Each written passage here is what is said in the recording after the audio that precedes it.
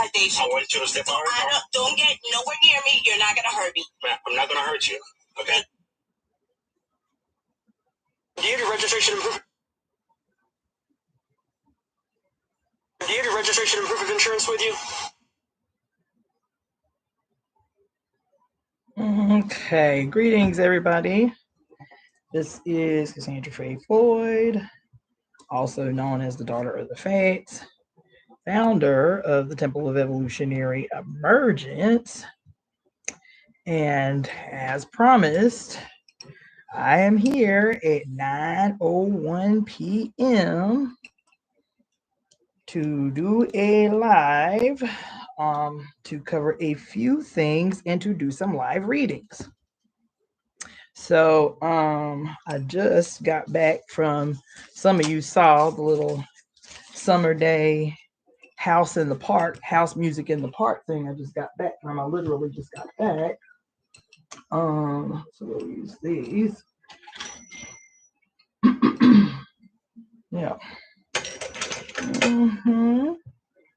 So we're gonna open with. I didn't.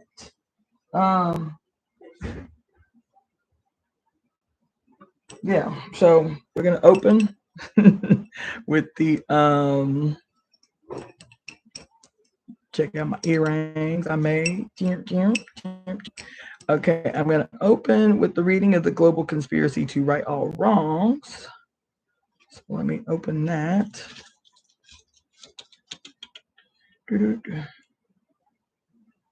Okay. And then we'll get started.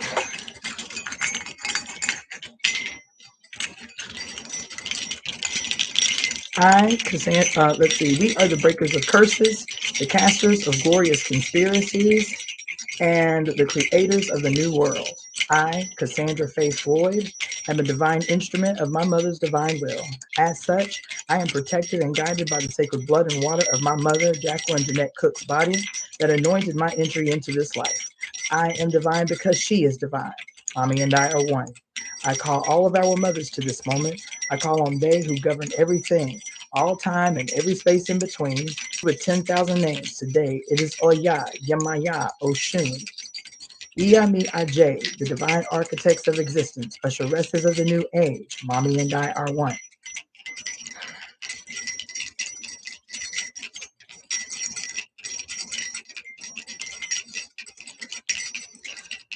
I call upon all the divine ancestors and the Ashe of every mother on earth to break every curse ever cast upon the mother and her children, in all timelines and in every dimension. Mommy and I are one. We, the Mother's Divine Children, conspire together today to forever bind those who have or would harm you, Great Mother. Mommy and I are one. We conspire together today to destroy everything and everyone in every timeline and dimension that has caused suffering and despair. Mommy and I are one.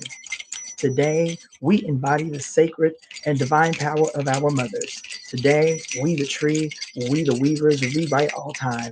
Today, we the tree, we the weavers, rewrite the book of life. Today, we our mothers' children call the winds of change. We conjure the primordial dark. We summon the sacred serpent deep from within the earth. We subdue the rogue sun. We control the light. We heal the harm. We embolden the fearful. We instill courageous action. Today, we are staging a global evolution as is our mother's divine will. Mommy and I are one. We, the architects of the new age, now create the new institutions, the new traditions, the new culture, the new ways of being. We ecstatically welcome the radical destruction of all institutions of hate and harm erected by the godheads of war. Mommy and I are one. We have the power. We have the voice. We are the portals of change. Now we employ our sacred breath and give life and sacred blood to this conspiracy.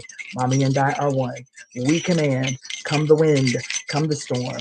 Capture and judge all godheads of war and all betrayers of the mother's divine will. Bring their confusion and war to an immediate end. Scatter them to oblivion, never to be resurrected. We are the fates. We are the Furies. We are the Iami Aj. We are the disseminators of divine time, divine retribution, divine rectification, and evolutionary justice. We are the restorers of heaven on earth under the Mother's divine reign. We wake the sacred serpent from her sleep to assist us in this sacred assignment. Love unlimited is our birthright. Harmony is our birthright. Ecstasy is our birthright. Pleasure is our birthright. Freedom is our birthright. This is her divine will. We are the divine executors of her will. We speak her will into the now to reverberate throughout all time, all space, and all dimensions. It is working. It is working. It is working. Yes, it is. The global conspiracy to right all wrongs is working. The conspiracy we cast to welcome Oya on November 19th, 2024 is still reverberating. Now it is time to focus on the reclamation of what is ours. Run us our money. Run us our lands. Run us our lives. Run us our unpaid and underpaid labor all the way back through our ancestral lines. Run us our stolen money in the form of being chronically overtaxed. Run us our social wealth in the form of the stolen lives of our young people who have lost their lives in the form of the prison industrial complex. Run us our money for the planned premature deaths of all of our communities due to environmental racism. Run us our stolen collective social wealth from all the black cities that were destroyed and erased from history. Run us our reparations from the era of lynchings and legal murder that continue to this day. Justice, vengeance, and retribution is ours. Run us our happiness. Run us our pleasure. Run us our peace. We destroy every single obstacle to our abundance, sovereignty, pleasure, ecstasy, joy, harmonious lives, and our joyful reunion with the Divine Mother. We are her blade, her shield, her axe, her hammer, her fire, her arrows. All billionaires, their descendants, and all their connections and supporters are judged guilty. All organizations and corporations on earth who have or continue to cause all suffering, harm, and despair are judged guilty. All slave owners and their descendants and colonizers, past, present, and future, are judged guilty. Every politician who has lied, betrayed, schemed to exploit are now judged guilty. Every religious leader, preacher, teacher who has caused harm in any way, especially to children, are judged guilty. Everyone who has contributed to or participated in the deliberate harming of children, childcare, foster care system, medical system, psychiatric system, child trafficking, ritualistic, all religions, ritualistic, all religions, the breeding of children during slavery, the commodification of children in any way are judged most guilty with most severe punishment. Everyone who has or currently supports genocide, colonization, slavery, oppression, femicide, and infanticides are judged guilty. The Roman Catholic Church is judged guilty. Judaism is judged guilty. Islam is judged guilty. Buddhism is judged guilty. Cults that have caused harm to women and children are judged guilty. Governments are judged guilty. Patriarchy is judged guilty. All murderers and rapists are judged guilty. All harm-causing, quote, doctors, scientists, white-collar criminals, presidents, kings, rulers, emperors, queens, nobility, popes, imams, rabbis, philosophers, magicians, magi are judged guilty. To all those judged guilty, your punishment will suit your crime times 999, as this is the Mother's Divine Judgment, her divine will. Redemption is possible for some, but the cost for redemption is equal to the sum of your crimes and transgressions. We now call the Furies to carry out our judgment harshly, publicly, and with undeniable evidence that this is our Mother's will be done. It is certainly, as we say, forever and ever, throughout all timelines, throughout every dimension, and in all spaces in between. Mommy and I are one. Mommy and I are one. Mommy and I are one. Mami Wata, known by 10,000 names, has returned to right every wrong, to undo every harm, to restore universal harmony. She, as Oya, Sekhmet, Kali, Pele, Lilith, Hecate, has come to raise the past to ash, to destroy it all. She, as Durga, Oshun, and Anna, Bastet, Ishtar, Aphrodite, Yamaya, and the many will simultaneously create, construct, design, renew a more beautiful way of being. It is certainly, as we say, forever and ever, through all timelines and all dimensions, Mommy and I are one. Mommy and I are one. Mommy and I are one. All right. Okie dokie. Let's see. Okay. So welcome everybody. Sage Page, Ken's color box, Holistic Harmony 1111, S Taylor 619, Marcia Marquis 5010. I don't see anybody on IG. Let me do something different with IG.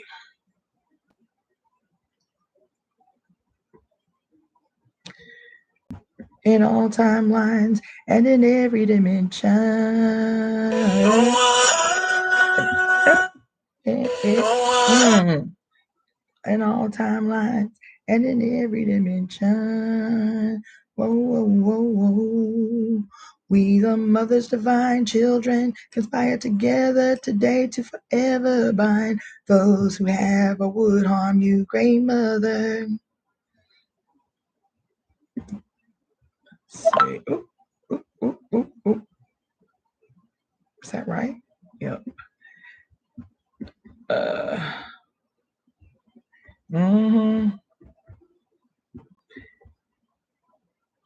We, the tree, we the weavers, rewrite all time.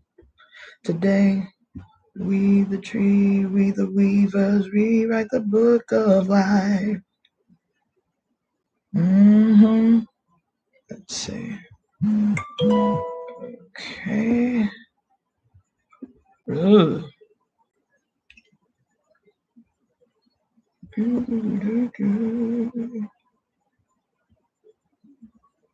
All right. Good. We the Mothers Divine Children. All right. All right. Okay. So we up in here, and I debated about. I'm still debating actually. About whether or not to do a little intro.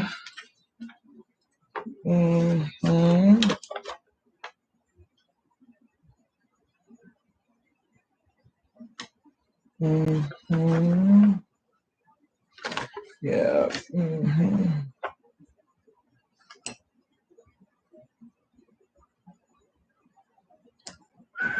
Okay. So how y'all feeling? How was y'all weekend?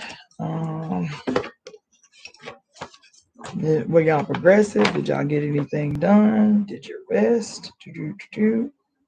Yep. Cool. Okay. All right. All right. I think I'm just gonna, I think the way I'm gonna start, greetings everyone on IG. All right, so I think what I'm gonna do is, so what I was telling everybody yesterday is today I am going to spend maybe about an hour to an hour and a half doing readings, live readings.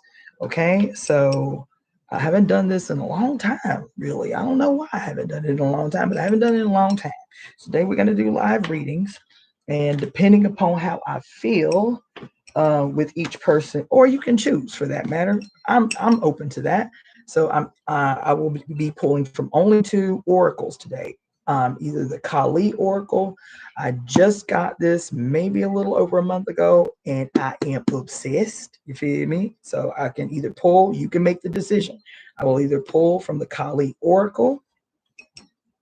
Oh, thank you, Java Watson. It was fun. I like doing interviews. I like having people pick my brain and like interact. I really do like that a lot. And it was cool that, you know, the interview was with somebody from New Zealand. I thought that was dope. So anyway, and then I'm also going to be pulling from our This is pretty much, in my position, the standard deck or oracle that we pull from for the Temple of Evolutionary Emergence. This is the Medicine Woman Inner Guidebook, which is my jam.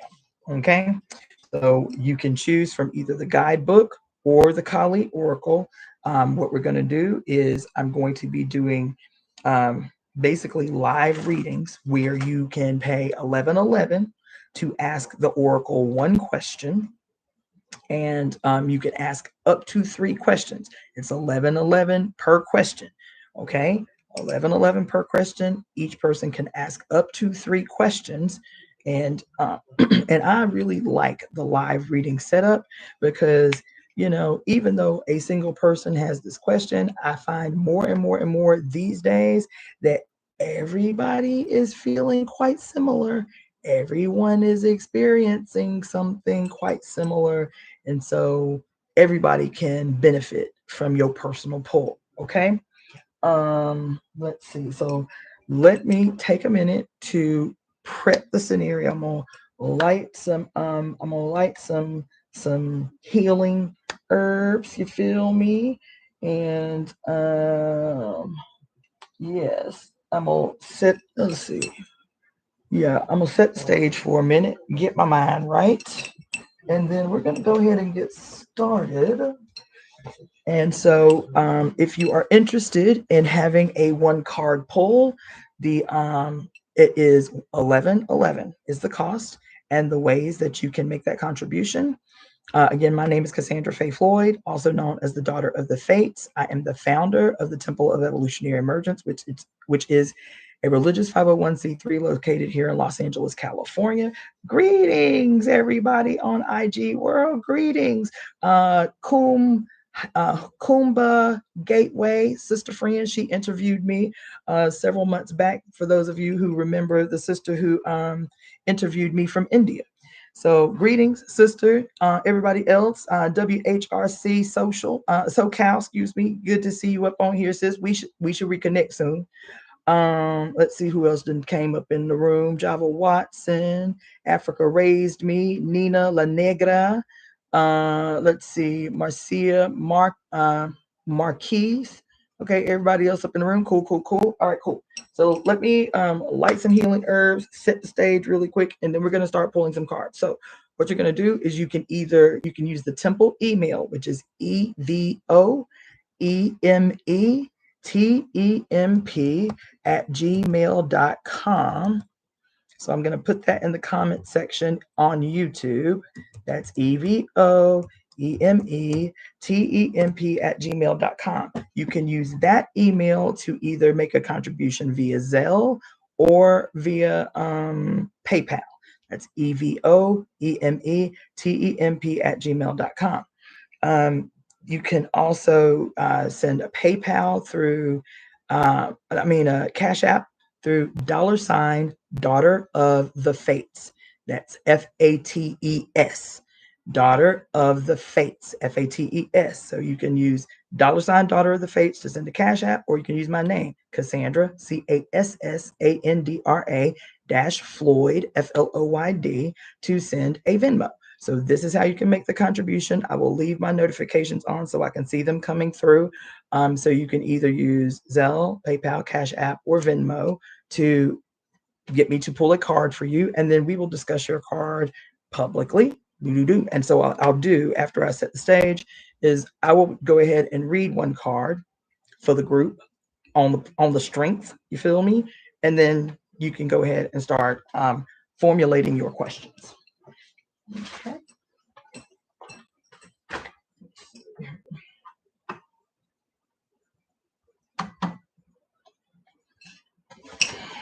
Mm-hmm.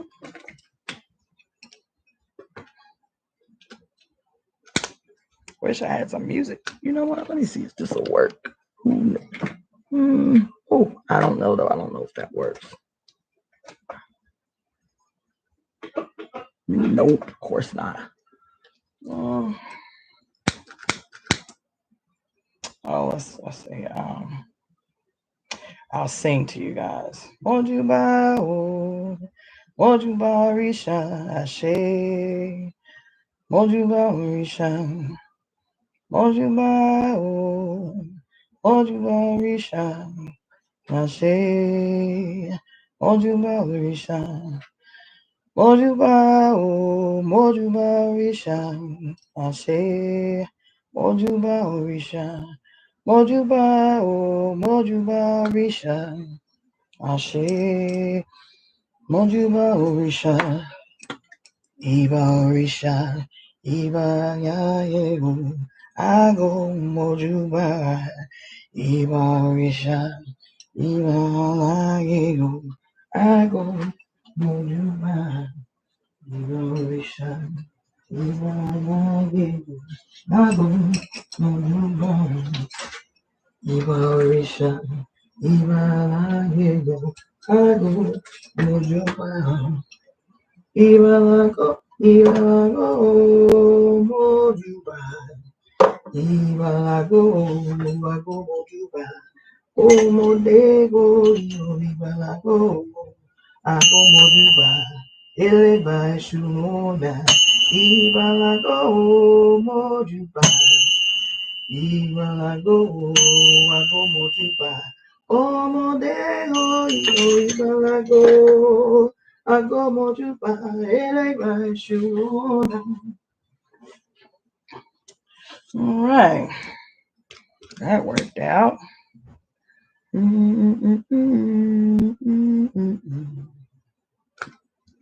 Omode ibalago, ago mojuba, eleba shuna.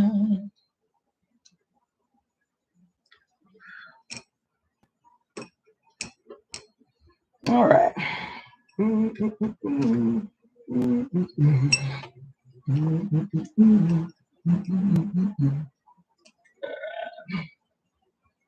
Perfect. Okay. All right. All right. So let me tell y'all what happened today. Yeah, I told y'all I went down to Grand Park today to do a little multitasking. So I went down there because they were doing the the house music in the park thing. I was like, I got so much to do. Can I really afford to go down here? So I took my little thing. So I'm out there dancing, still tightening my hair. People were like, girl, are you doing your hair out here? I was like, yes, this is what multitasking look like. So I'm on the dance. I'm on the dance, doing my hair, right? And I still have my notebooks out in front of me in case while I'm dancing and while I'm doing my hair, if something comes down on me, I don't forget it. I write it down, right? And I have my phone out. The sister is talking about coming down for my birthday. And so I'm writing. I'm having a download. I'm writing. And one of the things that I wrote to myself, because I'm always like the other day, last night, I think it was when I was telling y'all, I was driving home late the night before, and out of nowhere, the word patience came through heavy and it didn't leave. You feel me? It came through heavy. So as soon as I got to the house, I searched the etymology for the word patience. Well, these two words came down for me to write down in the book so I don't forget, so that I could search the etymology for the two words. The two words were exercise and exercise. Exercise, Exerciese, and EXO, what is it? EXOCE, whatever the fuck, like an exorcism. You feel me? So I'm random.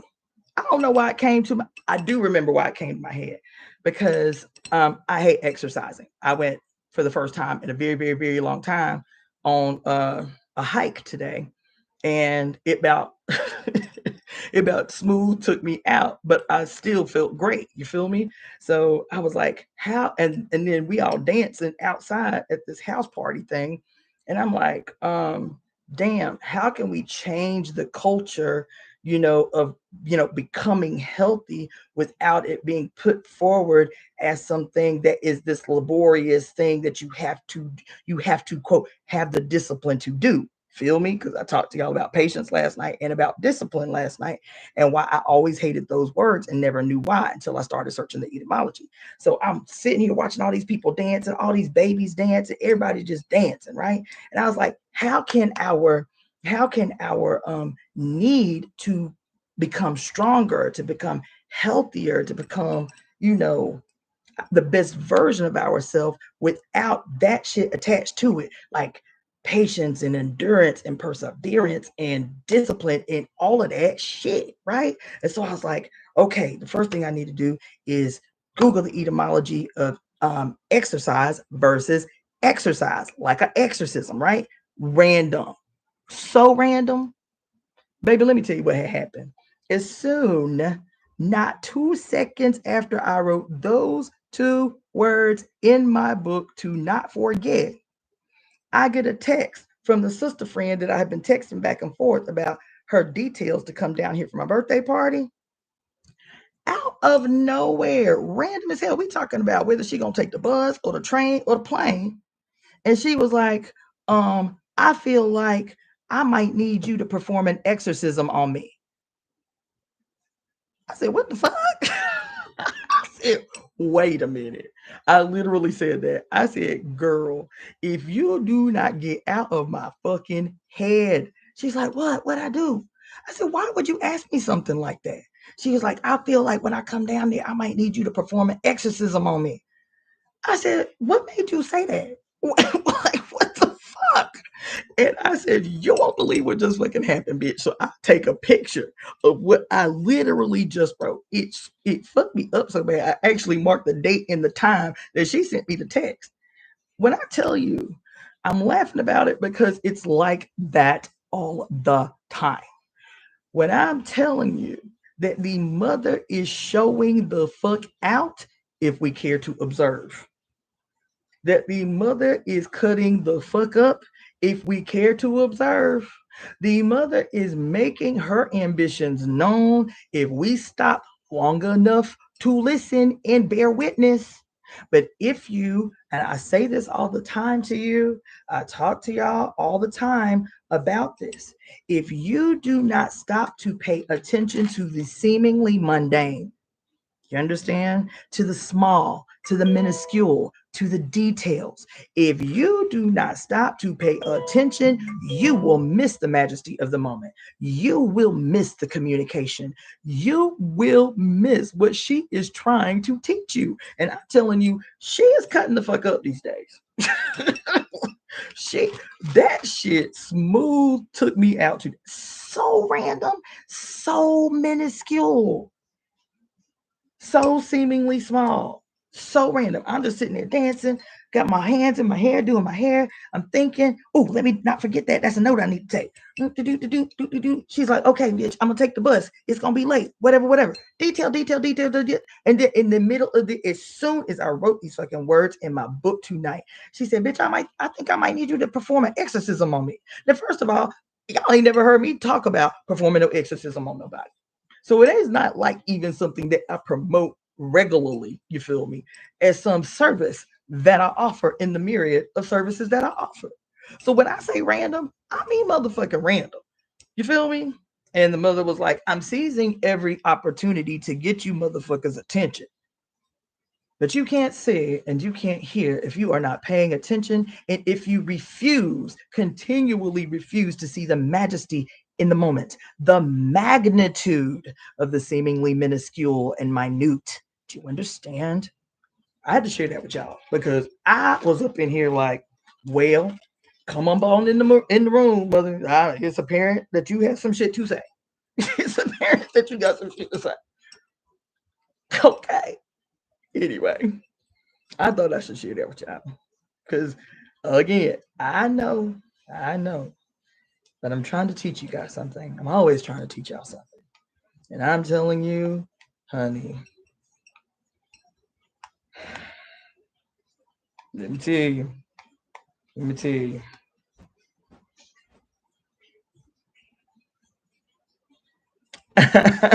Greetings, Leslie. Why? I know I be messing up y'all life. I come up on here late. Y'all got jobs and babies to take care of and school to go to and work to go to. And I just be up in here making things happen. But this was the only way it could work out. I know I said I was gonna do it at 1, but I could not make that happen today. All right. So anyway, that's what we're gonna do. Let's see. I think Let's see here. So we have, okay, Asia. She is going to do a 3-card pull. Let's see. Awesome. And then it looks like Morgan is going to do a single card pull. Awesome. So I don't even have to start with a random card. We already got 2 people up in here who want to have a card pull. So I don't know where y'all are tuning in from, but Morgan and Asia, do me a favor. If y'all are both wherever you're tuning in from. So if you're tuning in from IG or if you're tuning in from YouTube, just do me a quick favor and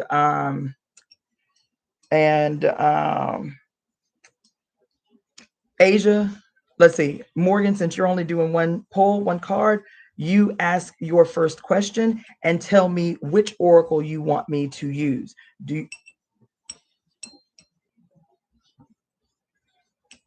Hold on just a second. Something's going on outside my door. In the meantime, tell me which oracle you would like for me to use, the Medicine Woman oracle or the Kali oracle. I'm going to go check my door really quick, and then I'll be right back. Okay.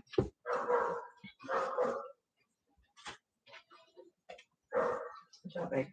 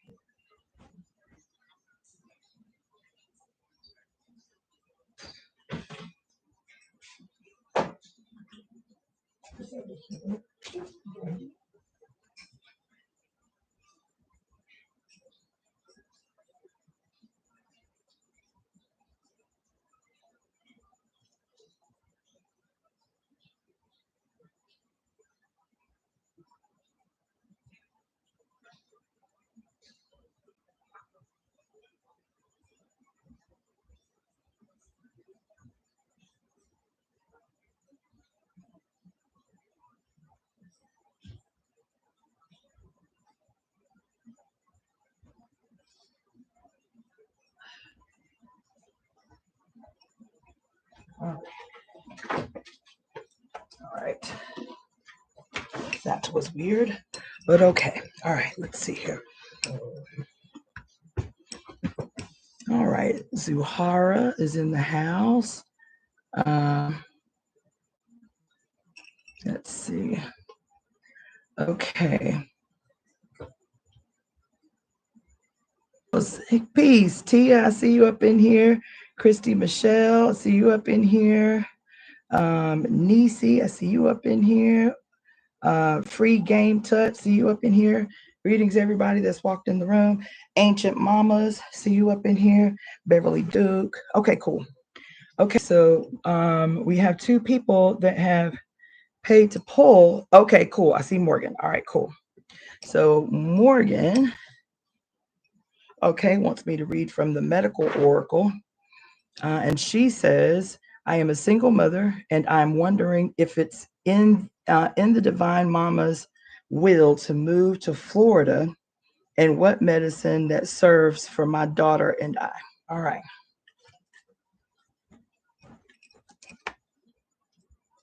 So for those of you who are just coming in the room, who are just logging in, I'm doing live readings for people this evening. I haven't done it in a long time, probably since March, maybe.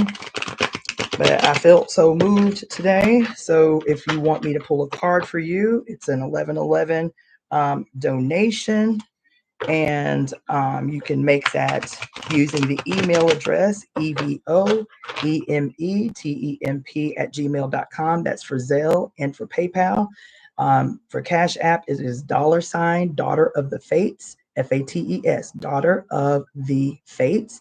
Or you can use Venmo, which is my name, Cassandra, CASSANDRA-Floyd.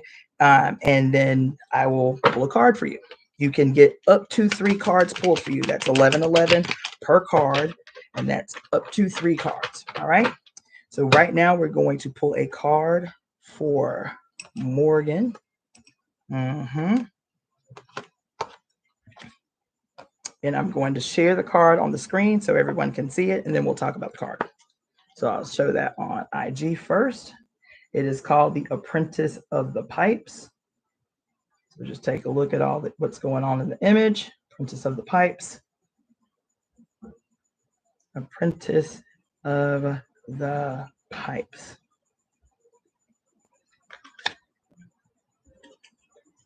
And that card, for those who are interested, that card corresponds with the page of the wands or staffs, whichever you use, the wands or the staffs in the traditional deck.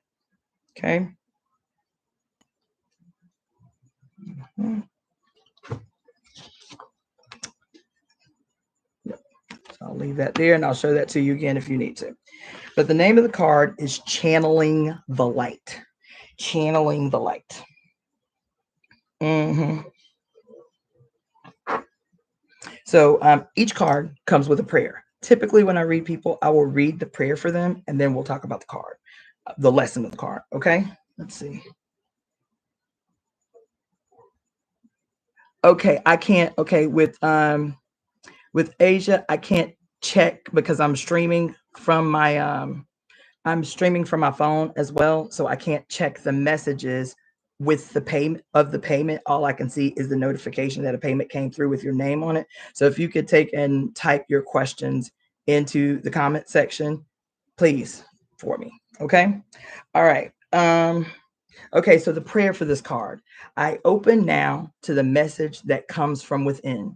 I shall be brave in carrying out the Spirit's call. This time I light my pipe, having come a long way. Another leg of my journey is complete. I take the time here to pause and renew my vision. I seclude myself so that my inner words shall be clear. Then I will take up my pack and walk again, knowing my way. My body now is a channel, an instrument of light. And wherever I go, whatever my talent, I shall inspire others by my manner of being. I open to the flow as I feel it within me. Okay. So I wish I could talk to you face to face, but in terms of what your initial question is, so this card, as it says, alerts you to a new path in life. Now, because this is a very, what's the word I'm looking for? Oversimplified version of the story. As a matter of fact, let me pull out my calories too. Let me throw the shells real quick.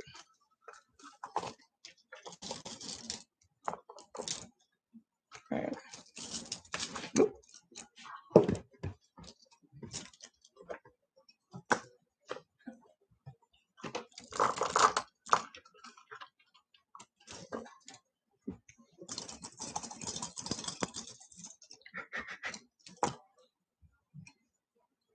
Okay. So in terms of your initial question, the answer is no to Florida. And that was my inclination anyway, but I didn't want to, I have a personal relationship with Florida. You feel me? So I didn't want to rely just on my knee-jerk response. So even with the cost, even with the casting of there we go.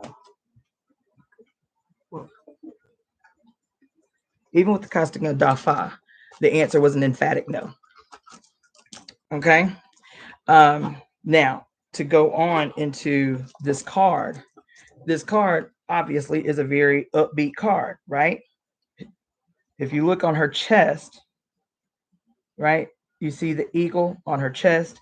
You see what looks like to be a swan behind her, and it looks almost like she's dancing, but it looks more methodical. You see the lightning bolts around the perimeter. Everything in these cards is purposeful. Now, for me,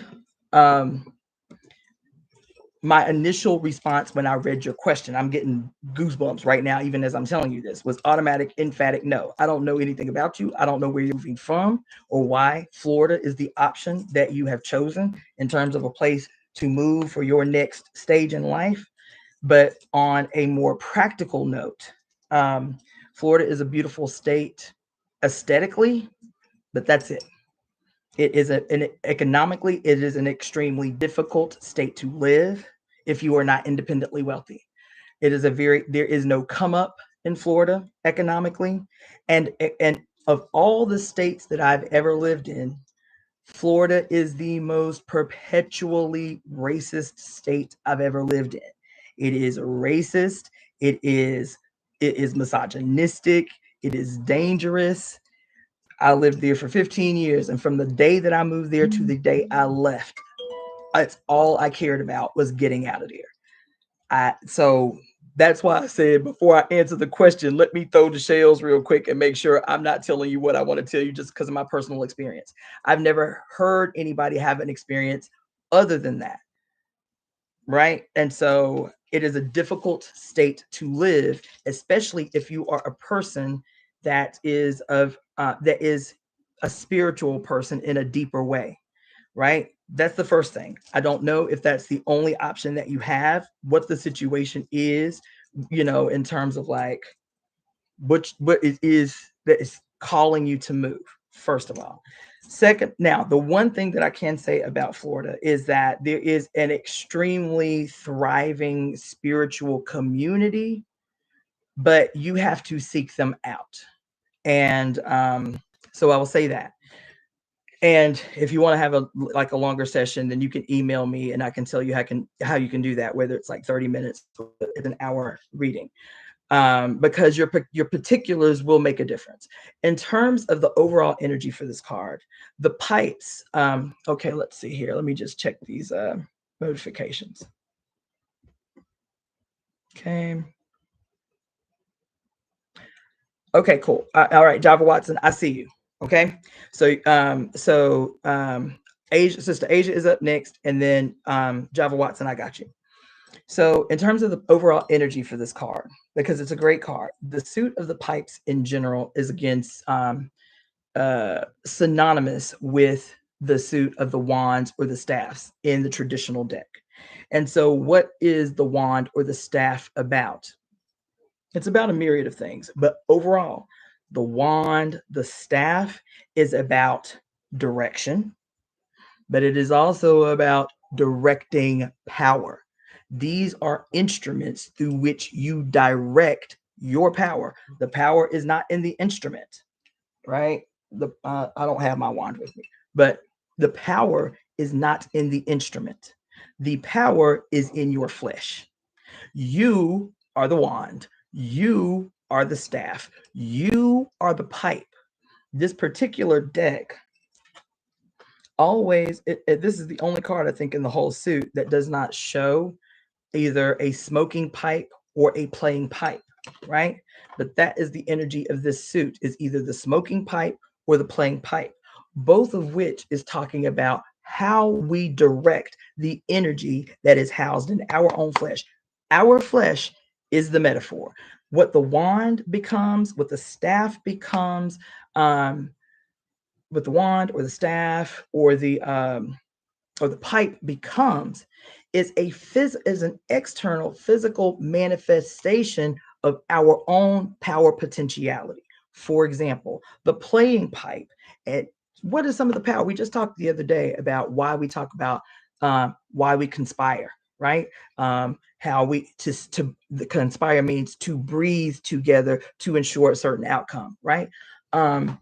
Inspiration, conspiring, conspire, inspire, aspire, respire is about the power, the magic, and the multiple ways that we can use our breath. So if you're playing the playing pipe, right, the musical pipe, right, you're exhaling to create something. That pipe will never play itself. And even though it sounds really beautiful, oh my God, that pipe is just amazing, it will never play itself. It is you that gives life to the pipe, right? The smoking pipe, right? In native culture, the smoking pipe, and the reason they were so offended by Europeans' misuse of tobacco is the smoking pipe, every time it was used, was a prayer. It was a ceremony. Anytime you smoked the pipe, you were in ceremony, even if it was you talking to your homies about what happened during the day. As soon as the pipe is lit, everybody in that space is in ceremony, right? Because the pipe, the bowl of the pipe, is the female principle. The stem of the pipe is the male principle. The two of them together come together to ensure the prayer, which is the medicine. The tobacco is the medicine and the prayer. And the two come together to ensure that you can take in the medicine, and the smoke coming up from the pipe sends that prayer to heaven to ensure that the medicine that you get through inhaling, the pipe can only work if you are, quote, inhaling, taking in the medicine, blowing out the medicine. The medicine is you. The relationship with plants or the instruments, you make them work the way you intend for them to work. So I have to preface that way because I love the suit. It's probably my favorite suit in the deck. And so let's see.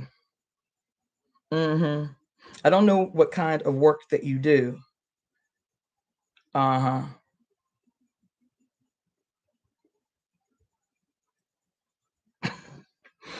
Okay. So I don't know what kind of work you do. I would be interested. Now I'm intrigued because you're talking about needing, trying to make this decision about whether or not to leave and what kind of medicine you need for you and your daughter.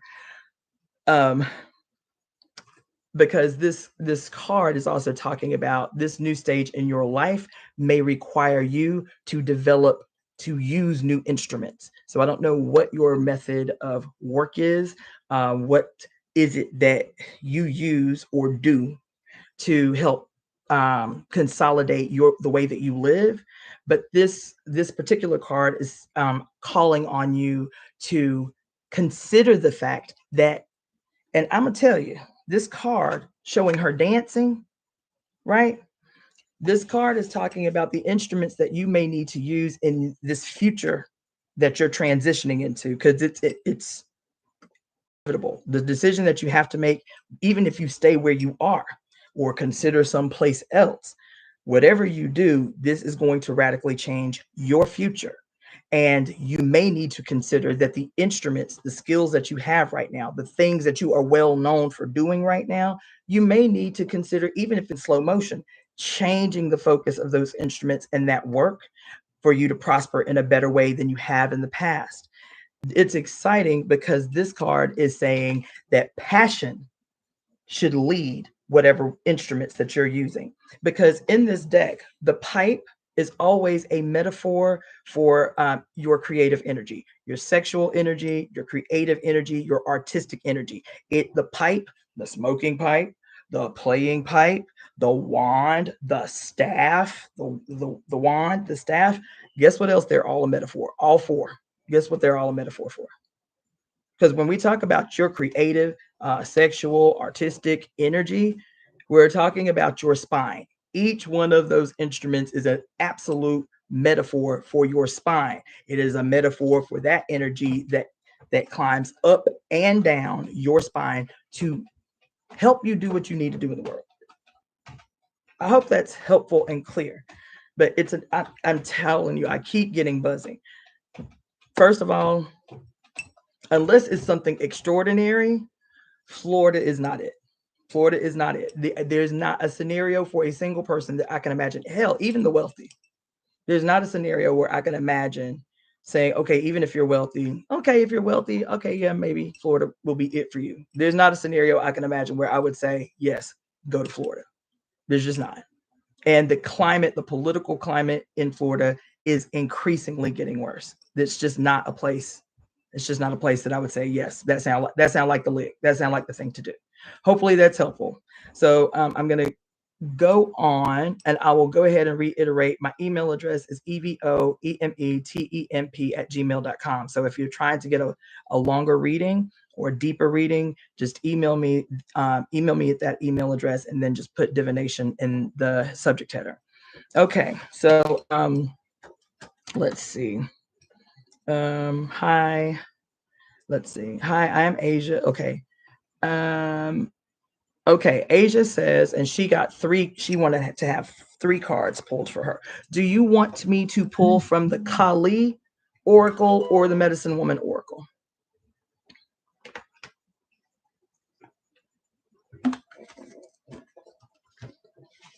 Let me write these down.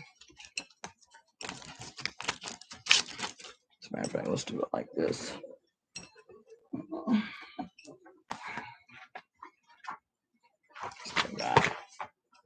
Asia and Java. Okay, so Asia. Okay, Asia 2 from the medicine woman deck. All right, cool. Let's see. I would like to know the energies around purchasing a rental property duplex that I will reside in. The second question is energies around transitioning to a full-time writing and artist job. And then, hold on, let's see. High five. Okay. All right, great. So let's see what we got going here.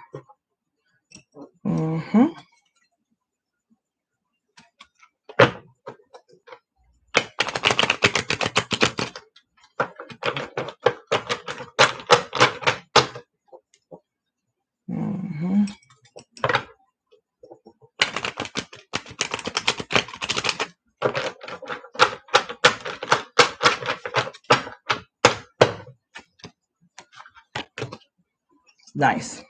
So the first card I pulled for you is the Eight of Stones. So you can see it without the glare on it. Okay, I'll show that to everybody on IG. The suit of stones in this deck corresponds with the pentacles or the coins in the traditional deck. Okay, so you can see up close. She's obviously in front of a home that she owns, but she's comfortable. You see, she's got abundance. She's got a basket full of food behind her, right? It appears she has everything she needs, all of her supplies. She's smiling while she's creating. She's creating on a foundation of stone. Okay, so this card is called the crafting card. The prayer for this card, I'm going to read the prayer every time because I love the prayer. The prayer for this card is: nothing pleases me more than to take elements necessary for my creations and put them together in a way that calls out, I am beautiful. In my work, I uplift the vibration of the world.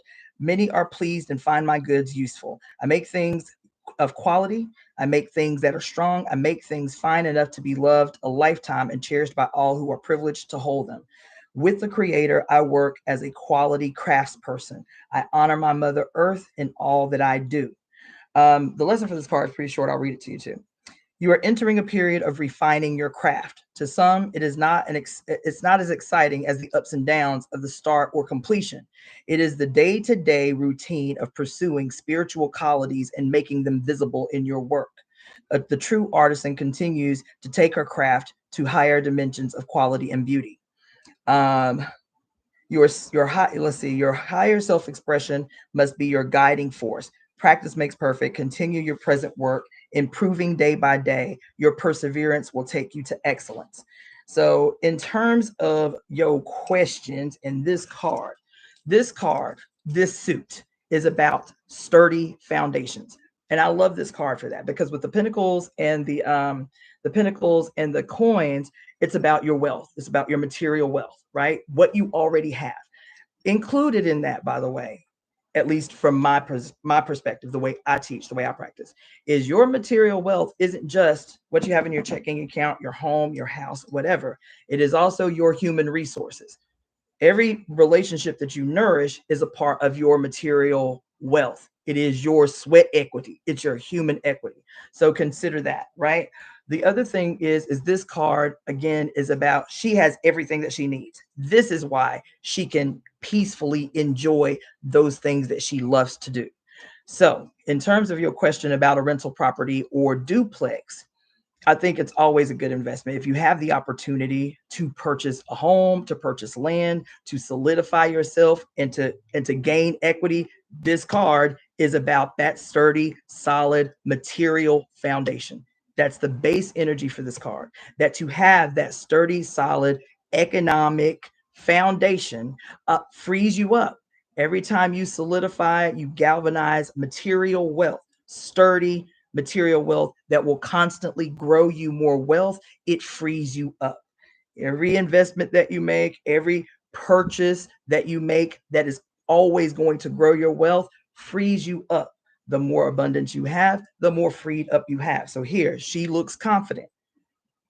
She looks happy. A person who is a creatrix, right, cannot create in the best possible way if they're constantly stressing. Okay, you know, I got to do this, I got to do that, I got this to pay, I got that to do. So even their crafts work looks different, feels different based on the sturdiness of their foundation. That's why you see her in this card. She's not in the house under a light creating. She is outside sitting atop a stone. This is sturdy. It's immovable. It ain't going nowhere. She's confident in this environment that guarantees she's gonna be all right. So now it frees her up. She talks about how she can safely and calmly now. It says you don't have to worry about your monetary reward right now because you're good. Now you can create just for the pleasure of it, just for the joy of it. Your spirit is liberated with this, with the securing of your foundation. So let me just throw the shells really quick to get some confirmation on my position, which is this card is telling you, yes, buy the property. Okay.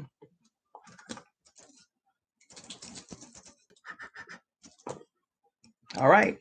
A G-Faye. That's a definitive yes. A definitive yes. Okay. All right. So the next aspect of your question was energies around transitioning to, and see, yes, this card. First of all, I'm gonna pull another card for you, but this card too, because I wasn't even thinking about your second part of your question, but this card also answers that second part of your question, that the securing of your foundation will free your energies up. The creating that you want to do is full-time writing and artist. So the answer to your question is yes and yes, right? However, let me pull another card, see what the cards say. Fascinating. So I'll show you the card in a second. It's one of my favorite cards, but we just gonna see how this factors in. Okay, so the second card I just pulled for you is the 10 of Arrows. Now, do not gasp. The arrows in this deck corresponds with the suit of swords in the traditional deck. And the suit of swords in the traditional deck, everybody is terrified of. Everybody's like, oh, the swords, right? They always associate the swords with like doom and gloom and bad news. Fortunately, in this deck, and this is why I love this deck so much, is it does not have those same kind of patriarchal archetypes that the traditional deck has. And so even with the suit of arrows, it doesn't, these are not cards that are doom cards. These are cards that are preparation cards. Okay. So I hate even using the word warnings. These can be warning cards, but it is like when you are warned, you know how to prepare. It's not, oh, this is what's going to happen to you. This is, if you are not aware of yourself and what's coming, you will not know how to adequately prepare, right? So this is the card you see. All of these different people, they look like they're from obviously different cultures. The suit of arrows, so I have to backtrack. I love the suit of pipes. Arrows is my favorite suit because every single one of the arrows cards has that black woman who is the front and center of every card, looking just like Oshun, right? Everybody's energy is focused. See, she's the one, look at her. She's the one with the 7 stars over her head. Everybody seems to be turning in to face her. You feel me? The elder native person right there, is it looks like he's casting the stars and the stars are falling over her head. You feel me? And then you got the little ancient ancestor right there with the broken arrow. I'll show that again to y'all on the IG. I love this card. This card is titled Steadfast Mind. Steadfast Mind. Okay, so this card is about, so you see here, what does this look like? It looks like she is the focus. And all of these people, see there how they all have their hands touching each other. They obviously look like they're praying or meditating. This is your circle of friends. This is your network. This is your crew, right? It looks like all of them are focusing their energy to support her destiny, to support her, right? Even the ancestors and even the little spirit guy, they're all focusing their energy to support her destiny, right? What this means is, because this card is a warning card, but this card is about, it's not even a warning card. It's a card, it's a power card, because the first thing the card is talking about is being able to identify and protect yourself from false friends, from people who smile.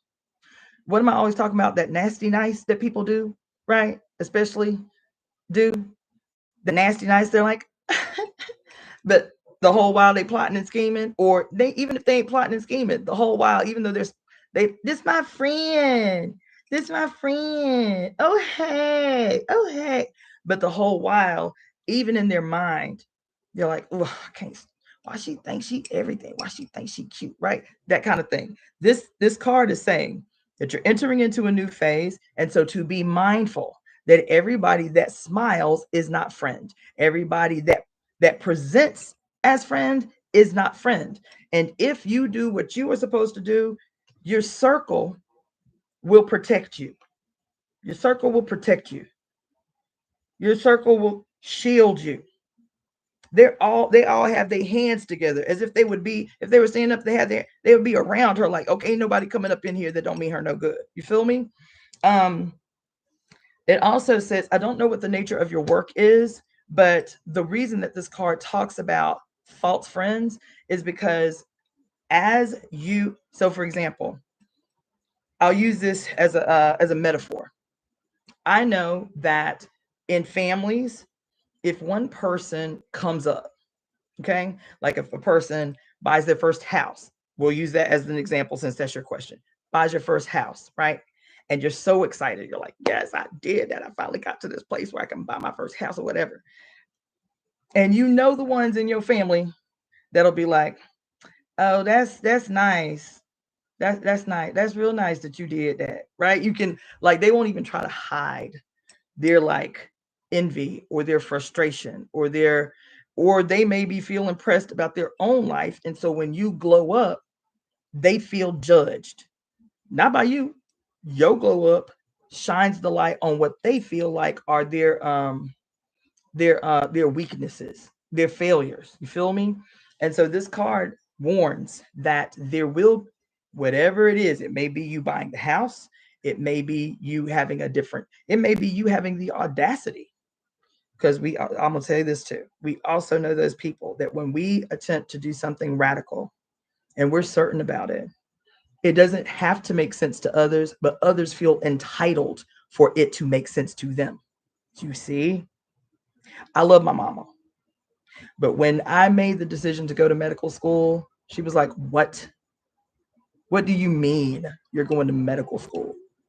When I got my first degree, when I graduated with my bachelor's degree, she came down, my stepdad came down for my graduation. We're in the car, we're going to dinner. And she said, so what are you going to do next? What are you going to do next? I said, I told you I'm going to school to be a doctor. I said, so I'm getting ready to enroll in my graduate program. She was like, you were serious about that? See what I'm saying? So if what you want to do for your life does not make sense in the minds of others, my mama loved me. My mama has supported me so much, but she's still old school. And so if it doesn't make sense to the people who love you or the people around you, they will shoot shots. This card specifically says they will test your leadership. They will either test your leadership. Your leadership isn't even over them. Your leadership is over your own life, your own destiny. But they will resist your leadership. They will test your leadership because for whatever reason, it might just be old school ways or old school thinking. They will test you. This card tells you to power up and stay the course. Power up and stay the course. And that if you do that and you stay surrounded, hold to your truth, trust in yourself, be certain in what it is you want to do for yourself. First of all, have the courage to step out. This is in regard to your second question about the writing and artist. Have the courage to step out. Because why? You've secured your foundation. When you buy the property, you're growing your wealth. Every day, your wealth is growing. You don't even have to do shit. Your wealth is growing just by virtue of owning the property. You've secured yourself. You've given yourself a sturdy and bountiful foundation. That's why the jewels, that's why the gold, that's why the big sturdy stone in front of the house. That's why the big bountiful basket of fruit and wares behind. She got everything she needs. She good. Now she can free herself up to do those creative things that the pipe that I pull for the other side, the ability to let that creative, artistic, sexual energy flow freely, unimpeded, unblocked. So this is a great read. Let's see.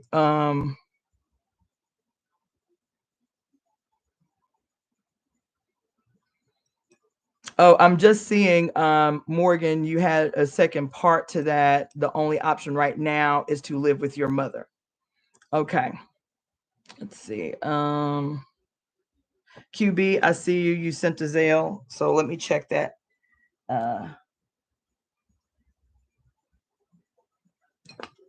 Okay. So let me just say, Asia, that is your poll.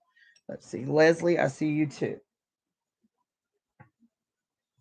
That's your poll. Yes, on both of those questions. Now, if you feel the need, this is a really good read, right? Especially the first card, because the whole card is surrounded by bounty.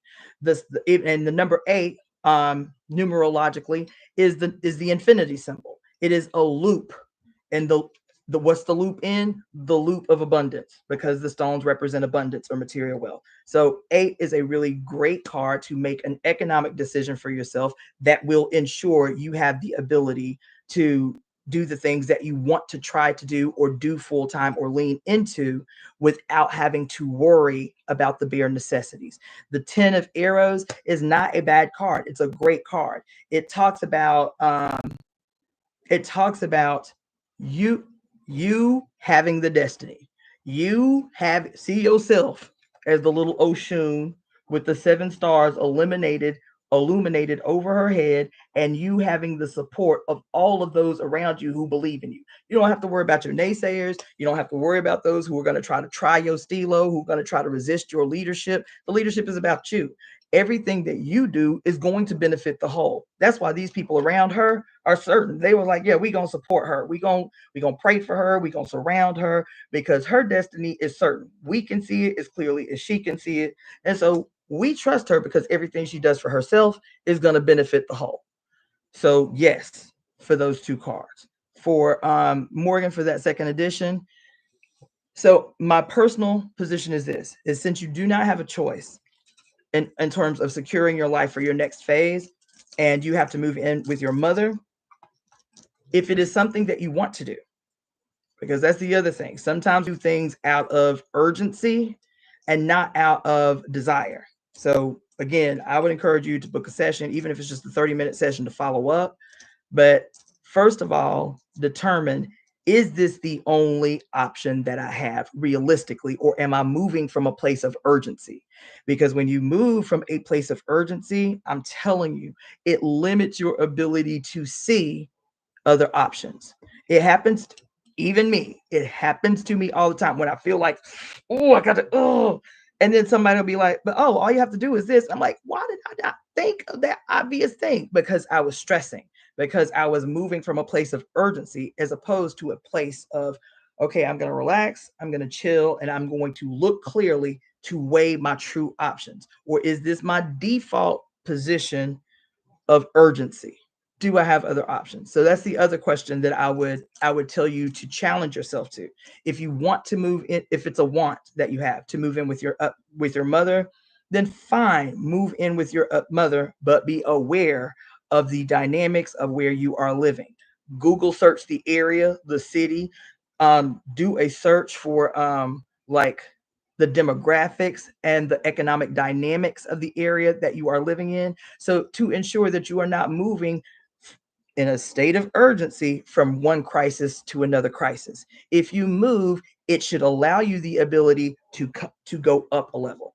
If you move and you do not see where you have the ability to move from one stage up to another stage, I would tell you to reconsider. And even if it means bringing in some friends or some homegirls that can help you see clearly that you may have other options that you can consider.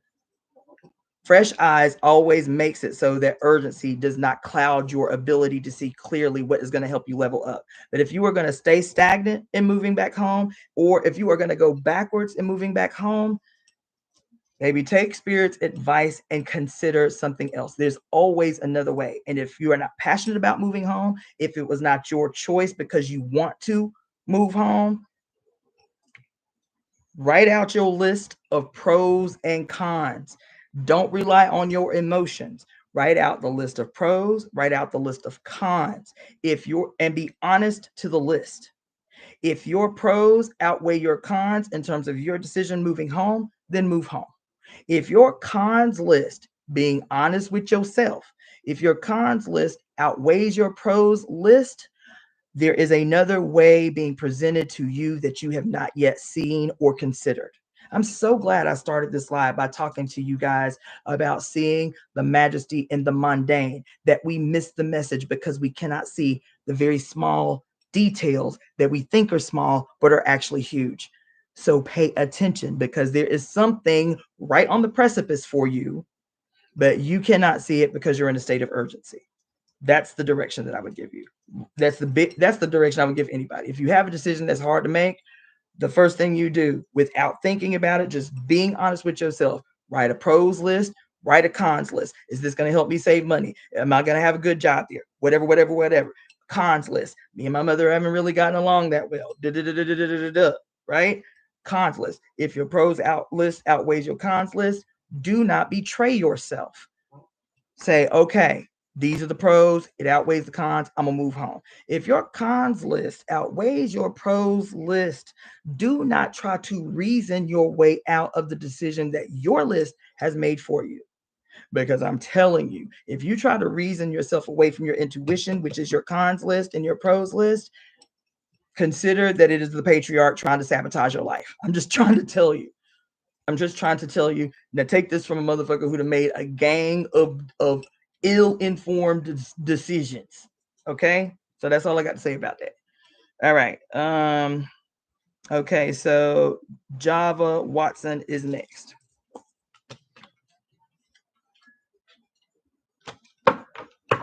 Java Watson, I didn't see. Do you want me to pull from the Kali Oracle or the Medicine Woman deck? Let's see who else came through here.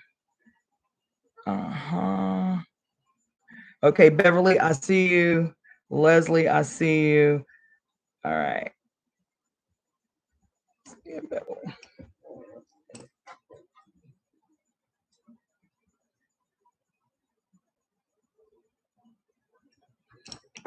Okay. And let's see. Kali, been at my place for a while. Would like to know if it is time to get a new apartment right now. And let me see, because I cannot see. Hold on. Java Watson. Let's see. Okay, great. All right, cool. So let me pull up this Kali deck. I was wondering if y'all was gonna call on Kali. Let's see. All right.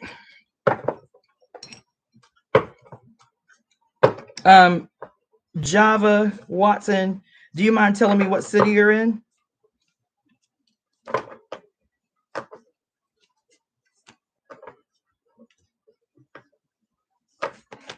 You're welcome. You're welcome, Asia. I'm glad that was helpful. Okay, you're in San Diego. All right, cool.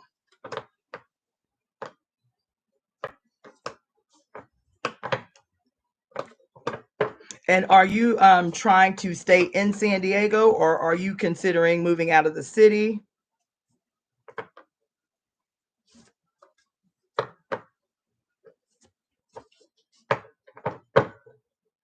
Java Watson, are you considering moving out of the city, or are you just talking about moving in San Diego?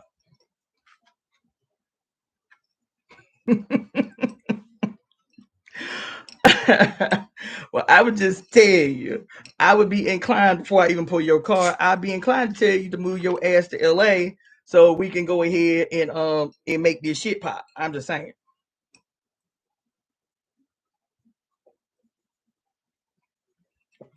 As a matter of fact. Anyway.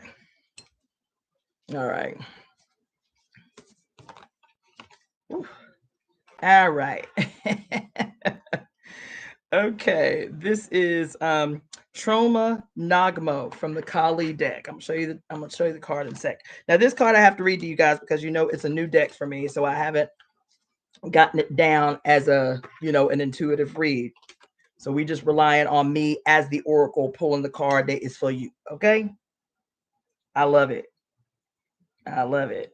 Yes. Tromo Nagmo. So I'll show that to you over here. This is from the Kali Oracle. What did I do? Hold on.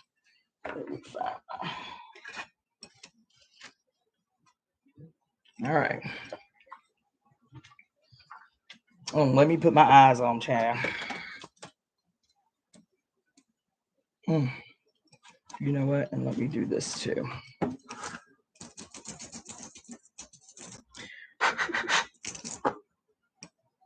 Okay. Okay, so I'm gonna throw the dot file two ways. Angle. Okay. All right.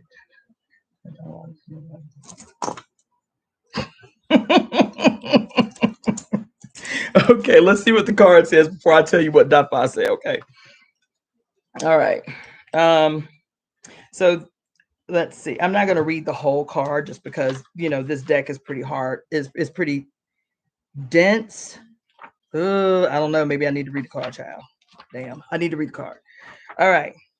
She arises, Tromo Nagmo. She arises instinctively responding to a severe threat to your well-being, freedom, or sacred fulfillment.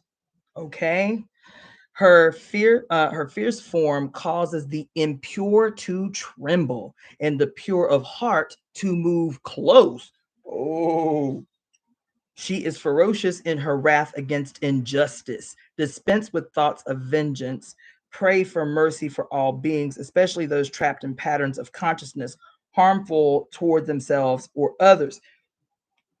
Open your heart to her heart and allow her to attend to all matters of karma while you remain true to your higher self.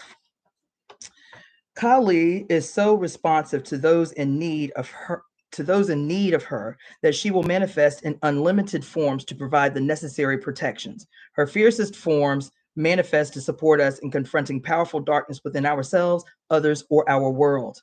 In Tibetan Buddhism, a dakini, or a sky dancer, is a feminine spiritual being offering guidance and protection.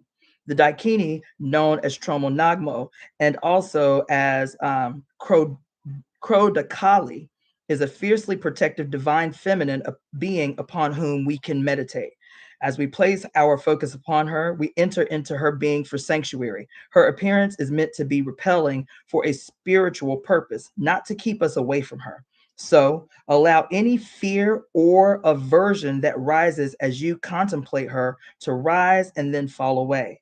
This is how contemplation upon this sacred being becomes an act of spiritual cleansing and psychological release.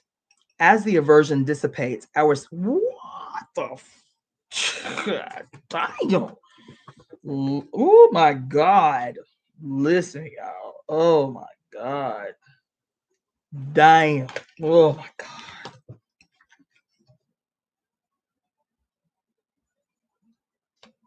Yo.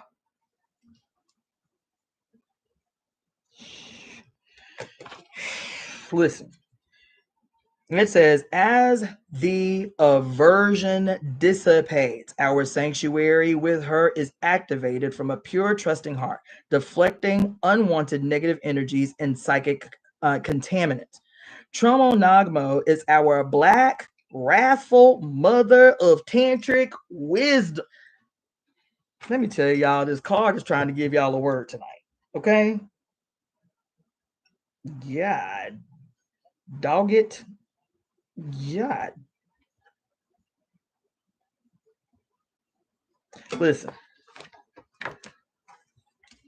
Trauma Nagmo is our black, wrathful mother of tantric wisdom. As our mother, she is available to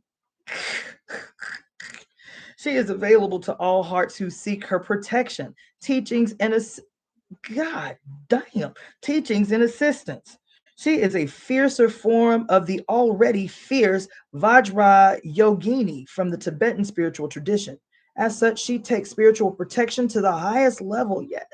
She is associated with the Tibetan practice of chad, which facilitates complete fearlessness, rapid spiritual growth, and the severing of attachment. But the word chad translates as cutting through.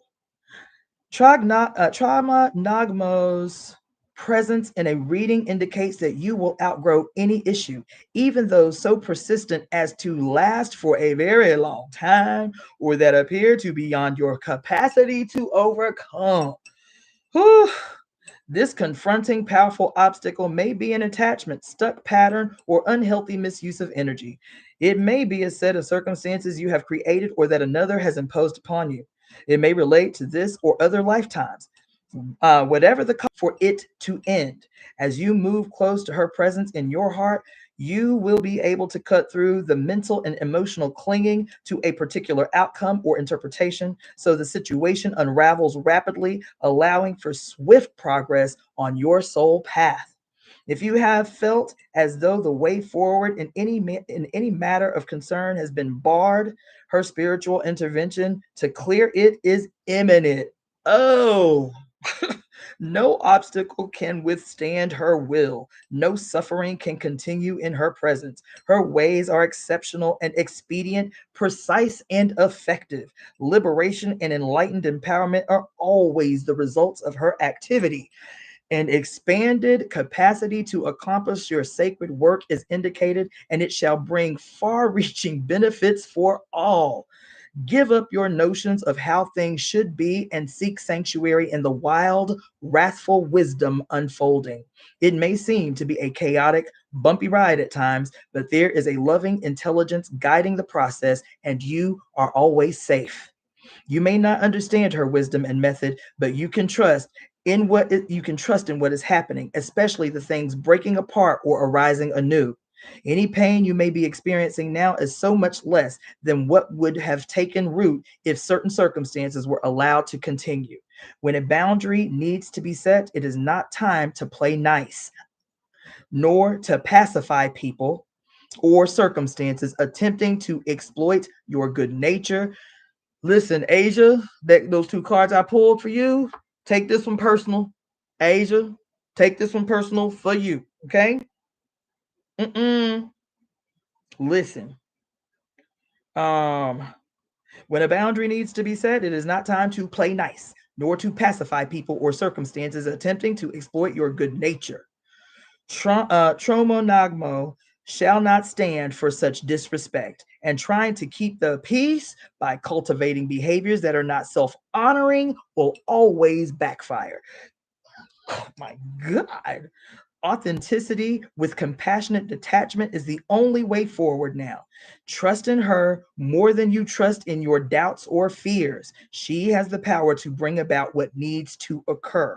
Then there is an invocation ritual. Say the following invocation while gazing from time to time at the image on the card. Allow yourself to surrender into her heart. Offer her any feelings of aversion. Letting go facilitates your release into her healing protective fires. This is the ritual. Wrathful Black Dakini, Mother of Wisdom, Grace and Power, Tromo Nagmo, Crow Dakali, I bow before you with respect. I surrender to your workings. Oh my God. Woo. I humbly offer you the attachments, karmic seeds, and obscurations of mind.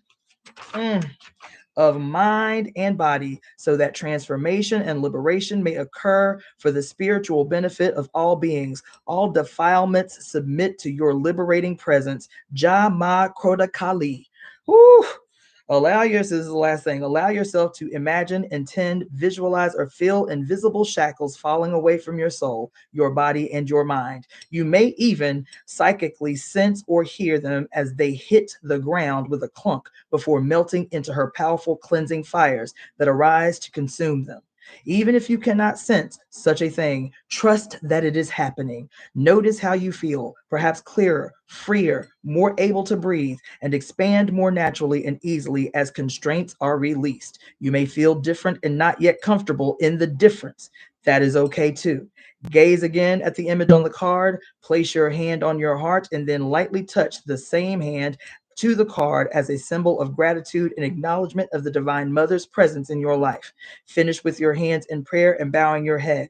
You have completed this invocation ritual. Let me tell you about this card, child. I ain't gonna go deep because I got other people to read.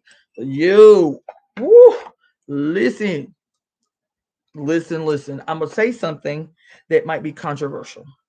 I am going to tell you something that happened today in my mind, and I attempted to walk it back.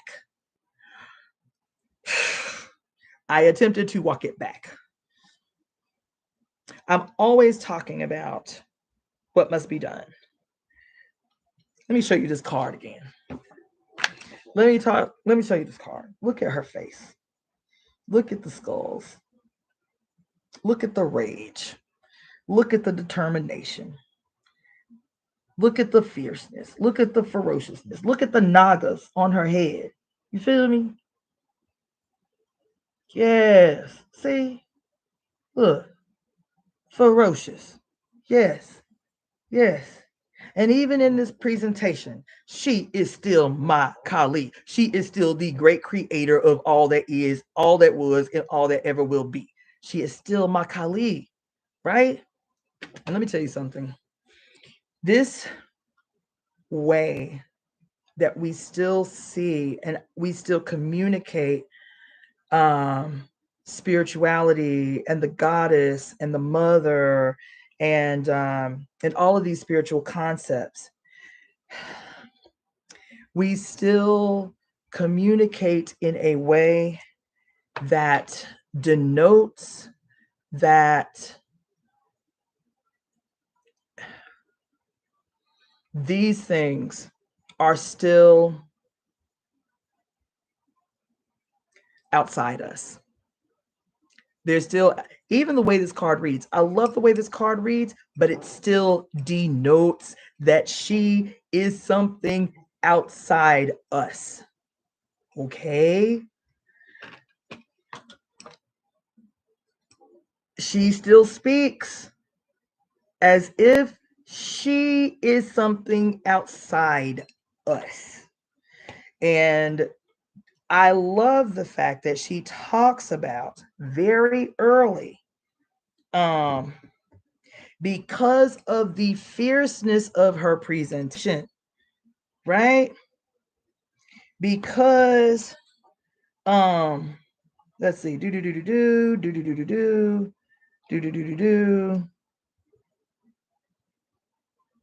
it says her appearance is meant to be repelling for a spiritual purpose, not to keep us away from her.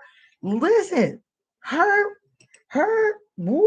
appearance is meant to be repelling for a spiritual purpose, not to keep us away from her. So allow any fear or aversion to her. Any fear or aversion that arises as you contemplate her to rise and then fall away. This is how contemplation upon the sacred being becomes an act of spiritual cleansing and psychological release.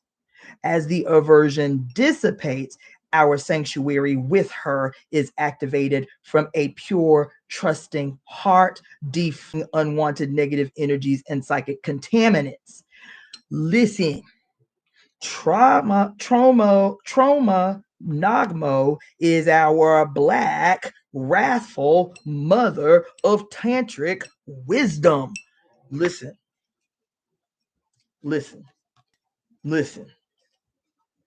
Did y'all hear what I just said? Do you hear why I emphasize the way that I just did?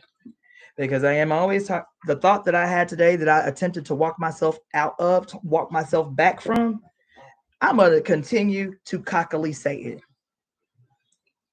And y'all all know it, though you continue to have this aversion to the truth of what is right in front of you. Let me pull this out again. What is right in front of you? What is right in front of you? What is right in front of us all the time, But we're like, anything but that. We'll do anything but that. Anything but that. What is the truth that's in front of us all the time? What's the truth that's in front of us all the time? The simple, simplistic, easiest thing to do that we make the most complicated. The simple truth that is in front of us all the time, that we will forever buck against, fight against, rage against, is the fact that the core of tantric wisdom is this black ass wrathful mother. That's it. That's it. That's it. She said, so the discomfort that you feel it, and then let it dissipate so she can do what she needs to do for you. So she can transform you. So she can protect you. So because she is the creator of all that is. She is the creator of all that is. Am I talking about just the personification of Kali as the great primordial abyss called the Black One? Her name literally means the Black One. It's in your face all the time. Every tradition is in your face all the time. That white old ugly Pope in the Vatican holding your black ass mother hostage in the white ass Vatican by a white ass guy in a white ass dress. And the object of his suppression is the Black Madonna. It's in your face all the time. And it is the thing you all refuse to face. That the only way forward is your black creative mother, your creatrix. If we could say that Kali created everything in the universe, all it is, all it was, all it ever will be, she is the Alpha and the Omega. Then your black ass mother that you see passing on the road every day and do not speak, look down at the ground to avoid eye contact. We are she. She is the macrocosm to her daughter, who is the microcosm, who is the progenitor for every one of you who live on earth. And you will do all the things and do all the work and participate in all the organizations to avoid that shit that's in your face every day. That until the mother is made well, there is no heaven on earth for none of you. Here it say, get comfortable with your fear and your aversion of your black ass mother because she is the way forward. Trauma Nagmo is your black wrathful mother of tantric wisdom. And as our mother, she is available to all hearts who seek her protection, teachings, and assistance. She is a fiercer form of the already fierce Vajra Yogini. I'm just saying. Wrathful, black Dakini, mother of wisdom, grace, and power. Tromo, Nagmo, Kro Dakali. I bow before you with respect. That's what the invocation says. I bow before you with respect. I humbly offer my attachments, my karmic seed, blah, blah, blah, blah, blah, blah, blah. And so the feeling that I had today, the thought that I had today, that I attempted to walk myself back from, and then spirit was like, no, bitch, don't walk that back. Was that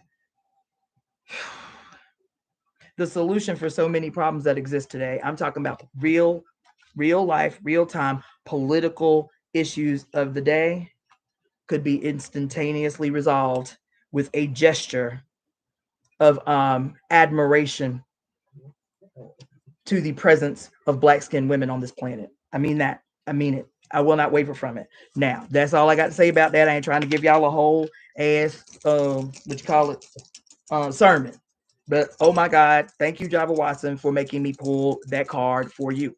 Okay, now I'm going to tell you what the Dafa said as the yes or no answer to your question. I had to answer the question in a way that it would be yes or no for each question, for each destination. Okay. So, oh, and then one more.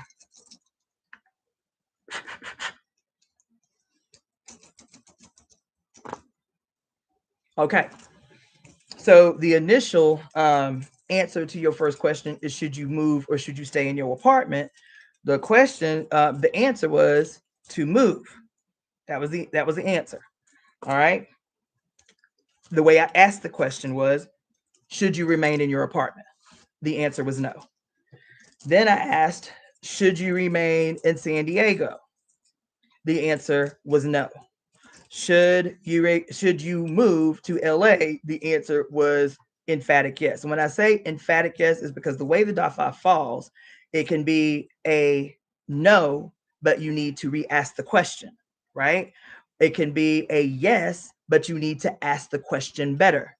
Or you can do the throw and it is an emphatic yes, meaning you do not have to throw anymore. So when I say an emphatic yes, it means that the way the shells fell, you don't have to ask any further. It's an emphatic yes. Okay. And so when I said, should you move to LA? It said yes. Now, I'm not trying to impose my will on the scenario, because I was the one who was like, yeah, are you trying to stay in San Diego or are you trying to move elsewhere? And then you was the one said, I might be considering moving to LA. And the DAFA say yes. Now, in terms of the card that I pulled for you from the deck, I think it was pretty self-explanatory, but if we need to clarify just a little, what I would say is, and I will send this to you if you are interested, if you want me to take a picture of the card, Java Watson, and send the invocation so that you can meditate on the so that you can meditate on the invocation for a few days, then I can do that for you tonight when we get off this call. Yes, I will do that. Okay. And anybody else that wants it, I'll send it out to you too. Just email me at evoemetemp@gmail.com. And you can also use that email to to purchase a pull for yourself this evening. Moving on. Okay. Let's see here. Okay, QB, you up next. Let's see here.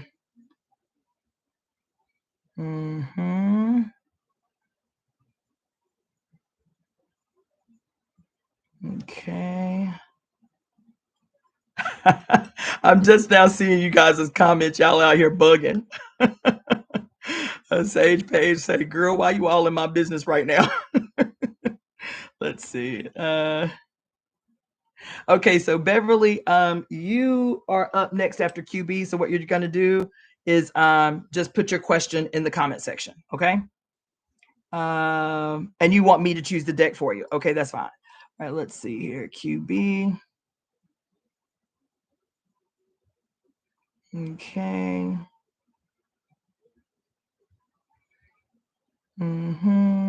Okay. All right. Okay. Let's see. Okay, QB, you say, I used to say when I was younger, I think y'all's ads are going to be in trouble for how you are treating those made directly in the image of the creator. Absolutely, yes. So QB, let's see what's going on here in the notifications. All right, let's see here. So I did Asia, Beverly, Leslie, Java, and Morgan. All right. So QB, you are next. Then it's Leslie, and then it's Beverly. All right. So for those of you who are just tuning in, I'm doing live readings. It's 11:11 donation for each card that I pull. Each person can ask up to 3 questions, and it's 11:11 per question. And the way that you can participate in this, and y'all can participate too on IG, is you can either send the 11:11 donation to Zelle using my email address, which is evoemetemp@gmail.com. That is for Zelle or for PayPal. Zelle is preferred. You can use $, Daughter of the Fates to send a Cashapp, $, Daughter of the Fates, FATES, or you can use my name, Cassandra, CASSANDRA -Floyd, to send a Venmo. Okay. All right. So we let's see. So, okay, my question is, do I need to get legal representation or just try to mediate with my employer? Okay.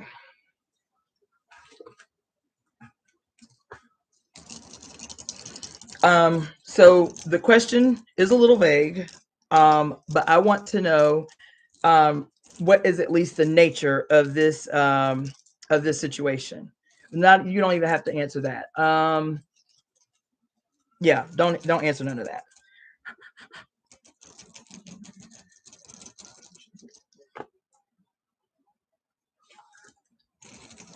Okay.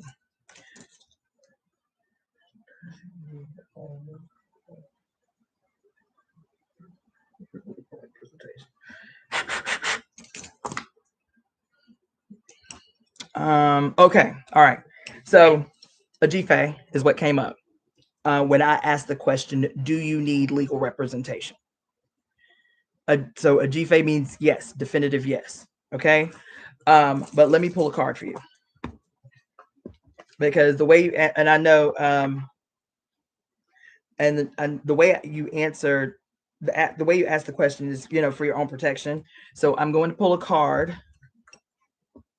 I'm going to pull from the Medicine Woman deck to see if there's any more insight that I need to give you other than, yes, you need legal representation. Can you mind telling me what city you're in, QB?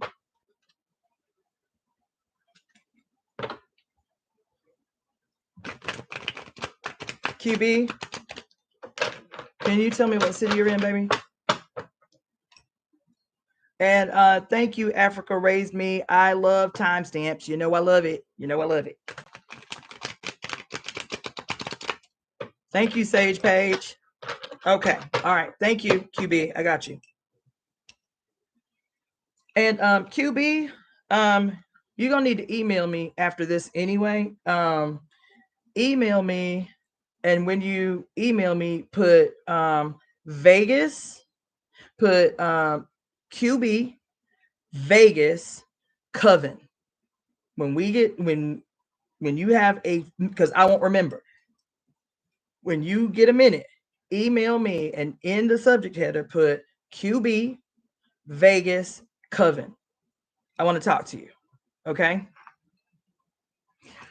I want to talk to you. So when we get off this call, email me QB Vegas Coven. Do it stat. All right? Okay.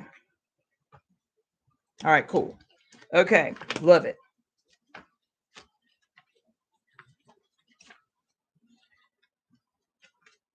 Mm-hmm. Mm-hmm. Yeah. Mm-hmm. Mm-hmm.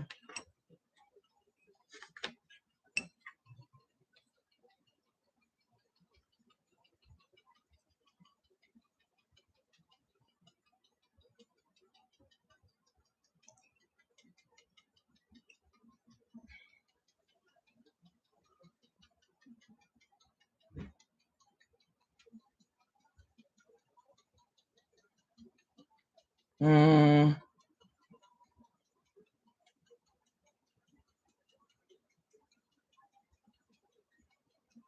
Man, shit. Yeah.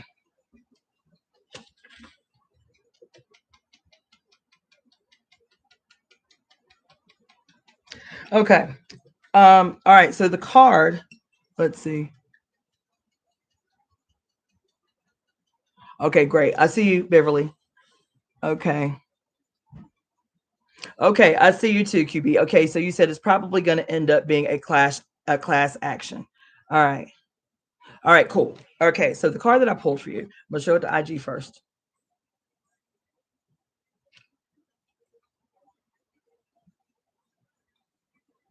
Dang. All right. Damn, the glare. All right. Sorry. I'm going to have to turn off this light. The glare is just like, it's a lot. Eesh. Okay. All right. Okay. So there's the card. It's the Four of Arrows. The Four of Arrows. So see everything that's going on in here, right? The name of the card is Contemplate Your Blessings. I love that, Java Watson. Listen, call it like it is and make it so. That's what we on. Call it like it is and make it so. Okay? All right. So I'm going to read the prayer for this card. I have read the prayers for all of them, but this one is purposeful. Okay? So the card is called Contemplate Your Blessings. Grandmother, I realize that the road that has been traveled most may not be the one on which I shall find my gain. You heard? Okay.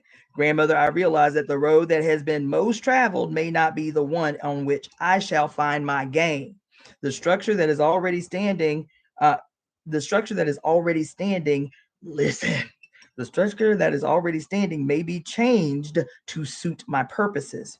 In my mind, I create a new. I am a seed of a new culture, a world yet to come. Wisdom, come whisper while I sit tying up the threads of my life. I seek to make best use of all my resources, to express my true nature, and to teach what I learn to those who follow the road behind me. Take the time to organize your thoughts. Allow your recent experiences to integrate with your prior knowledge and your future vision by becoming still. Meditate, contemplate, write in your journal, perhaps sleep and dream.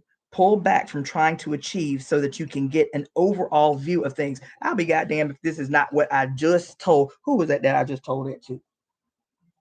To the first sister, Morgan. To the first sister, Morgan. About your pros and cons list, about your need to integrate, about not moving from a place of earth. Is that not just what I told her?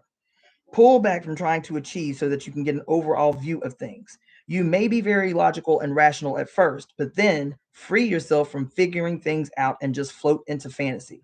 Get out of the stream of purposeful activity. If you do something, do it only for the enjoyment of it itself in the moment. This is a mental discipline. Let wisdom come while you rest. Let wisdom come while you rest. Look at what you have to work with. Play with what is at hand.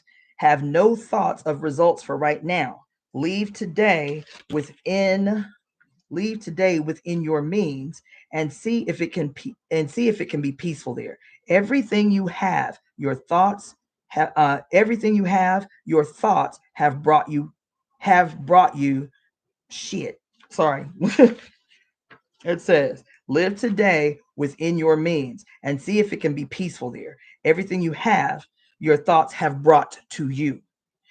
The road that has been traveled by others may not lead you to your own destination. Appreciate the uniqueness of your being and allow your own path to unfold before you. Appreciate the rewards that your own way of life bring to you. And so with the Four of Arrows.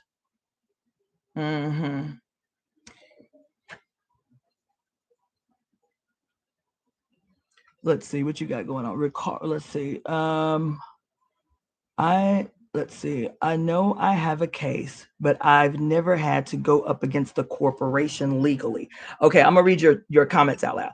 I know I have a case, but I've never had to go up against a corporation legally. There's a Black retired HR rep that represents specifically other Black women for paid separation in hostile workplaces.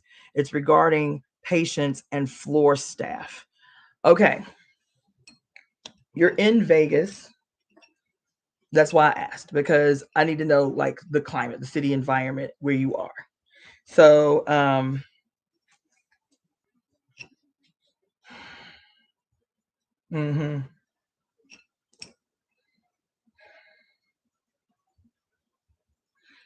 So, have you talked to an attorney yet?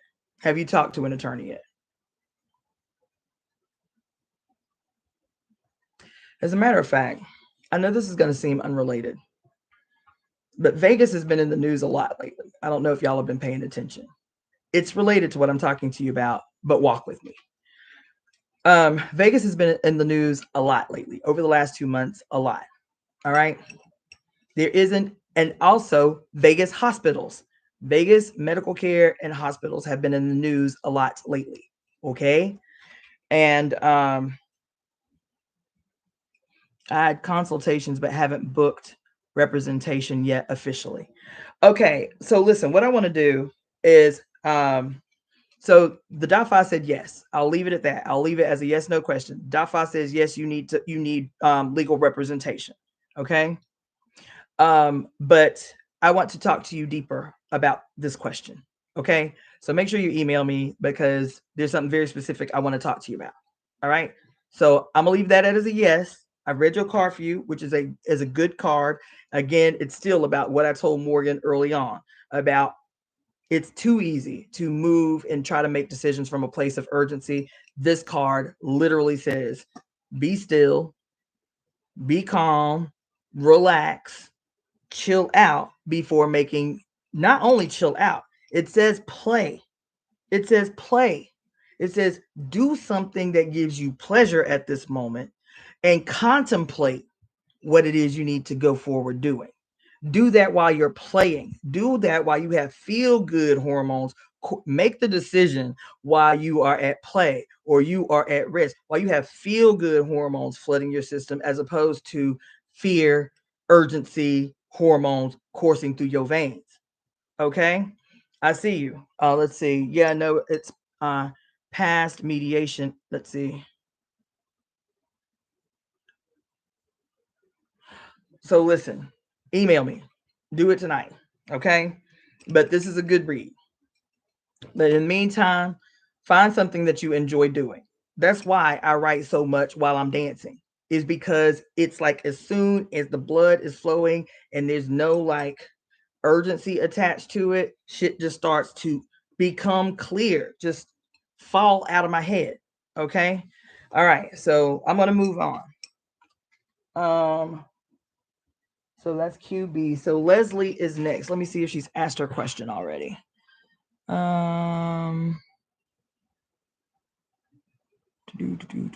Leslie.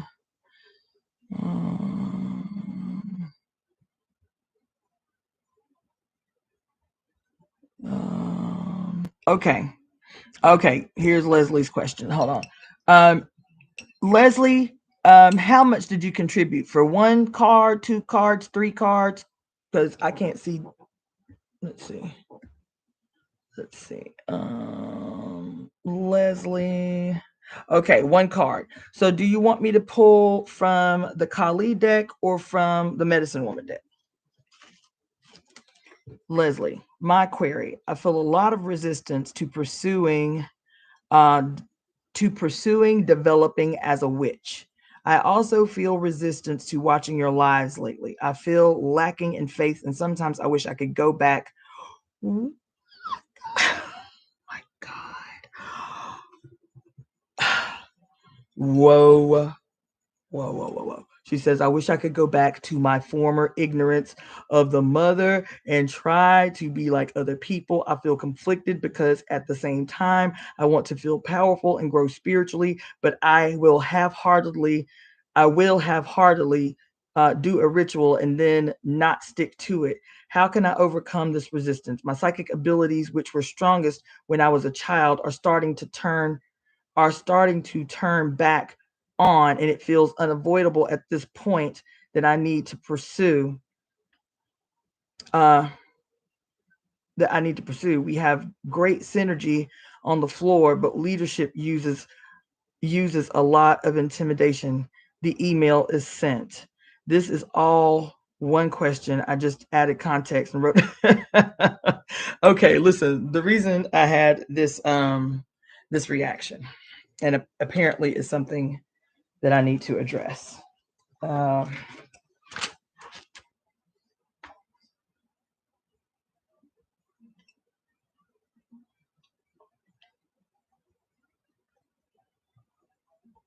Today is Sunday the 17th.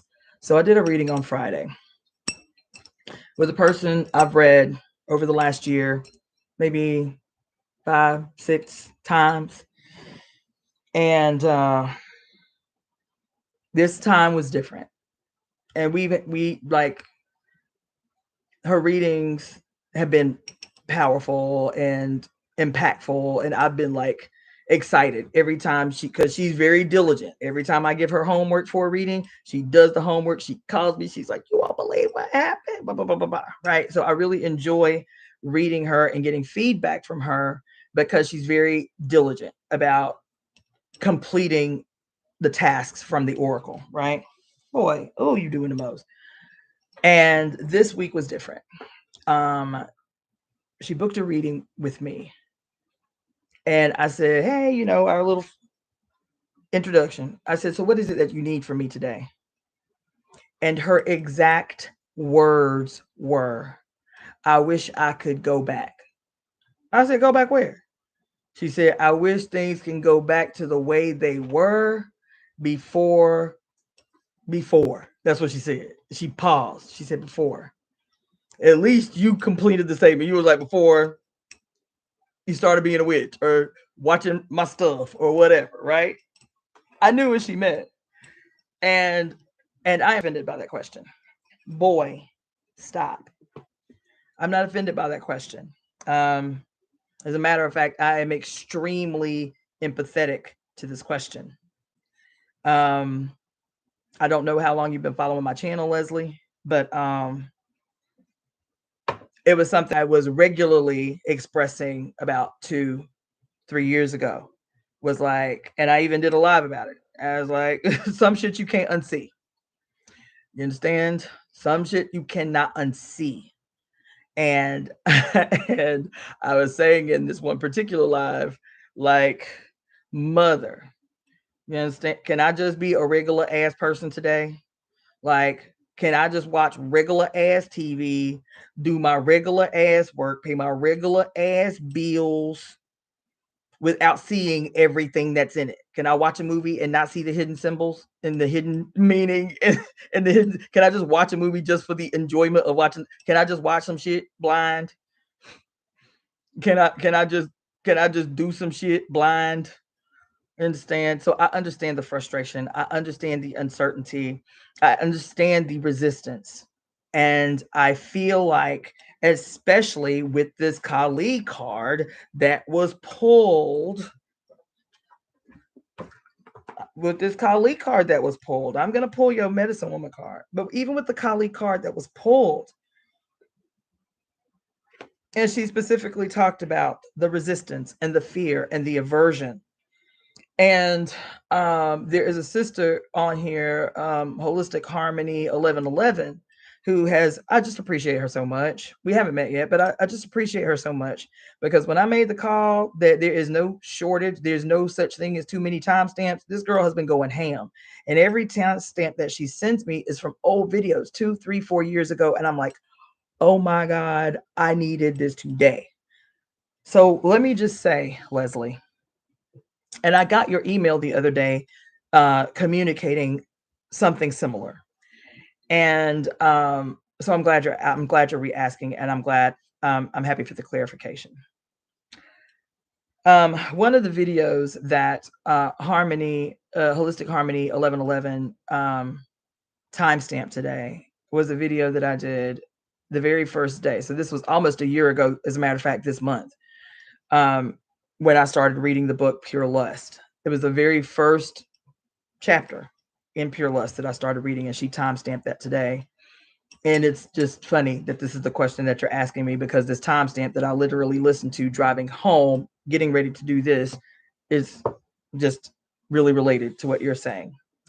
The reason that I wrote the conspiracy to right all wrongs the way that I did, with the language that I did, is because for a long time, I have been talking about seeing very clearly, not as a psychic or anything like that, being able to navigate a political terrain its historical context and the repetition of political patterns.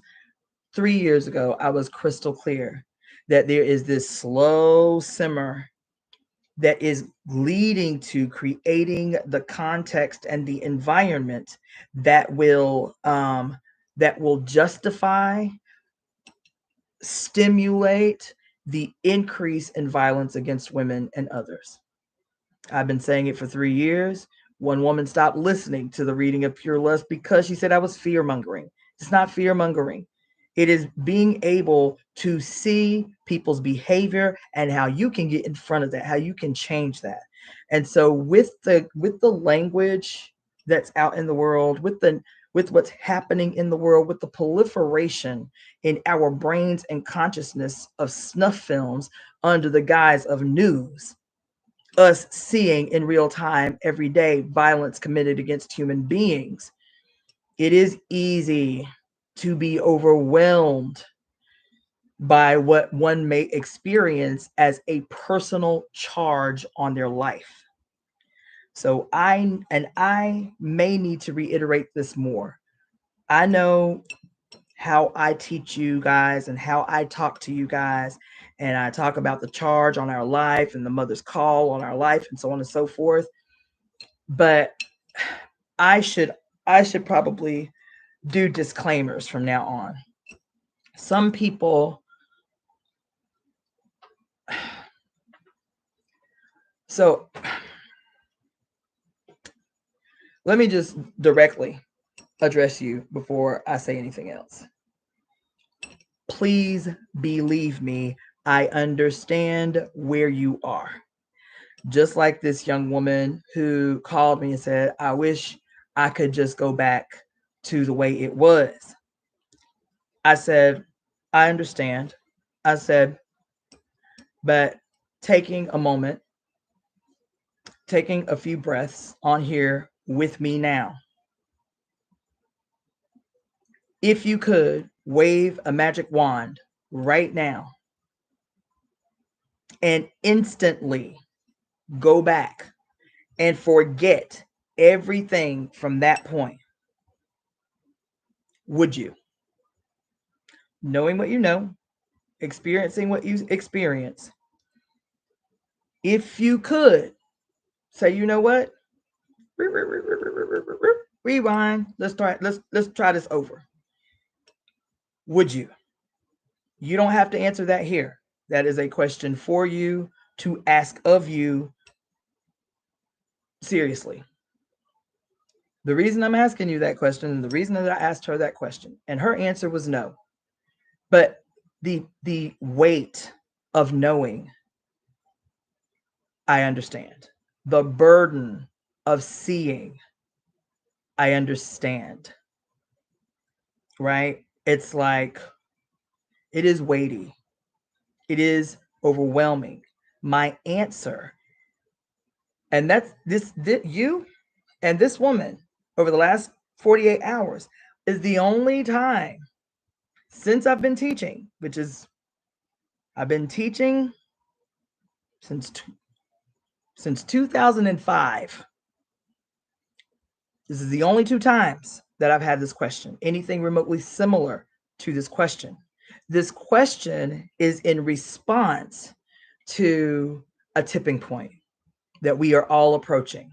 This question is coming from a place where we all are experiencing an intensification of the world without a frame of reference for how to move into it, how to move into this new world. And so I want to take a second to go back into the fact that this intensity that you are feeling, this uncertainty that you are experiencing, this resistance and this hesitation that you are experiencing is honest. It's honest. It comes from an honest place. But I just want to encourage you that it is not happening in a vacuum. It is happening always within a context of this is not just a global experience that we're having, talking about, quote, wars and rumors of wars and the intensification of people in government and corporatocracy taking over the world. What we're experiencing is not something that is just happening to the earth or to people on the earth. What we are experiencing is an intensification of power that is happening at the galactic level. And I'm not talking about some woo-woo spiritual galactic level. I am talking about astronomically. There are a multiplicity of astronomical events. I'm not even going to talk to you about the astrological, spiritual significance of these events. I am talking about the scientific, astronomical events that are occurring for the first time in 25,000 years. They are happening all at the same time. They are happening in a way that we do not, for the first time. It's so exciting to me. For the first time, we are experiencing a place in the heavens, because everything that we talk about astrologically is based on our perception of time within the whole galaxy, within our whole galaxy, right?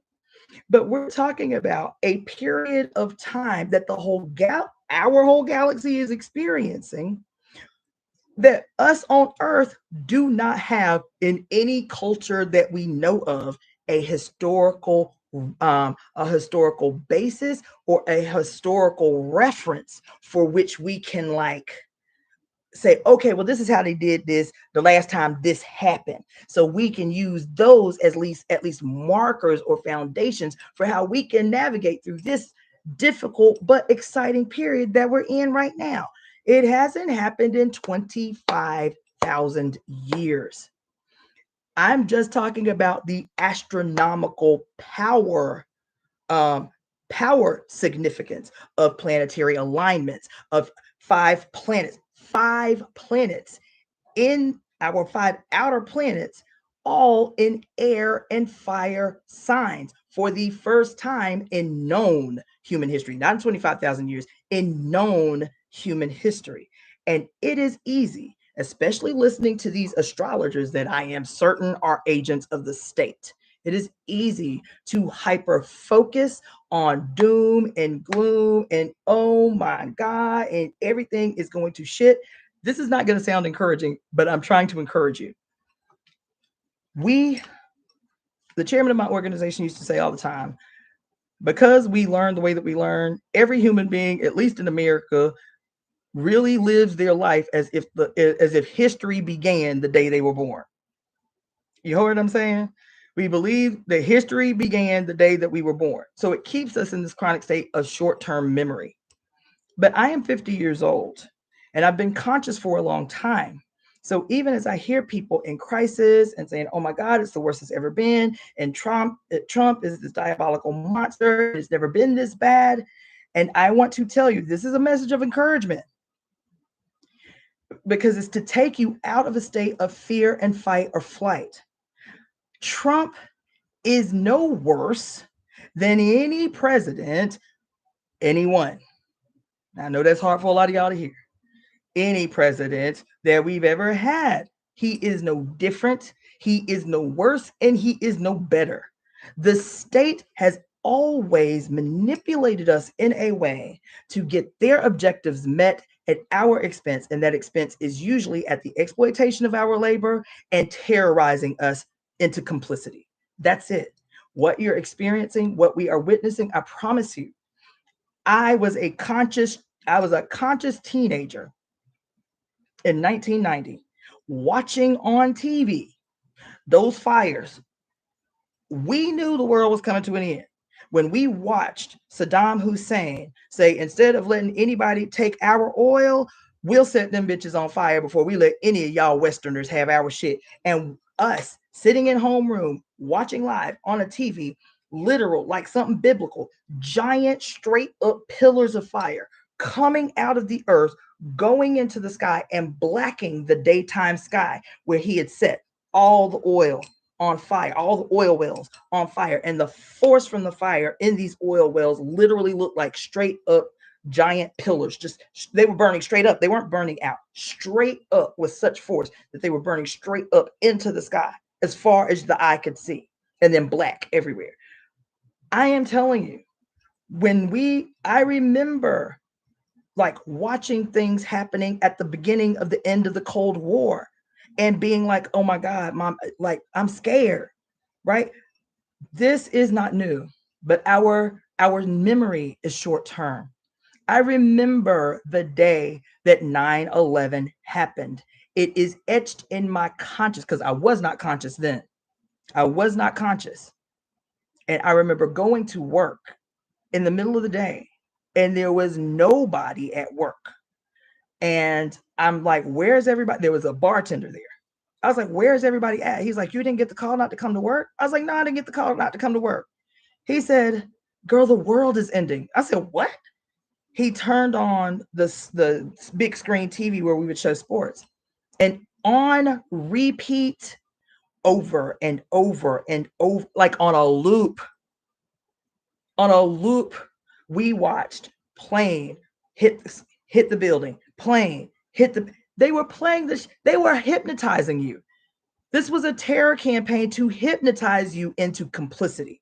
So I just want to, I know that does not sound encouraging, but that's when I talk to you guys about disaster amnesia and how they do. This is a military strategy. Disaster amnesia, shock and awe it started out as a military campaign, a military strategy to literally overwhelm the enemy in a way that is consistent and unebbing, so that you can accomplish your goals and make sure that you terrorize your enemy into a state of inaction. They don't even fight back. And so it is upon us. I'm telling you these stories about my childhood and these moments. I just sat and talked to a sister the other day about, what was it, Y2K? I was 22 years old when Y2K was happening. I remember the energy in the general atmosphere. Everybody was convinced that the world was going to come to an end on 1999 at 12:01 a.m. And I had to go to work. I couldn't stay home. And when I went to work, there were 3 of us at work. Everybody else was like, fuck it, I ain't coming. And me, I was working at a biker bar. Me and this old white dude named Has, stereotypical old school Alabama motorcycle dude, and this other woman. And we were like, and it was like Fallujah. There were 30 freaking helicopters flying over downtown Birmingham. It was scary as fuck. I was 22. And he was talking to me about the book. I was not political. I was not conscious. And this old head talking to me about goddamn the pale horse, the book, the pale horse, and all these helicopters are flying. I didn't make a single dollar that night. There was nobody out on the street Friday night in downtown Birmingham, tourist district. It was scary as hell. And we are sitting here, and even in New York, in Times Square, where there's usually thousands and thousands and thousands and thousands of people crowding the street to watch the ball drop, it was scary to see a couple hundred people like braving Y2K to go watch the ball drop in New York. And so we watching that shit on TV and we waiting for the countdown. And in my body, I remember how terrified I was watching that shit happen. And then when the ball dropped and the lights didn't go out, we was like, what the fuck? like the lights didn't even go out. It was like, it'd be one thing if like shit started happening and people started wilding out and firing in the street. But we was like, at least we know that these guys know everything. They know everything. They scientists and all that shit. And the lights didn't even go the fuck out. You feel me? And so any given time, every 2 years, they trying to terrorize you into, you get too comfortable. You get too calm. Your money start flowing. They're like, oh no, these bitches ain't scared enough. So one thing I want to say is that we have to remember there are no good old days in the United States of America. We have been constantly since day one living under a terroristic, dominating, overtly aggressive government. One. And there is a comfort to take in that, because if we can sit and say, oh yeah, this shit was real crazy in 1982. Oh yeah, see, I forgot about that. Yeah, that shit was real fucked up in 1989. We can see that this has been an unending campaign by a bunch of megalomaniacs who prop themselves up in position of power to exploit us. One. Two, there's power in that. There's power in that. Why? Because the only reason that they keep us in a perpetual state of fear, quote, disaster amnesia, is because you know and I know the moment we get rest, the moment we're able to take an actual break, shit becomes clear. When shit becomes clear for me, and now shit becomes clear for you, and now shit becomes clear for you, we start plotting and scheming. We start thinking of ideas on how we can make this a permanent state for ourselves. Ease. How we can make this a permanent place for us. Happiness. Like, this is nice hanging out with the homies, just going to have a drink, not a care in the world. Everything that we do these days is like escapism. It's like, can I just have a break at the club? It's different.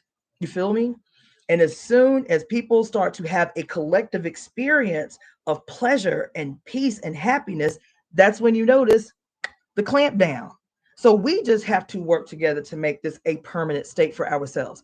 In terms of your overall question, Leslie, what I've been telling a lot of people, including the sister who said the same thing on Friday, if it is possible, and I've been saying this for a few years, but I'm saying it more and more and more lately. If it is possible, make a deliberate effort to meet someone new in the city where you are. Go someplace where you know like-minded people go, like yourself. And in that space, deliberately meet someone new, because we need to be forming covens. And I mean that. If you want to call it a sister circle, if you want to call it a brother circle, if you want to call it a coven, I don't care. This is what solidifies us. This is what stabilizes our foundation. I'm so glad I'm saying this right now. Goddamn. When I pulled, who was it? When I pulled Asia's card and she was asking me about should she buy this duplex, and I said, your foundation needs to be sturdy. But I should say, because the cards don't say this, but I have added this. I said, what is the stones? What's the pinnacles? What's the coins? It typically means in the deck your material wealth, your home, your car, what you got in the bank. It's your material wealth. I said, but I made a decision when I started reading for people that I was going to include the human beings, the people that you have paid equity into in the forming of your relationships. Friendships don't just happen, they happen because of a human energetic exchange. This is your human equity, and I include that in the suit of the stones. And here I'm talking to you about how you need to pay human equity into galvanizing relationships, deliberate relationships, where we come to the table knowing that, yes, you my homie, but when we come together, we are coming together to do energetic work, women's work, healing work. The reason that we come together in play, in the party, whatever reason that because everything don't have to be sanctimonious. I am always struggling with y'all to not see ceremony, to not see ritual, to not see those things as sanctimonious. That there is serenity, that there is sacredness in play, in partying, in turning up.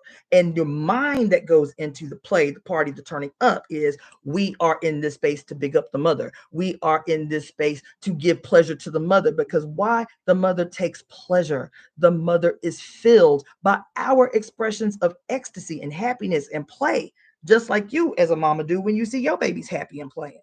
And so being deliberate that even if I'm going to the club, this is ceremony, deliberate ceremony.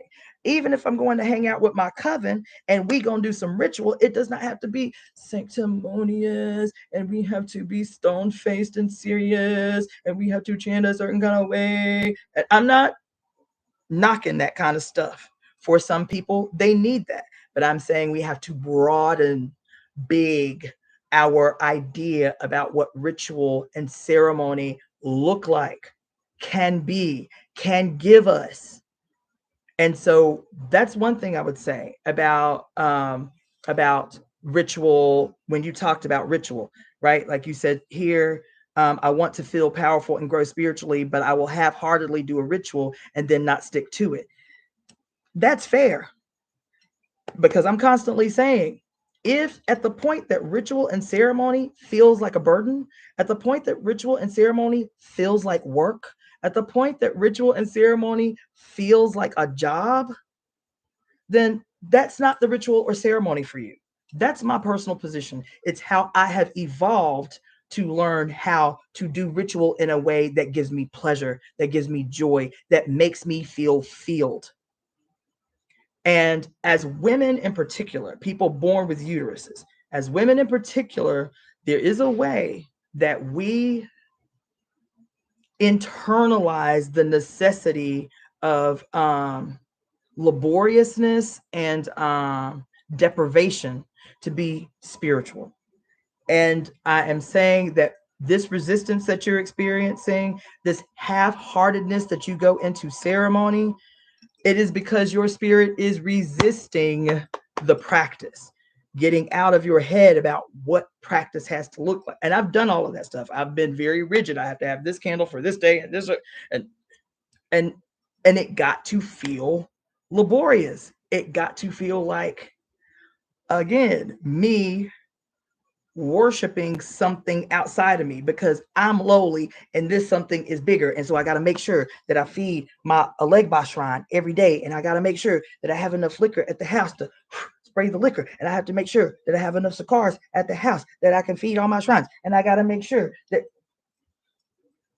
And I did that for a long time. The rigidness, the so-called discipline.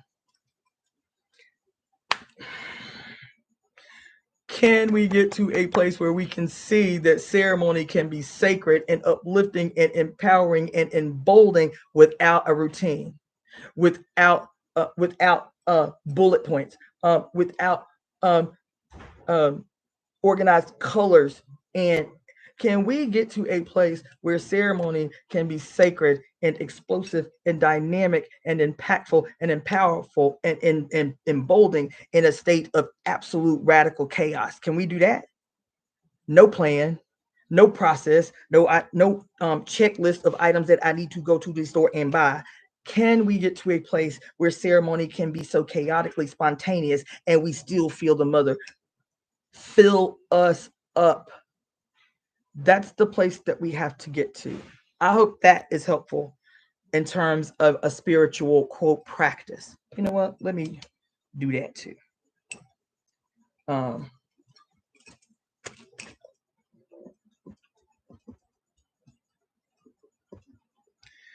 One, two, the other part of what you said.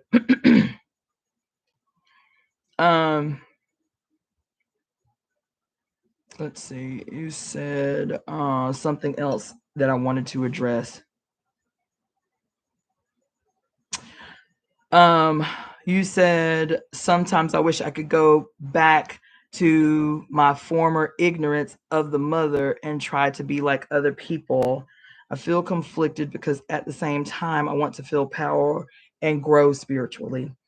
And so I want to say this. The reason that I talked about the necessity for a coven is we are moving into an astronomical and astrological age that requires support.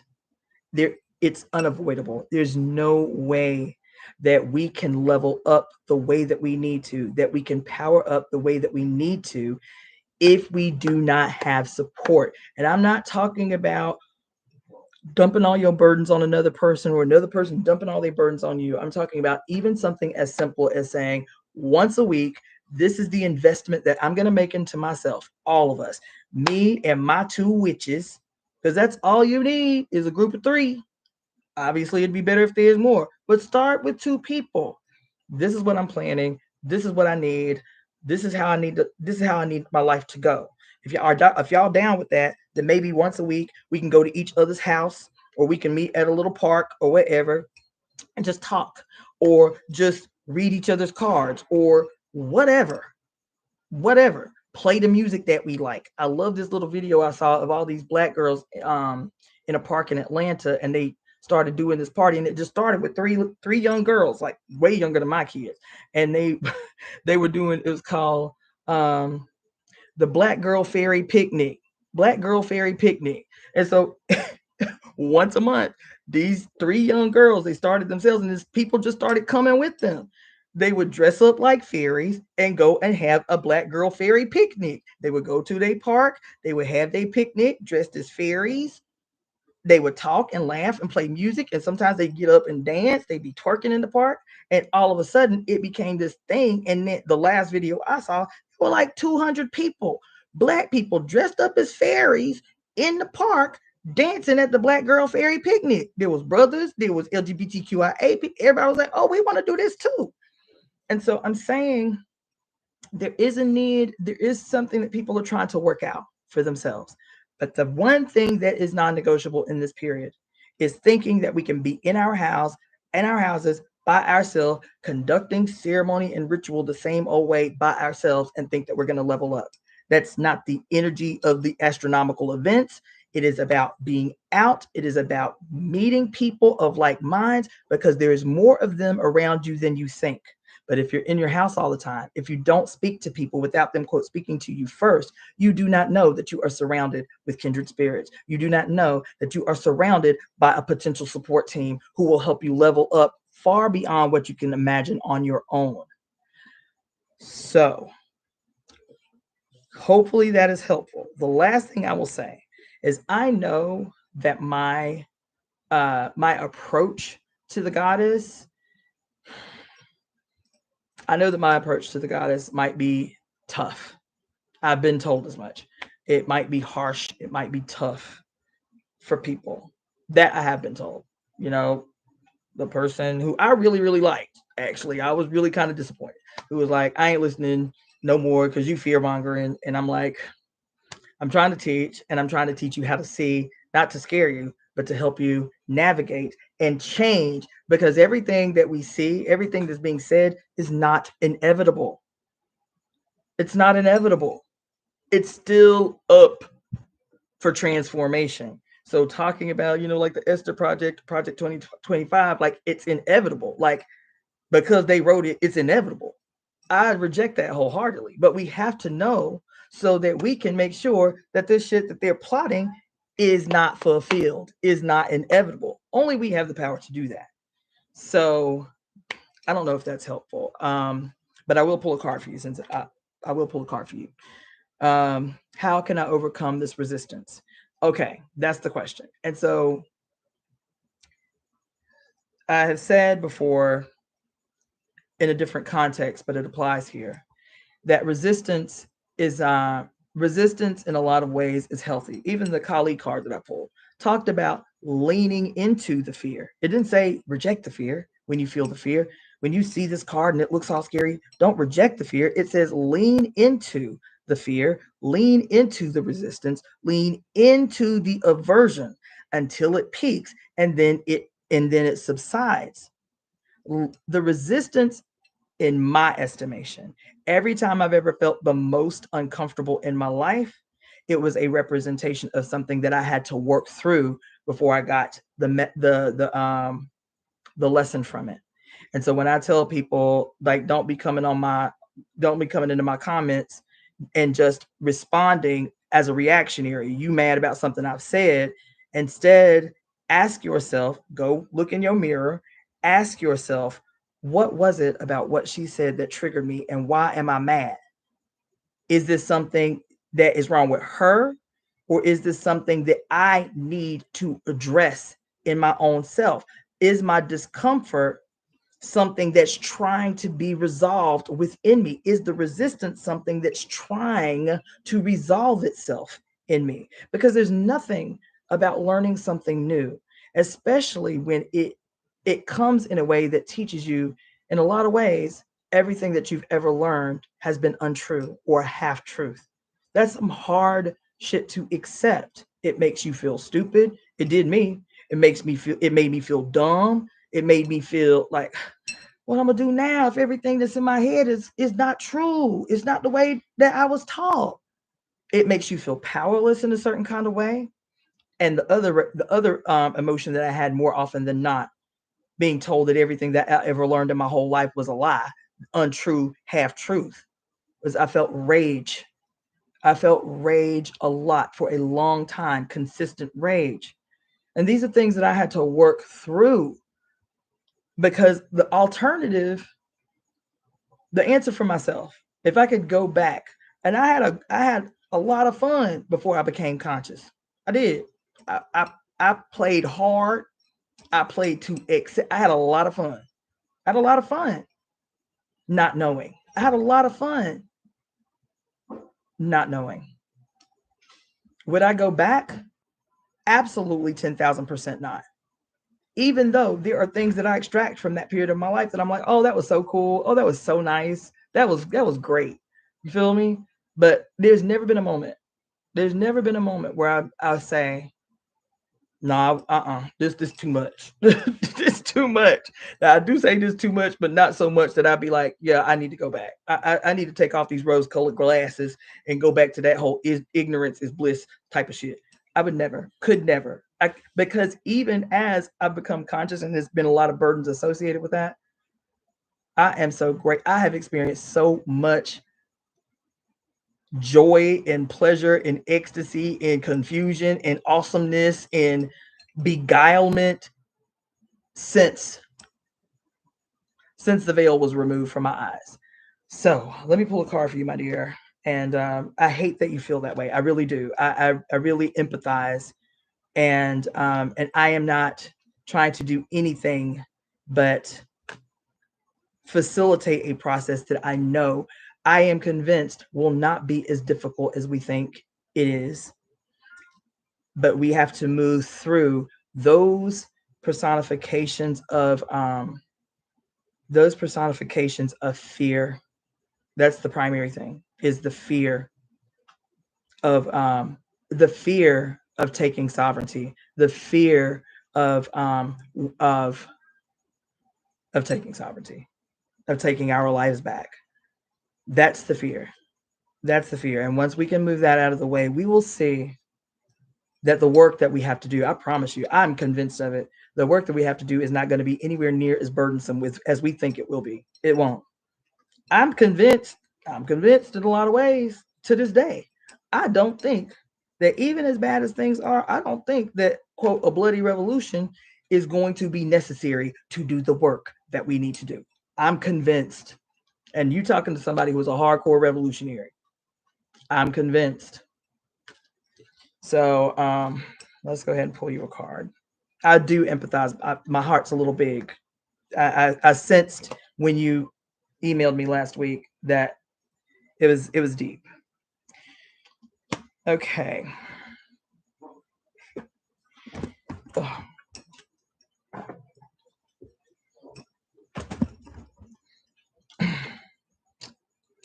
I'll read through some of your comments in a minute. I just was really wanting to address her head on. What is it that you want from over there? Yeah, y'all doing a lot.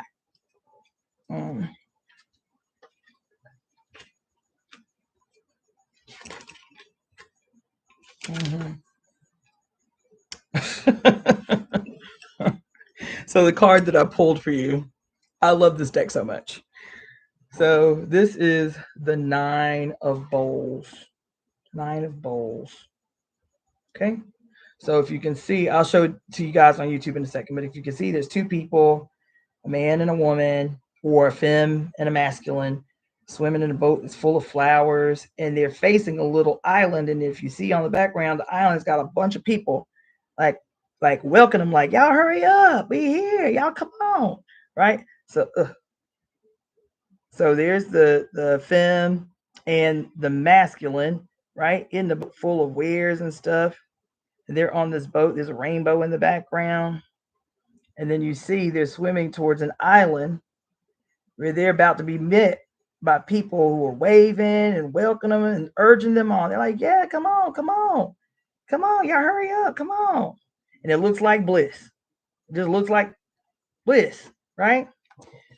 The 9 of Bowls. And so for those who are interested, the Bowls suit corresponds with the suit of Cups in the traditional deck. I'm sure it's probably self-explanatory, but it corresponds with Cups. And so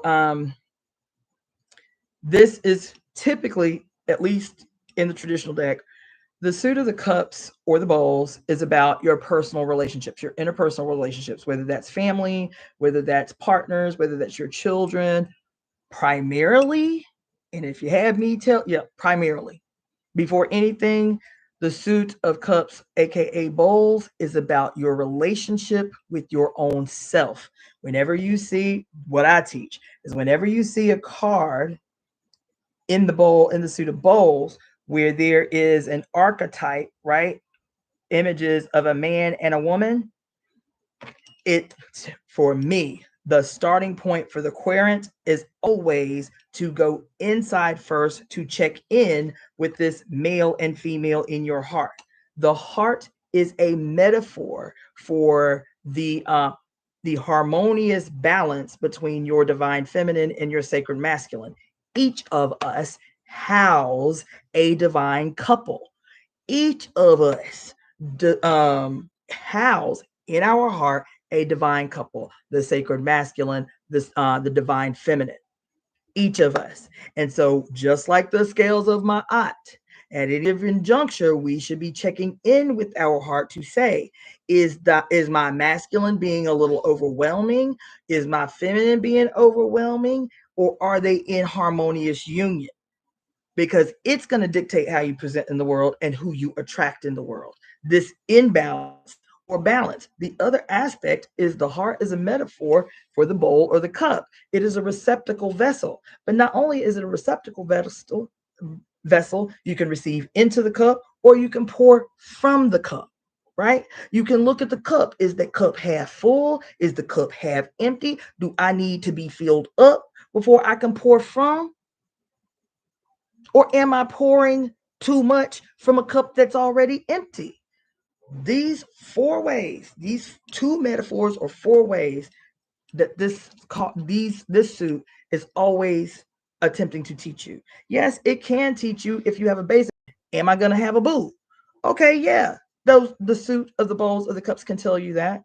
But whenever the cup comes up and it specifically has a male and a female represented in the card, I'm telling you, 99.9% of the time, it is about your own self.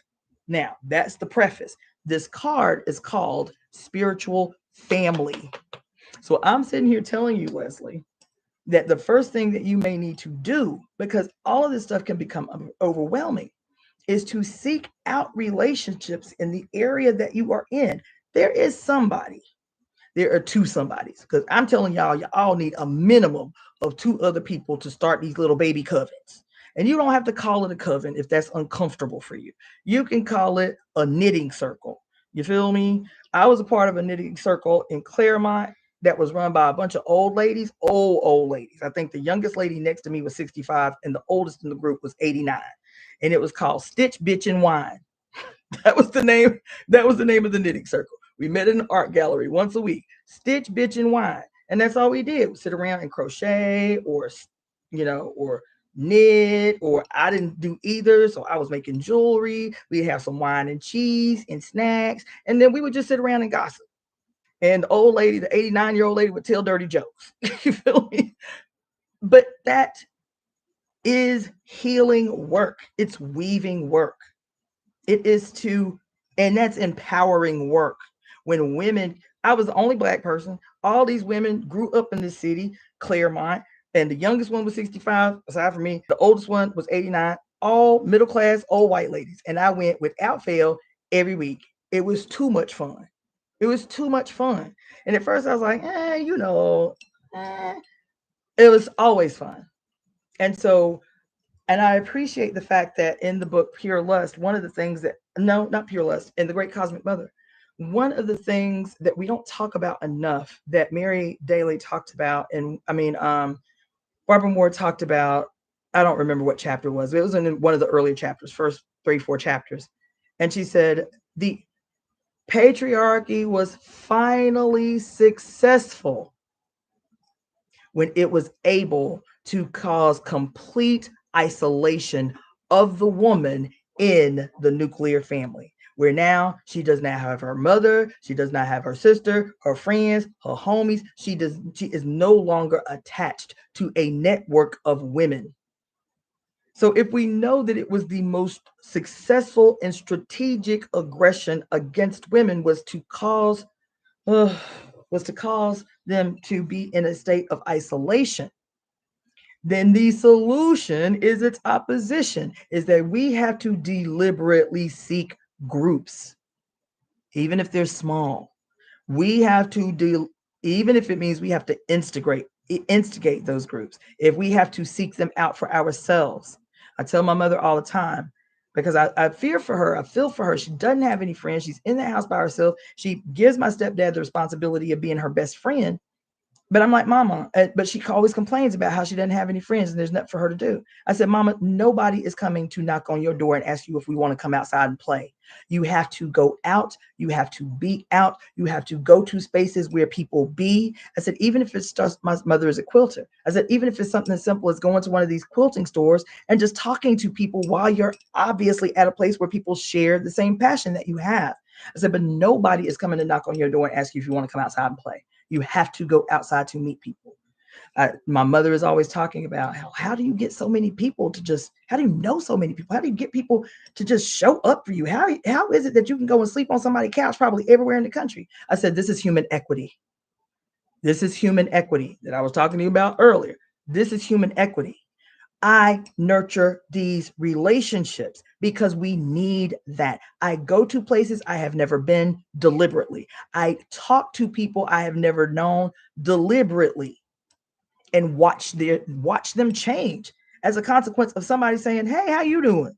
Because sometimes people just don't speak. You gonna wait for somebody to speak to you? And if they don't speak to you, you ain't gonna speak to them? I don't do that. I would go and sit at a bar by a perfect stranger and be like, hey, how you doing? What's that you doing? What you looking at? What you reading on your phone? I would be just like that. And people, I've never had a negative experience to that. People are eager to meet other humans. They don't know how. People are eager to talk to other humans. Every time I do that, I meet somebody who a new friend. Every time. So this nine of bowls, Leslie, that's for you. I'm gonna try to wrap this up. This 9 of bowls that's for you is saying that your spiritual family is enthusiastically waiting for you, but you have to take up the effort of rowing the boat to get there. Your spirit family is right. They're already there. They're already present, but you have to go. You have to go get them. Okay, so let's see what the cards say here.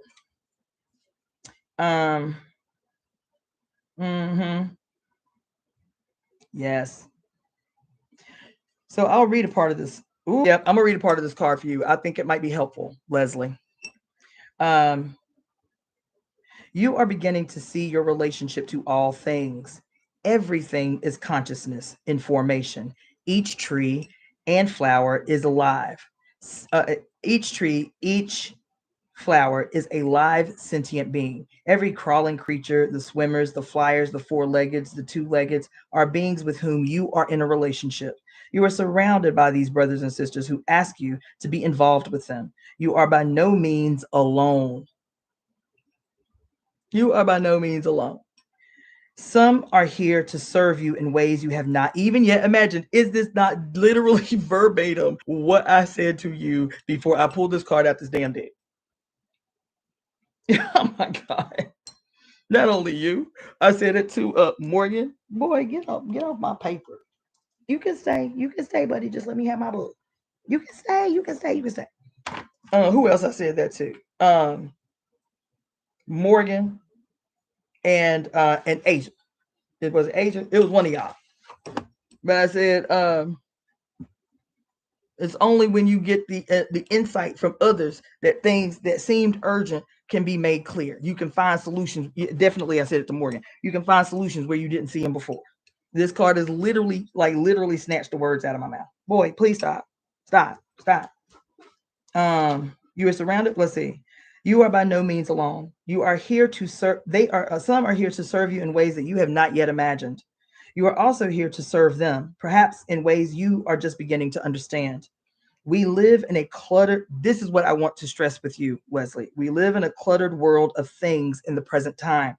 Many of these things are dead in the sense that they have been created without consciousness.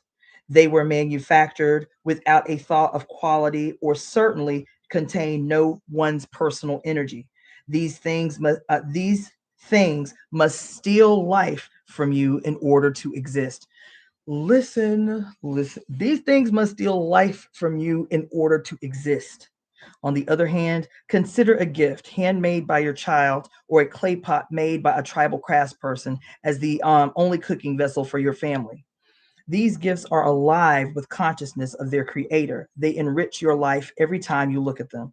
In a cluttered world, you have been taught to ignore many things, things that do not serve your purpose. They are trash. Trash is a concept of the cluttered world of dead things. Even people have been thought Even people have been thought of as disposable and forgotten. Some animals have been deemed worthless and killed, yet the world continues to increase production of dead things, trash for us to ignore. You can no longer ignore this waste. The earth has come alive for you and everything lives. You become friend. Listen. You become friend of the knife that cuts your bread, which feeds you. You respect the shovel that digs the hole to plant the grain, which is your meal. You feel kindly toward the worm that aerates the soil that feeds the garden that grows your food. And life is suddenly full of friends. Your bowl is indeed full now. You may want to pass on some of the things you are not currently using. Recycle clothes, books, goods, so that you can concentrate on your relationship to those things, animals, and people you really need. Your values have changed. You are still in the world, but not of the world. The world is a different place to you now. Act to allow yourself time to allow yourself time for full relationship with the people and things that nourish you and with the tools that help you to nourish others. Beautiful. The boat ride depicted on the Nine of Bowls card is a movement away from the idea of separation and toward the understanding that you are in relationship to all that is. Like any relationship to anyone, it is something to be developed and appreciated. It is a richly active thing. There are no longer dead and meaningless parts of life that burden and encumber you. This is a ride to true family and a meaningful life. I love this card. I love this card for you. I hope that this card was helpful. You said, and so my answer to your question is don't overcome the resistance. As much as you can lean into it without feeling hurt or harmed or overwhelmed. So that may be going to the beach and saying, okay, what is it? What is it that I need to learn from this resistance? And then move through. Or it may be something, maybe try this. There is a product that I really love called Naturally Calm. But it's called Naturally Calm. Anyway, it's called Naturally Calm. And it is magnesium, it's a calcium magnesium supplement in powdered form that that one, we're all magnesium deficient. Just in case you didn't know that, there's nobody that's not magnesium deficient. Just FYI. So one, supplementing this magnesium deficiency that all of us have, but two, magnesium is a natural muscle relaxer, right? So you take it, especially if you have problems sleeping, you take a tablespoon in a hot cup of water, sip it like a tea. It's really delicious, and then you will sleep like a baby. I would suggest doing something like going outside to a park or to the woods, or go to, if you're near a body of water, take a little teaspoon of the Naturally Calm, sip on it before you leave, and then so you don't feel like the physical tension of resistance, but you keep this meditation so you can say, okay, what is it that this resistance is trying to teach me? Because resistance is always about a level of breakthrough that where you are. Something is trying to break through and your old self is trying to resist it. It's always the case. If your resistance is to old shit, like I tell y'all all the time, when I was a little kid and I hated church, but I couldn't say I hated church because I thought something was wrong with me, the resistance was still evolution. My little baby giant trying to break through. My little baby giant saying, I don't want to go to church. That resistance, yes, it was uncomfortable because my head was saying, but Jesus loves you and Jesus died for your sins. And my little baby giant was like, I don't want to go to church. Feel me? My resistance was me siding with my brain as opposed to listening and heeding my heart. I didn't know to as a baby, as a kid. You feel me? But resistance is always indicative of a stage of breakthrough. Always. And it may not be comfortable, but the other thing, what's up, boy? But the other thing is you cannot unsee. Come here, boy. Come here, Nine. You want to go outside? Let me open the door for my cat. You want to go outside, Nine? Big old head self. Big old boy. Come on. I'm trying to go out. Come on. Come on. I ain't staying here all night. Come out or stay in here. Come on. Come on. You coming out too? Come on. Nope. Y'all staying in? All right. That's it. Hope y'all start howling. Okay.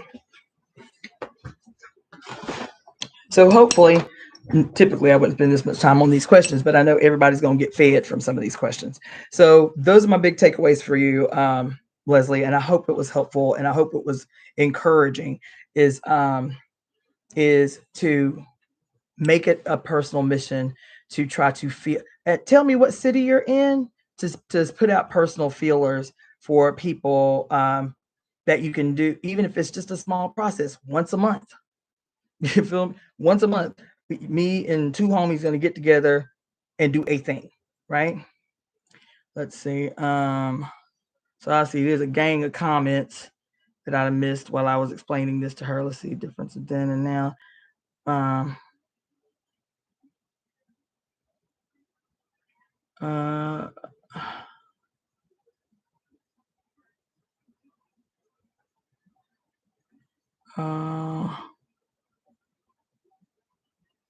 Let's see. Oh my God, y'all have been in here going ham, and I'm just sitting here just talking, and I done missed a gang of comments. I ain't gonna read all these comments. I'll tell you, I have to go back and read them later.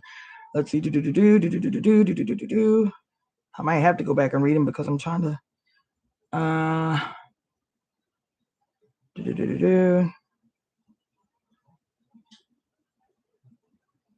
Okay, Leslie.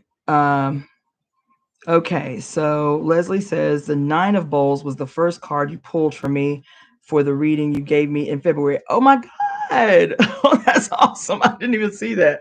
That's awesome. Whoa. So I'm totally shocked. Greater New York area. Okay.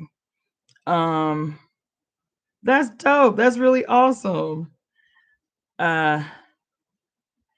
I see QB says, I'm scared the magnesium would make me run to the bathroom. So again, the Cal Mag, it's a powdered form. It's very easy on the stomach.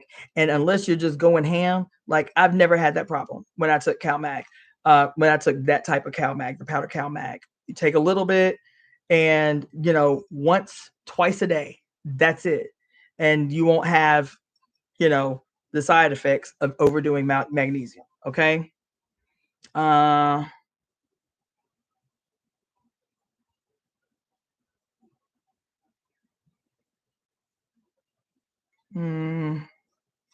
Sage Page says, so damn true. Motherhood is lonely as hell.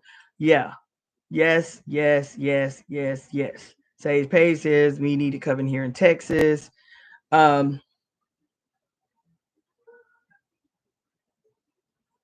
Yes. She says that was the first card you pulled in my reading. Oh my fucking God. That's wild. Let's see. Wow. Imagine. Okay, let's see. I appreciate you, Nina. She says, I like the fact that you are teaching discernment. It's huge. It's huge. It's one, I know I have a lot of them, but it's one of my major soapboxes is discernment.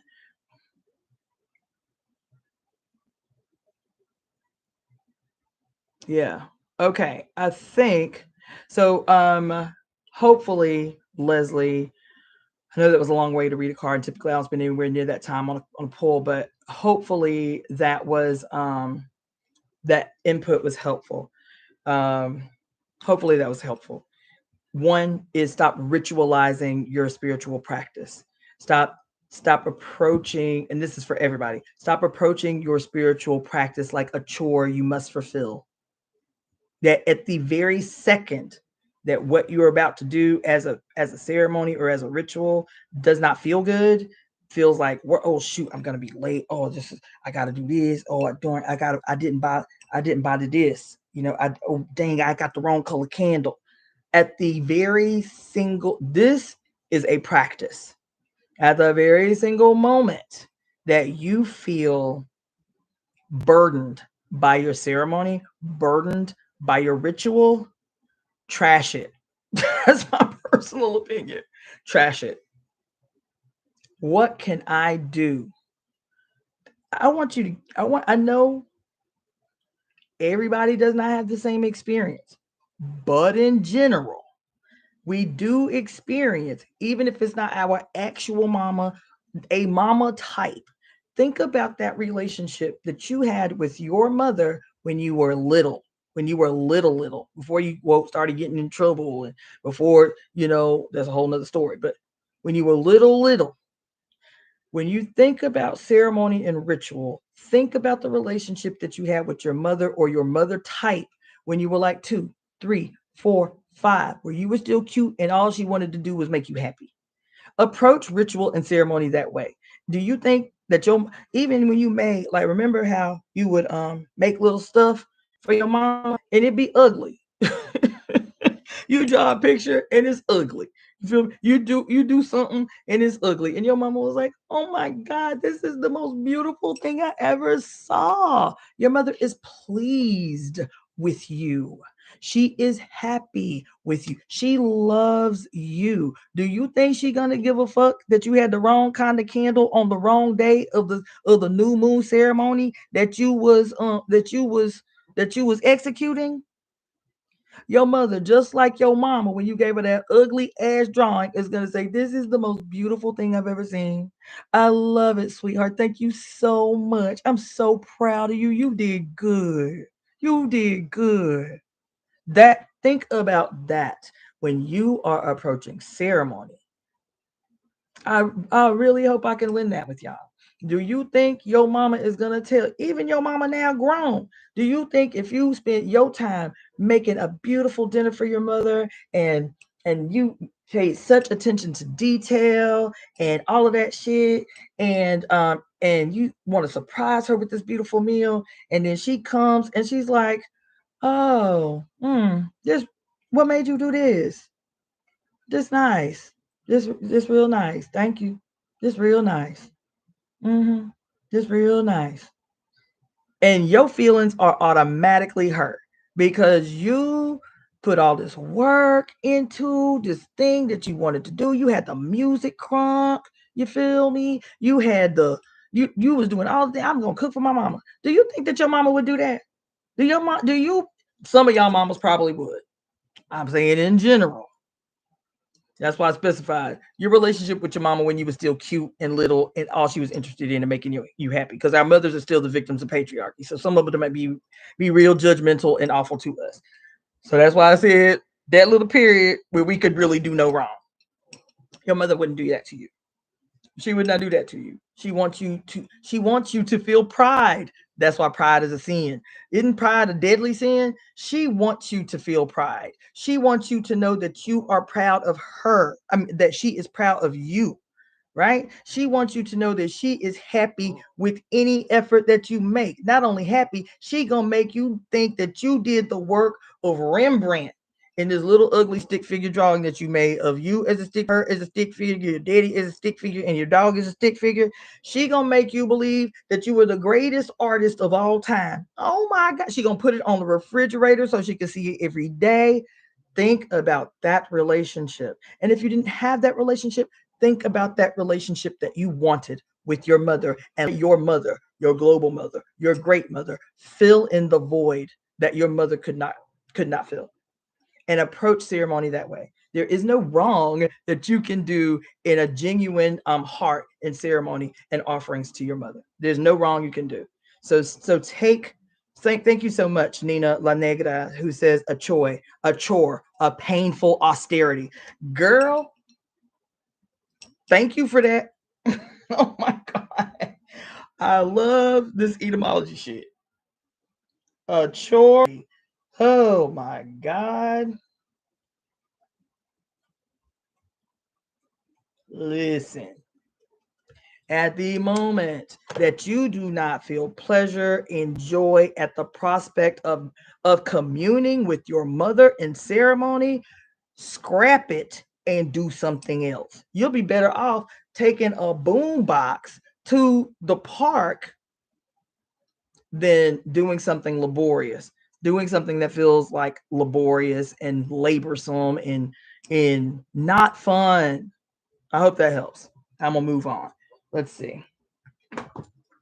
So that was Leslie, and she says, "Oh, okay, cool. Okay, so you said many points were made. Was it helpful at all? I can make points and it still not help you. Was it helpful? That's what I'm interested in. I am really moved by your question, and so I am interested to know, was it helpful? Did it? Okay, great. Thank you. That's what I need. That's what I needed to know.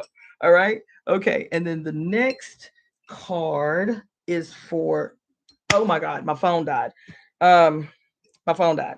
So let me go plug my phone up because now I can't see who paid. Was there somebody after Beverly? I think there was somebody after Beverly that I didn't write their name down.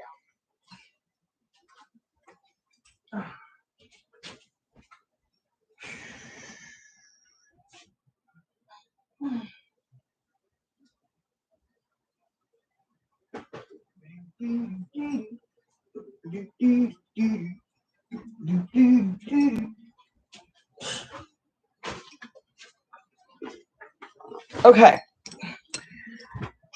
All right. I think hold on just a second. I might have to pull a weird move. Hold on. Let me do this. Hold on, okay. I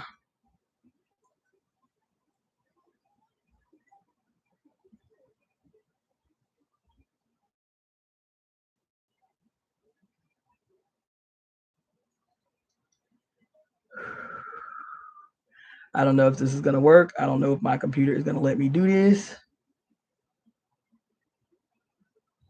I think, but I can't chance it.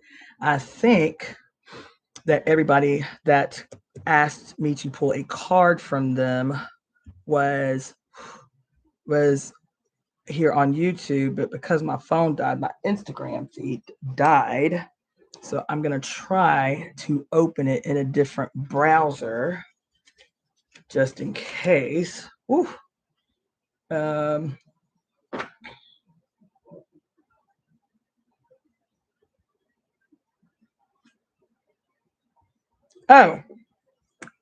girl. Oh, what is that? Did I do that? Damn. Well, okay, I like it though. I'm here for it. Let's go. All right. Whew. All right, let's see here. Let's change that to I'm just gonna open up another browser really quick and so I can make sure if anybody man.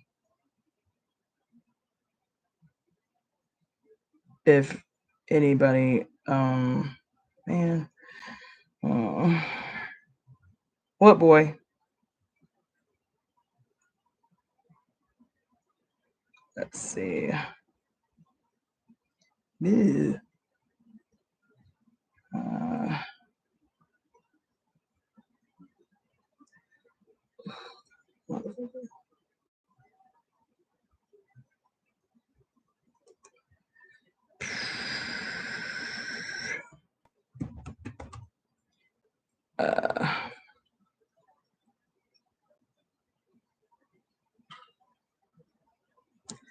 Man, God.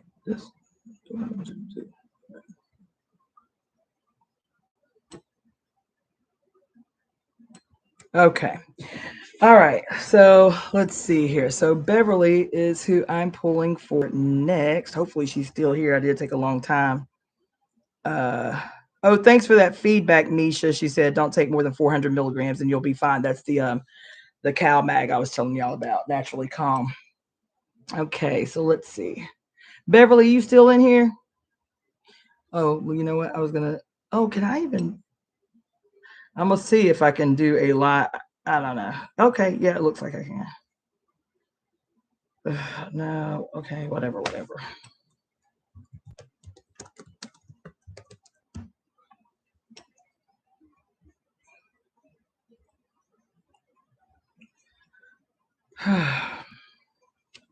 Let's see.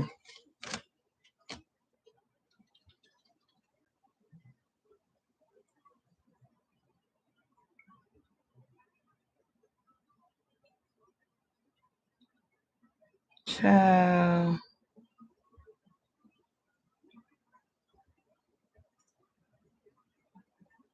That's so bizarre. So it doesn't even look like I'm going to be able to go live from my laptop on IG. That's so weird. Okay. All right. So we just going to bypass that for another day. I hate it. Okay. Beverly, let's see. Is Beverly still up on here?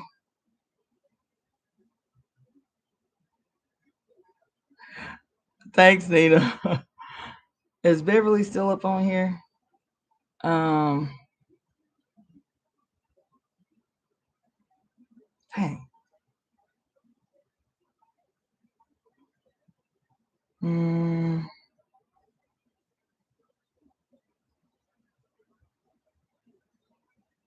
Dang. I know it's late too. I hope I didn't chase her out of here. Next time I'm gonna do this quick. Like it's gonna be yes or no questions, a little bit of introspection. But it's been a long time since I've done this for y'all. I thought it was impactful, helpful. I think there was one more person, and I didn't write their name down. So if there's anybody on here, be honest. If there's anybody on here who paid for a poll, and I was Beverly, Asia, Leslie, and I missed you, please let me know in the comment section. And then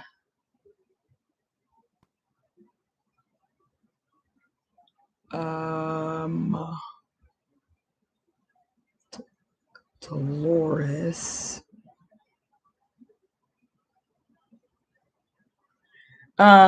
S Dolores, Stephanie 34. S Dolores, did I read you yet? You said, what did you say here? And now my phone dead, so I can't even see the notifications. Let's see.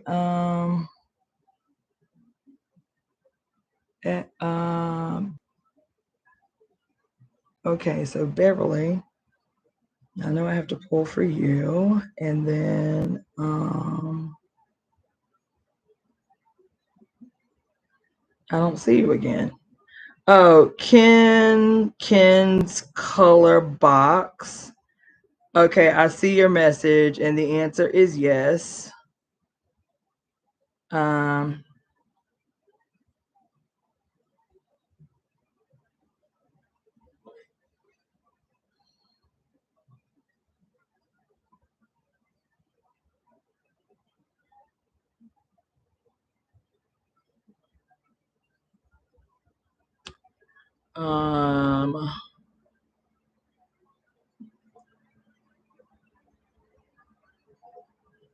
Okay, so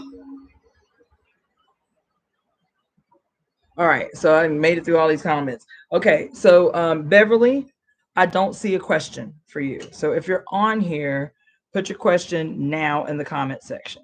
Okay. S Dolores, I don't see a question for you. So if you are still on here, and if you're still on here, ask your question in the comment section. And Ken's color box, if you're still on here, put your question in the comment section. I've caught up on my comments. Okay, so you three, Beverly, S Dolores, or Stephanie 34, and Ken's color box. Put your question in the comment section. Okay.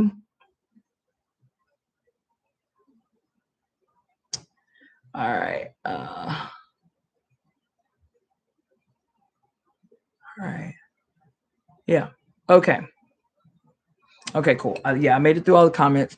All right. So if y'all are still on here, I know I kept y'all late and I know those were long, but I think they were impactful questions and interventions. So okay, cool. So Beverly, put your question in the comment section.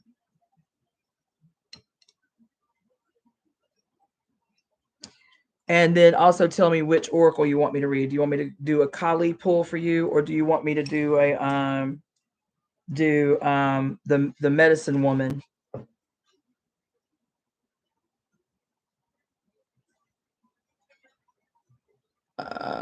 Beverly Duke 9752. Put your question in the comment section, my dear.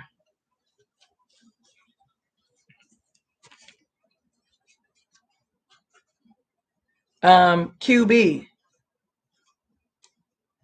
you emailed me. All right. All right. Okay, Beverly Duke, your response time is slow, boo. Hey, Diane Reeds, Amisha Leanne.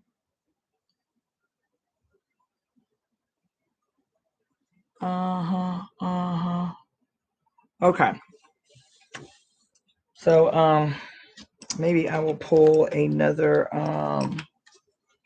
Kali card since we only had her up in here once. I love the medicine woman deck too. Okay. All right. Beverly, put your question in the comment section. You paid for me to pull a card for you, right? Or is it a different Beverly? You paid for me to pull a card for you, right? Put your question in the comment section, please. Okay. And while you're doing that, I'm gonna pull a Kali card. Okay, I don't think it's the same Beverly. Okay.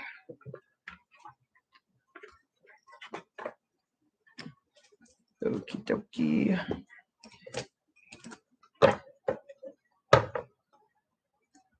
Is a mobile phone away and a trip you can make in a day. I think this is the one. Baby, trust me, I handled it.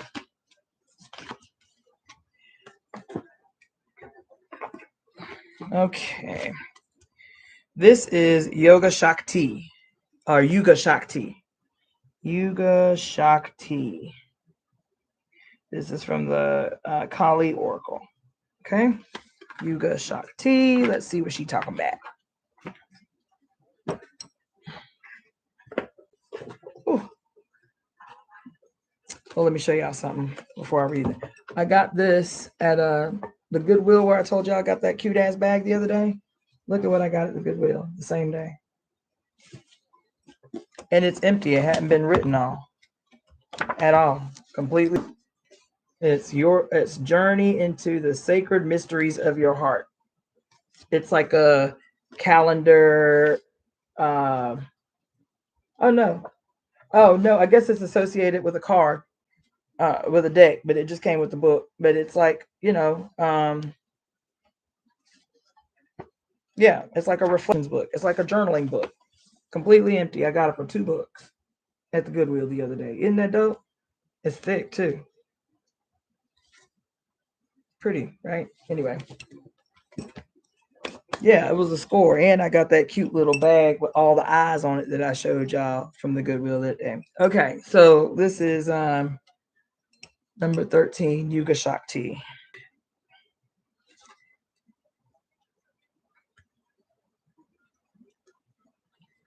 Okay, her timing is fierce with compassionate wisdom. To love her is to honor her greater knowing. She demands the surrender of our futile attempts to control that which is beyond our sphere of understanding until that pain transforms into the sweet pleasure of release. Even the right thing cannot attain fruition at the wrong time. Wow. Trust her and be shown again and again that her divinely orchestrated workings of time serve you faithfully with love and grace. Um,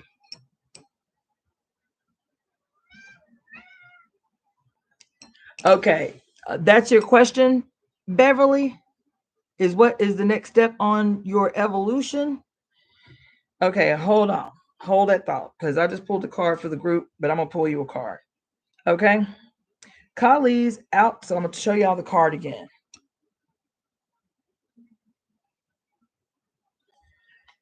Kali's outstretched tongue and open mouth signify her fierce form as the devouring divine warrior goddess. Time emerges from Kali and ends with her. To birth the new, she devours the old. Persistence for clinging to what has been, the attachment to our past pain and fear of an unknown future are no match for her genius and unwavering will to clear it away to provide the best conditions for the next chapter to unfold. Man, listen to this card. Woo! There are cosmic cycles with which the personal cycles in our lives must align. There are karmic time frames that govern soul contracts and relationships, the timing of life circumstances and changes of fortune, and the opening up of pathways for us. Using our free will, we can enhance the flow of healing and do all we can to ready ourselves to step forward at the appropriate moment. Yet it is the divine mother in her infinite wisdom and regenerative power that knows and reacts and enacts the perfect transition at the best time. She orchestrates the shifting of individual and collective cycles to be in harmony with each other, so every being gains spiritual benefit through what unfolds. The oracle of Yuga Shakti confirms that you are going to experience considerable change. The timing of this unfoldment is significant. There are many factors at play. You will sense when the correct moment is upon you. During this time globally, the light of spiritual knowledge is partially subsumed within the darkness of ignorance and confusion. Even those with the awareness to have positive intentions can be confused and place profit above integrity, attack brother and sisters on the path, or lay claim to knowledge on false foundations. Even when our intentions are noble, in effect, our actions can create further suffering. Such conflict and confusion are signs that asuric or negative forces have gained the upper hand. Kali's darkness and ferocity are required to redress the spiritual imbalance. We are in particular need of her most listen. Okay, yo, listen. Hold on. Let me make a note.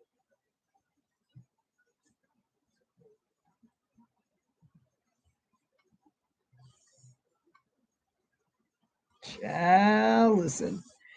It says, we are in particular need of her most terrifying manifestations when we become confused as to what belongs to the highest sacred truth and what does not. Do not allow yourself to be convinced by another of anything. Lean into your heart connection to the divine. Inner clarity and higher understanding will arise for you. You will see how close the chapter on the past. You will see how close the chapter. You will see how. Oh, okay. Yeah, the writing is weird, but basically it meant inner clarity and higher understanding will arise for you. You will see how to close the chapter on the past and move into a new cycle. Unique to the iconography of Kali in the Hindu tradition from which she emerges is her poked out tongue. Kali's tongue represents her wild mystery teaching. The tongue is the organ of discernment. Didn't somebody just say something about discernment up in here? Listen, it says the organ of discernment is the tongue, digestion, and speech. It assists us in taking the right things in and expressing ourselves as we choose. Listen, our mother tongue means the language of our birth. Kali is the cosmic mother tongue. She is the original spiritual language of hearts and souls. Oh my God. Hers is the language of spirit and light and of truth, but of the truth beneath the form, and the reassurance that although we must submit to the shifting of greater cycles, those cycles ultimately move for our greatest spiritual benefit. When Kali unfurls her tongue with ferocious expression, she is embarking upon spiritual deliverance. Oh, whoa. It is the action that precedes her bringing about the end of a diabolical era of greed, fear, confusion, hatred, self-righteousness, and negativity. The tongue of Kali is a reminder that no matter what we may see unfolding before us, there is always a pathway back to the heroic and beautiful. If you have been struggling to let go of a negative legacy, perhaps one that extends back through generations or has infiltrated a group you belong to, this oracle signifies that a radical divine intervention shall take place on your behalf. Call upon her for such assistance now. Know that an era of darkness is going to end. Unexpectedly and suddenly, a new spiritual dawn shall arise. An entirely new era is due to unfold. Keep close to my Kali. She shall ensure it be brought into being in the best way and at the best time. What a great card. Woo! Woo! The invocation ritual for this card. Say the following prayer aloud. Beloved Kali Ma, Yuga Shakti, creatrix and birth mother of every cycle of time, from the birth and the death of the world, ages, and universes to the chapters that open and close in my life, you will grace my open heart. Your wild grace opens my heart. And as your child in need, I implore you to bless me, keep me close, and ensure all transitions are secured within your wisdom and grace for the spiritual benefit of all. Ja Makali. Imagine, feel, intend, or visualize a fierce ocean of blood, blood boiling and bubbling away deep in the center of the universe. It is wild and powerful and filled with life force. Old cords of connection, outmoded thoughts, ideas, and plans can be cast into this boiling red ocean. All offerings transform into smoky black ash, rising up from this fiery ocean transformed. The ash is sacred. It instinctively and lightly settles wherever it is needed, providing Kali's blessing of protection. You may see, sense, feel the ash settling upon the earth, upon the foreheads of beings, and the many places in all dimensions and directions in need. You do not direct the movements of her blessings. You simply witness it with reverence and trust. Complete your process with your hands in prayer and bowing your head. You have completed your sacred process. That's a great card. Yes, yes, yes. Love it.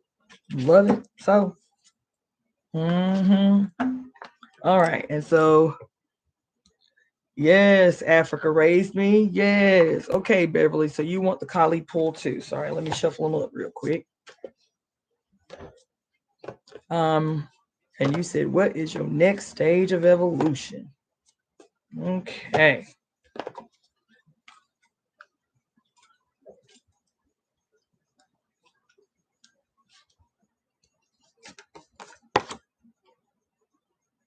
Matangi. Matangi is the card. I love this one. I haven't pulled this one yet. That is gorgeous. Ooh, that's pretty. Let's see. 24. Okay.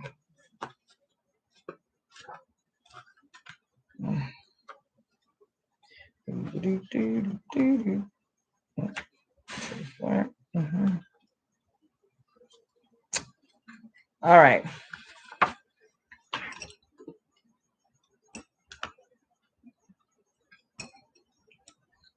Excuse me. This is going to be the last one. Oh, wait.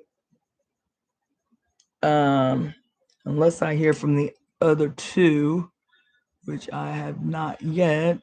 This is going to be the last card I am going to pull for the night, and they just going to have to get me the next time.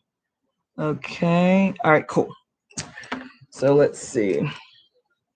Matangi. She is the tantric queen of outcast.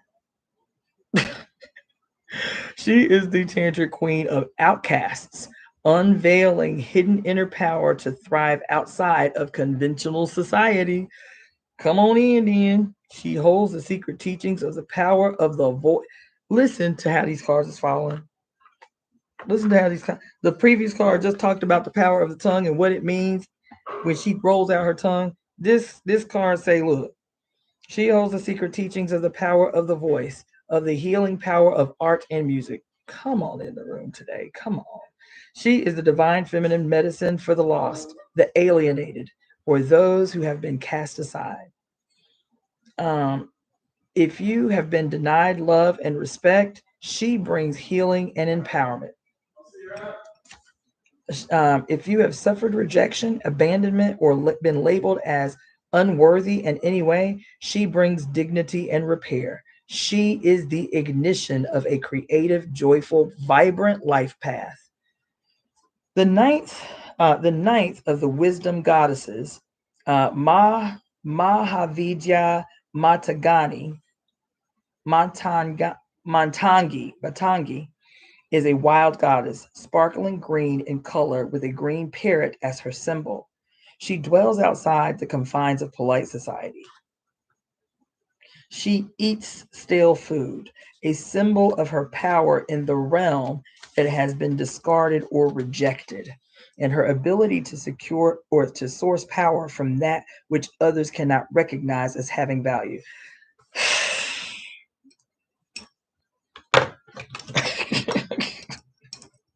Listen, didn't I just pull a card from the Medicine Woman deck for Leslie?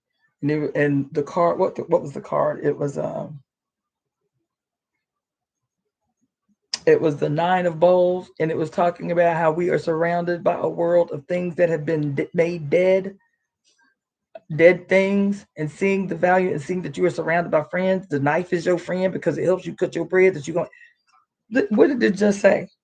This card right here just said that the reason that she eats stale food and keeps it as a symbol of her power in the realm of that which has been discarded or rejected, and her ability to source power from that which others cannot recognize as having value.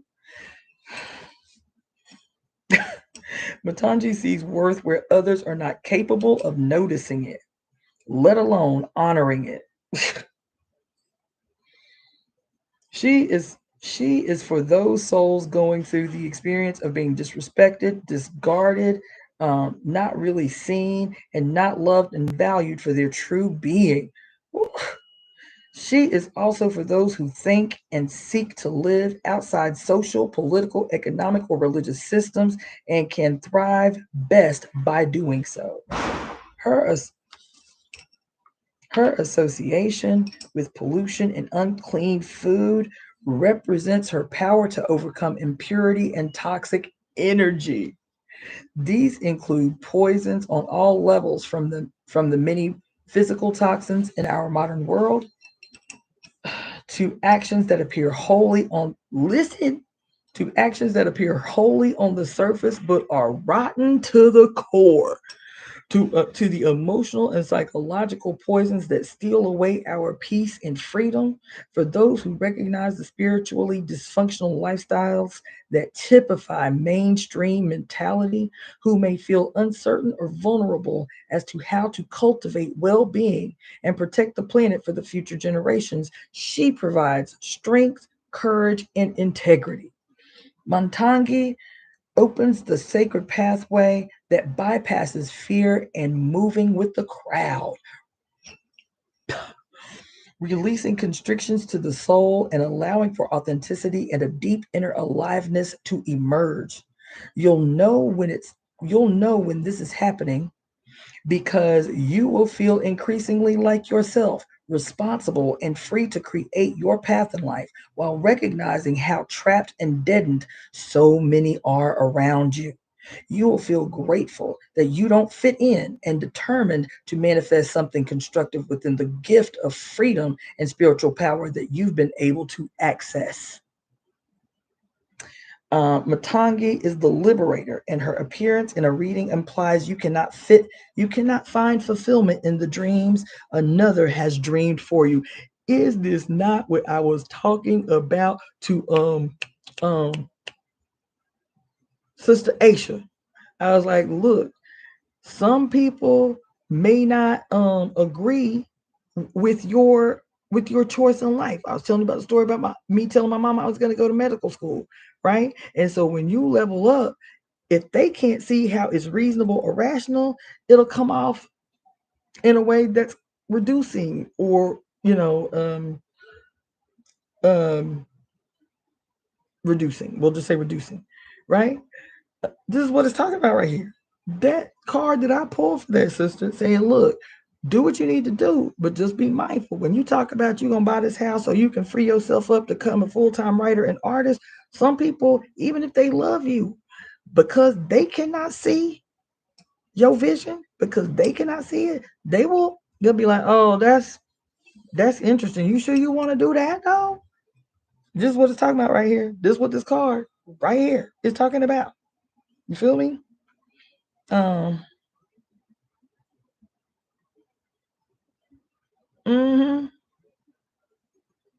It says Matangi is the liberator, and her appearance in a reading implies you cannot find fulfillment in the dreams another has dreamed for you, like your parents, nor in the values that mainstream society holds.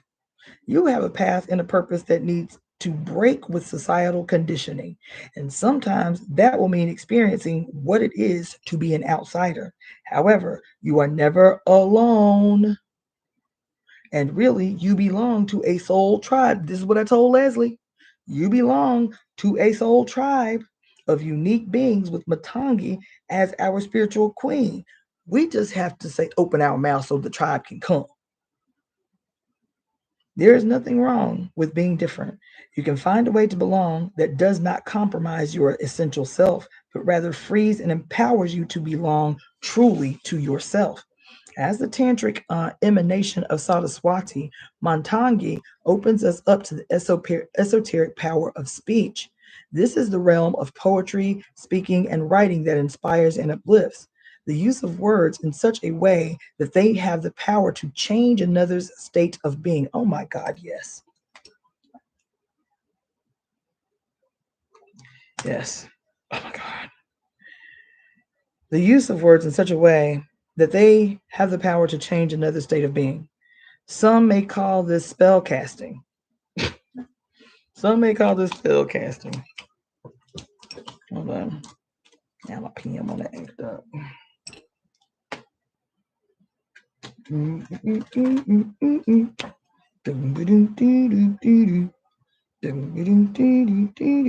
Okay.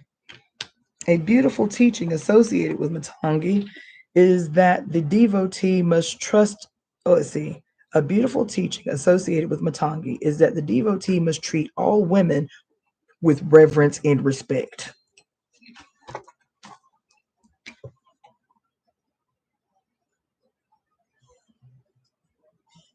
She will not manifest her blessings where the feminine is criticized or desecrated. What's up, boo baby? What's up, baby? She will not manifest her blessings where the feminine is criticized or desecrated. We use the power she gives to honor the sacred, and her power grows in us. To use such power to put another down is an act against the. Listen, yo, we use the. Oh my God. Ooh. We use the power she gives us to honor the sacred, and her power grows in us. To use such a power to put another down is an act against the goddess and will not manifest any benefit. So Matangi's presence often indicates a time when we are learning the spiritual power and responsibility as our influence expands. Oh my God, y'all, goddamn. Damn. Damn.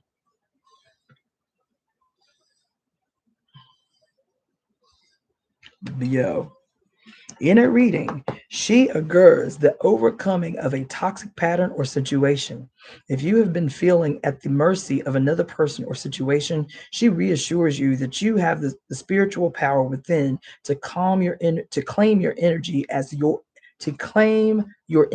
your own. She will assist you in shedding psychic contaminations or residues from others, and you need have no fear. As Matangi operates outside systems and convention, if you are feeling afraid or victimized within a system of bureaucracy, for example, this is you, QB. You are asked to seek sanctuary in her and trust in her overriding power. No fasts or other purification rituals. Listen, no fasts or other purification rituals. No initiations or other forms of teaching are required to practice Matangi's mantra. She encourages music and dance as a way to connect with her and receive her blessings. She reminds us that to the divine eye, we are God, y'all. She reminds us that to the divine eye, we are lovable, worthy, and acceptable as we are. Hers is a joyful path of the heart. What did I just say? That when I was talking to Leslie, treat your spiritual practice, teach your ceremony. Approach your ceremony or your spiritual practice the way that you would if you were still little and your mom saw the majesty in everything you did, saw the magnificence in everything you did. Treat your ritual that way. Like, look, mama, what I did. Look at what I did. And at the moment that it doesn't feel like that, that's not the way. Listen, she reminds us that to the divine eye, we are all lovable, worthy, and acceptable as we are. Man, listen, the invocation ritual for this card. These three colleague cards I done pulled for y'all tonight, these were so magnificently on time. The invocation ritual. Raga Matangi, queen of the outcast who dwells beyond society and thrives. You arise at thresholds and spaces of desolation, abandonment, and banishment. Come on in the room tonight, y'all. Goddamn. Come on in the room tonight. Yo. Listen. You are strength and sweetness. You are the extraordinary power that arises when all seems lost. You provide the knowledge needed to succeed and the path to overcome all obstacles through the power of the joyful spirit. Come on. Is this not in alignment with everything I've been talking to y'all about tonight? The first card with Morgan. What did I say? Relax. Take ease before you make your decision. What was another card that I did? Has this not been the theme all night? Come on in the room. Huh? It says you provide the knowledge needed to succeed in the path to overcome all obstacles through the power of a joyful spirit. May your wisdom manifest through all capable channels for the spiritual benefit of all beings. May our playful hearts take delight in yours. Jama Matangi. Yo, and then she also has a mantra here too.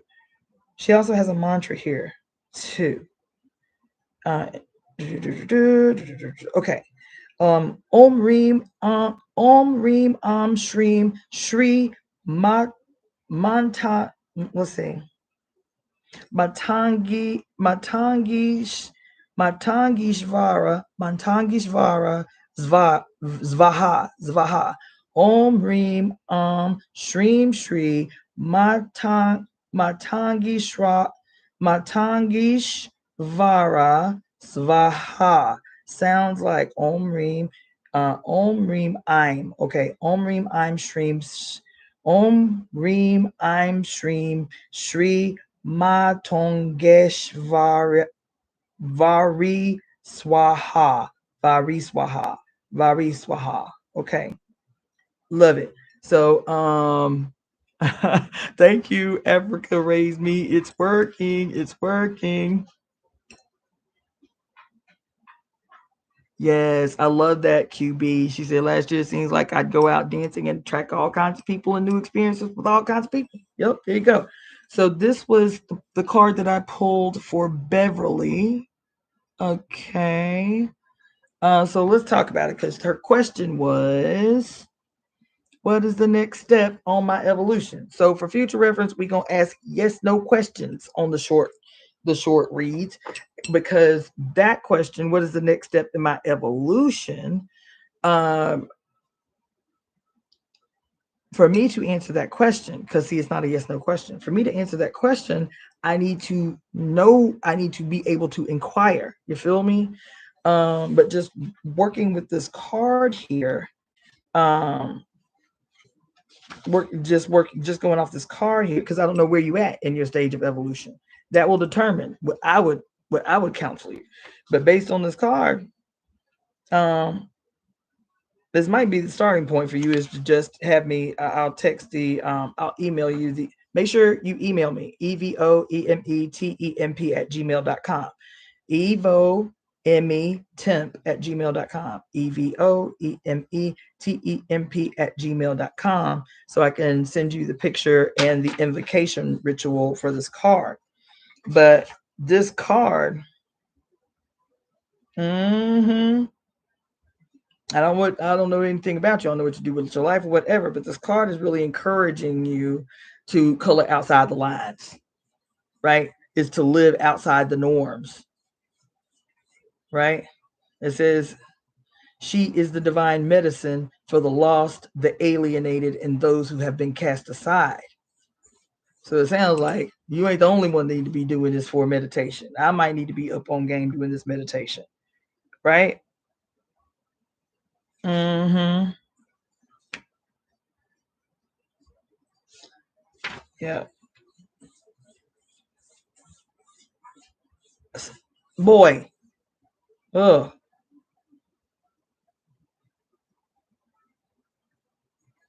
Stop. Stop. I know it's him. Mm-hmm. Yes. Yeah. So that's the practice. That's the practice. I'm gonna send you this. I'm gonna send you this mantra. So make sure you email me. What you're talking about, the oracle that I'm reading from? Africa Raised Me. This is the oracle. It's the Kali Oracle by Alana Fairchild. That's the name of the oracle deck. If you're talking about the specific one I was just reading about, it is Katangi. Katangi. Matangi.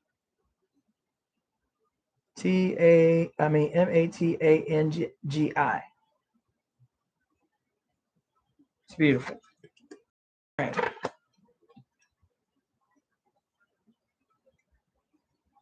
And let's see. And then I don't know if you saw what I said, Ken's color box, but the answer was yes. So if you want to go ahead and put your question in the comment section, I will go ahead and pull a card for you.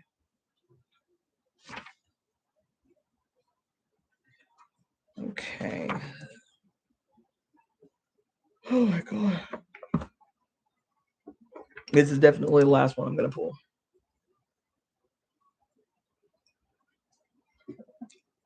Ken's color box.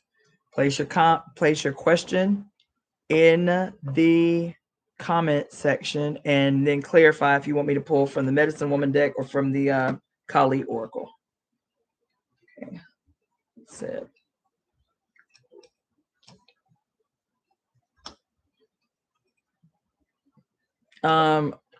That's not a question, dear. That's not a question. I need a question. Because every message I give you is going to be from your ancestors. I need a question. And preferably a yes or no question. I will really have to specify that the next time I attempt to do this live. But this was fun. This was actually very fun. I enjoy doing this. I should do this more often. Maybe once a week I'll make one of the lives just a straight live read because this was fun. Ken's color box. I need a question, preferably a yes or no question.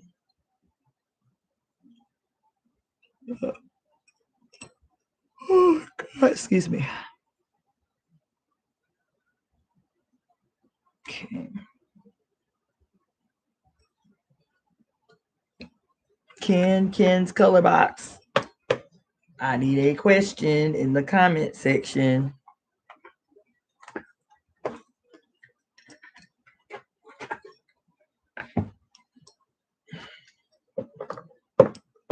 While she's formulating her question, you're welcome, Beverly Duke. Hope, did you get something from that? Was it helpful? You don't have a question. In the whole of the universe, Ken's color box, you ain't got no question. There ain't nothing you want to know about. Even Java Watson said, Ken, you gonna make me throw my bed. Girl, in the whole of the universe, there ain't nothing that you have as a query, a question about anything. QB say, I had thought about an hour ago you were saying make ritual fun, and I was like, that's exactly what we're doing now. Thank you. Yes, I accept that, QB. Yes, this was fun. Yes, this was lovely. I love that. All right. Ken's color box talking about they ain't got no question. Child, a message from the ancestors. All right, ancestors. What we got for Ken's color box? I don't even think you could be more obtuse, my dear. Let's see what the ancestors got to say to you from this Kali deck. Ken's color box. Oh my God.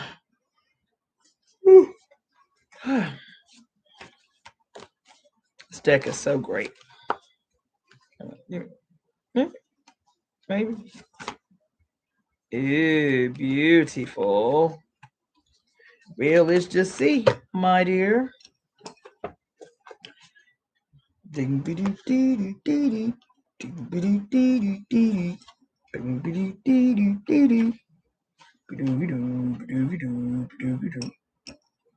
Mm-hmm.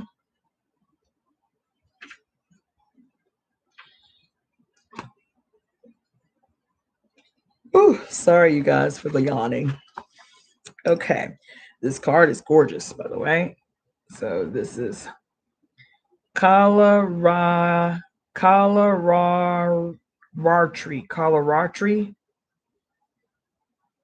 Beautiful. Okay. This is for you. This is for you. Ken's color box. She appears beneath the cloak of night, revealing the truth that must be known to set the heart free. She offers you an opportunity to engage in a profound and enduring transformation. Well, an enduring transformation. This will lead to a powerful rebirth, free from even the most persistent patterns of pains of your past. Your soul is in deep healing. Recovery can be painful, but that pain is temporary, and you will emerge renewed and released. In time, you will greet your rising destiny from an entirely new and improved inner foundation. You are blessed to experience a new life within this lifetime. How beautiful. Beautiful, beautiful. The goddess Kalaratri appeared when a warrior violated the rules of law and violently assaulted enemy troops resting under the cover of night. Whoa, that's deep. She appeared in a terrible form, making sounds that expressed her horror at the suffering taking place. This is the weeping and wailing Black Madonna. Oh my God. Y'all.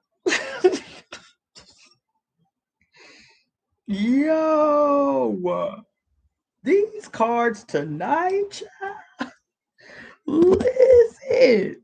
Even Leslie was in the thing talking about the Black Madonna when I was talking about that old ugly Pope holding the Black Madonna hostage. Listen, these cards tonight, child. These cards tonight. Come on in. I'm gonna start all over with this card.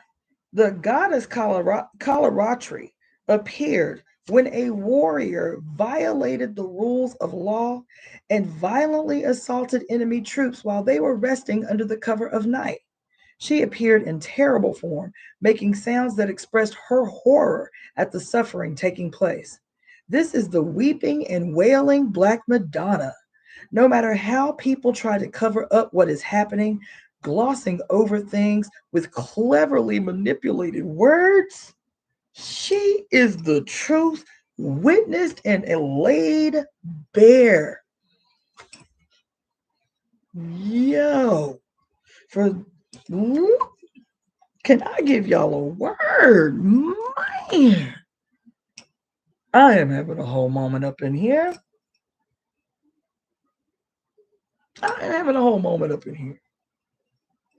Damn. Listen, she say, I don't give a fuck what's coming out nobody's mouth. I don't care what cleverly manipulated words they use, how they try to cover shit up, how they try to gloss over things. I am the truth laid bare and I am the truth witnessed and laid bare. Sound familiar? Does it sound like the ADL or what's the other, or APAC, or any one of these organizations trying to spin words to force you to believe against your eyes or seeing in real time? How she was appalled at these cowards, because it's a coward that does this. It's a coward that will show no honor and integrity and assault people. You're supposed to be in a war of equals, because that's what war is supposed to be, is as a competition of equals. But because your ass is a coward, you say we wait till them niggas asleep and then we'll go somewhere they sleep. That's what a coward does. That's cowards bidding. This bullshit you see happening in the Middle East, this is cowards doing. Saying, look, we want to help you, so we're going to give you some food, some bullshit food for that, man. We're going to give you some food, and then have, what do you call them? Sharpshooters killing children while they are trying to eat, while they're trying to get food. This is cowards doing.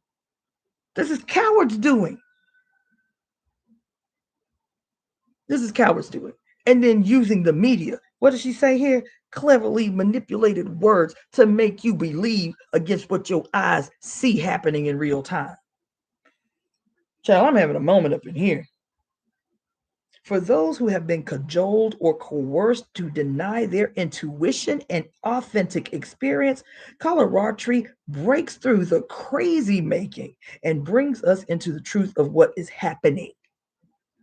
She brings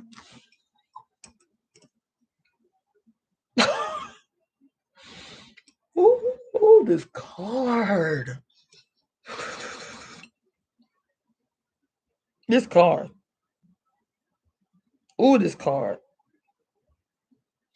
Baby. She brings the relief of truth.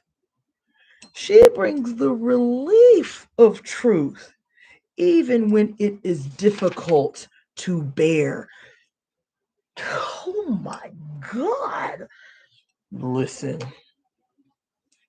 Oh. I'm having a whole motherfucking moment. Woo.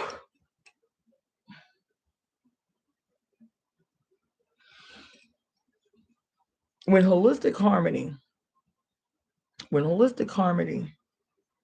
put a comment on this video that I did 2 years ago tonight, that I told y'all I was listening to en route home, Now I'm gonna have to put this shit in the comment section so you can go back and listen to this reading that I did from Pure Lust 2 years ago that this woman commented on today that I was listening to en route to come and do this reading for y'all and see why I am having the motherfucking moment I am having right now. For all of these cards that we pulled from the Kali deck, the Kali with a tongue out, the Kali with the truth in her heart, and the Kali who makes you see the truth even if it is hard to bear. I'm having a whole ass moment up in this motherfucking place. Let me read that over because I know I'm listen. For those who have been let me tell you, there's a word in this card. There is a word in this card. There's a word in this card. There's so many words in this card. There's so many words in this card. Oh my fucking God. Today I saw a video among millions about what's her name? Carrie Underwood, the singer, the country singer, Carrie Underwood, and the title of the article, and then there was a video in the article was, no, it was a video. Carrie Underwood regrets voting for Trump. And I had a knee-jerk response to that shit because the title of that article is saying everything save what need to be said. The title of that article is saying everything except what needs to be said. All these videos, hundreds and hundreds and hundreds and thousands and thousands and thousands of videos about white people regret voting for Trump. White people admit they made a mistake. White people, but saying everything except what need to be said. Saying everything save what need to be said. You know what need to be said? All these Mexican people who voted for Trump know what need to be said because it's talking about Mexican people and Latino people regret voting for Trump. Saying everything save what need to be said, and even me, I'm gonna have to take a shot because I can't stand Kamala. I can't stand Kamala. Ain't a scenario on earth that would have had me run out to them polls and vote for that woman. But one thing I can say, that everything that they say, save what need to be said, is that they are none of them are being honest. Not one. Not one Mexican that voted for Trump is being honest. Not one white woman that voted for Trump is being honest. Not one white person that voted for Trump is being honest. Not one other that voted for Trump is being honest because they saying everything except what they need to say. They saying everything save what they need to say. And the thing that they will not say and will not admit, and therefore we will not move forward, they won't move forward. We gonna move forward. They ain't gonna move forward.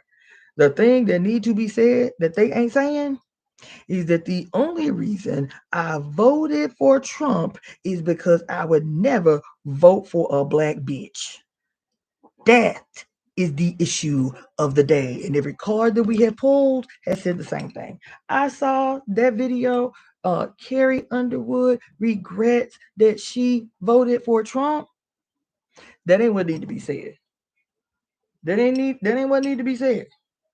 What need to be said is by every motherfucking body saying that they regret they vote for Trump has to be preceded by an admission. I want to take personal responsibility for how when I yielded my power to vote for Trump, the reason that I did that is because I would never vote for a black bitch.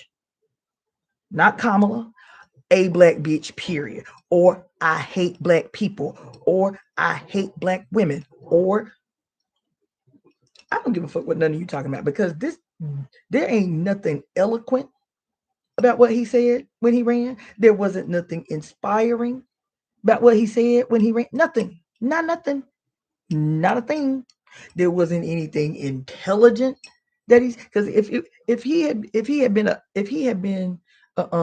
articulate motherfucker like Obama, you feel me? If he had some swag or doja about him, you feel me? If he had got a better hairstylist, you feel me? If he had a it factor, you feel me? This old malignant business what did y'all expect? The man had 32 failed businesses. 32 failed businesses. Did you not think that he wasn't about to run this shit into the ground? I mean, if history teaches us anything, if tendency teaches us anything, if you have to look at a motherfucker resume before you give them the job, then it seemed to me like y'all motherfuckers can't read. Because it ain't no shit that I'm even making up. This nigga failed 32 businesses. He a billionaire and still couldn't make no shit work. No shit. Couldn't make no shit work. 32 failed businesses. I forgot how many times they said this nigga done filed bankruptcy. And he ain't got no swag. And apparently he smells bad. So there, and yes, Kamala is not bright. Or at least she played stupid as her particular mask for that moment. Because can't none of y'all tell me that girl did not play a straight up buffoon the entire presidency, not taking the lives of human beings the least bit seriously. Like this is a fight for the lives of human beings, and you cooning, shucking and driving and shit because you think black people are stupid. Because Kamala hate black people too. Fuck what you heard. She hate black people too. She hate black people too. She think you stupid. That's why she would do all of that dumb shit and all of that. She think you stupid too.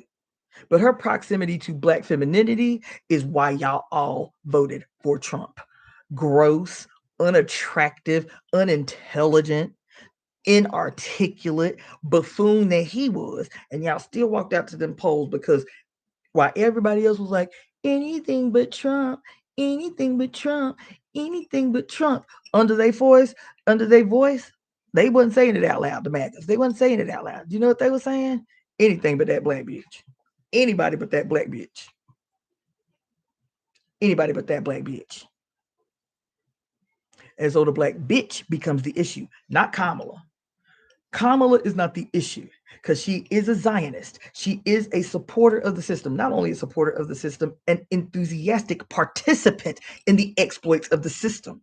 She is not the issue. It is her proximity to that which you all hate, which is black femininity.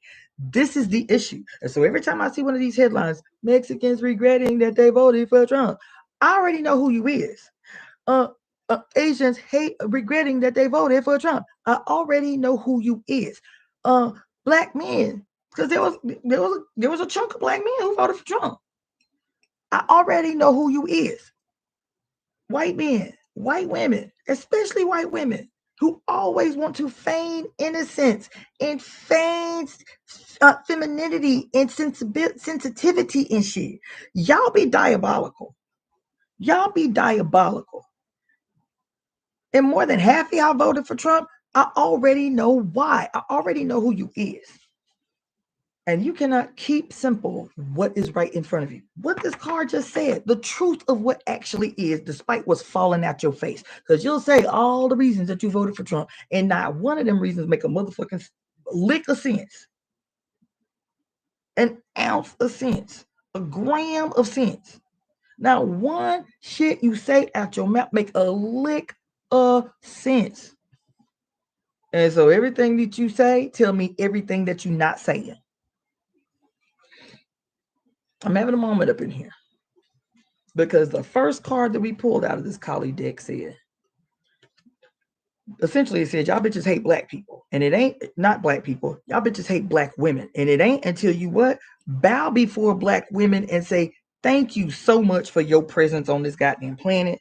Thank you so much for showing up in my life the way that you do, even if it is intimidating, even if it approaches, even if it looks in its approach as ferocious. I know you have my best interest at heart because you are the mother of the whole planet. Thank you so much, black woman. What did she say in this first card?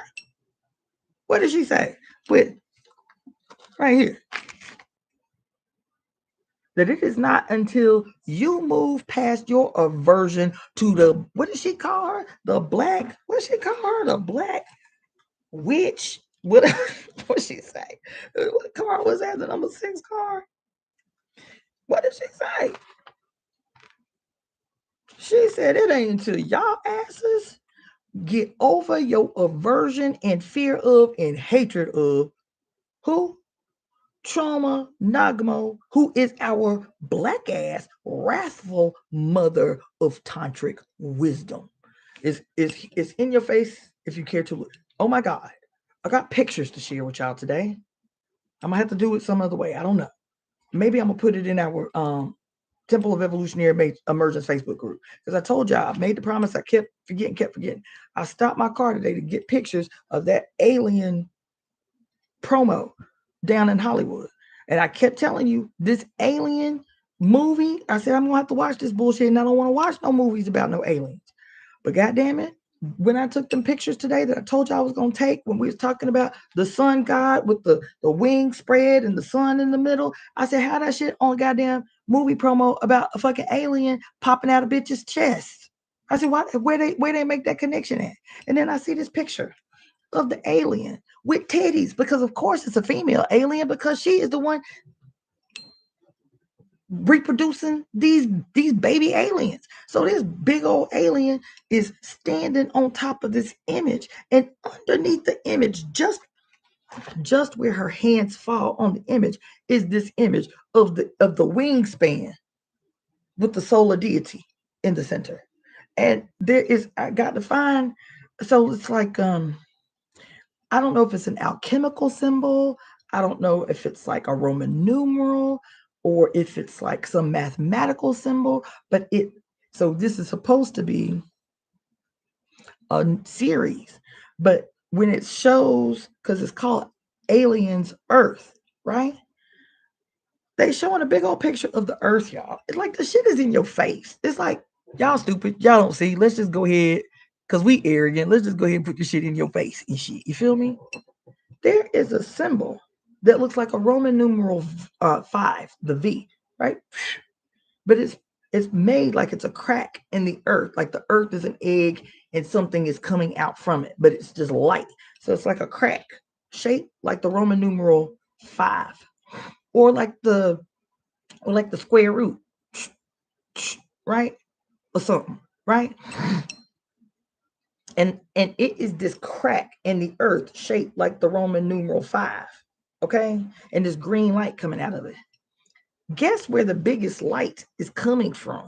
This big shining light and this fading light and this big old giant crack in the earth like an egg. The goddamn light crack. The goddamn light crack. I'm on topic. I'm on topic. Just walk with me. Stop, man. Stop. Big old light crack is right in the continent of Africa. Right in the continent of Africa. I said they be doing this shit in your face, doing this shit on purpose. I have not watched Weapon yet, but I will tell you when I do, Sage Page. I got to get prepared, mentally prepared for that type of shit. But why am I saying this in the context of this card? You understand? Because they play in your face. That's what she said right here. Glossing over things with cleverly manipulative words, try to cover up what's happening so that you don't have the ability to see. What does she say? Because of this shit that they be doing to your head, cajoling you and coercing you to deny your intuition and your authentic experience, she come through and break through the crazy making. What if I said, your ass ain't crazy? You are made crazy. And breaks through the crazy making and brings us to the truth of what actually is. I'm gonna share these pictures with y'all because y'all gonna be up in here having a whole moment. She brings the relief of truth, even when it is difficult to bear. She breaks open toxic systems and reveals deceptive behaviors. That's what got on y'all Trump and y'all Kamala about everybody saying everything except what need to be said. I am on topic. Like y'all don't know me by now. I am on topic. She breaks open toxic systems and reveals deceptive behaviors in unmasking the terror of what has happened or is still happening. We become able to disconnect from sources of abuse so we can begin to heal the trauma. That which is not acknowledged, that which is not acknowledged can never heal. That which is not acknowledged can never heal. That's why I said all these white people, all these Asian people, all these Mexican people, all these men talking about everything but the thing. The reason I voted for Trump, I feel betrayed. All this shit. You wasn't betrayed. You was crystal clear about why you went and voted for Trump. It's because you hate Black women. Stop, man. What the hell? Cut it out. You hate Black women. I'm telling you, you can try to reason that shit any way you want. Kamala made you admit out loud you hate Black women. And even though she didn't claim to be a Black woman, she recognized that she was close enough in proximity to a Black woman to expose you all. To expose you all. So this is what it's saying here. Is you are lying. You are lying. You are lying. You are lying. Even if you think in your mind that's not your intention. You are lying. Carrie Underwood, sweetheart, I hate to tell you, you are lying. You don't regret voting for Trump. You regret hating Black women, and this is what led you to vote for Trump. That's the only honest thing that you can say. Because anything else that you're trying to say is still to evade and avoid saying, okay, it's true. I hate Black bitches, and that's why I voted for Trump. Because that would begin the process of you being able to heal what is wrong with you, why you hate Black women, why you hate Black presence, why you are so irritated by the presence of Blackness in the space with which you share. And this right here saying, that which cannot be acknowledged can never heal. And it can't be acknowledged if you motherfuckers keep lying. Didn't I just do a live not even a week ago? Said, why you always lying? Why you always lying? This shit is an ongoing thing. And while y'all be tiptoeing around the issue, even those of us who call ourselves conscious, another card we read tonight say, y'all don't be going deep into things. One of these colleague cards said, now is not the time to be gentle or be polite. Isn't that what it said? That's why people can keep lying. It's because you don't pull out the blade. Wait. Y'all don't pull out the seeds on the bitch. Y'all don't pull out the blade on the bitch with your tongue. Hold on. This card right here. Y'all, your tongue is your blade. Your tongue is the sword of truth. All these cards saying the same thing. Your tongue is the sword of truth. And y'all want to be politically correct. Y'all want to spare bitch feelings. And the only thing that is going to save the world is the truth laid bare. Laid bare. And your acknowledgement of the truth instead of perpetually trying to lie to yourself and make excuses for why you behave in the world the way that you do.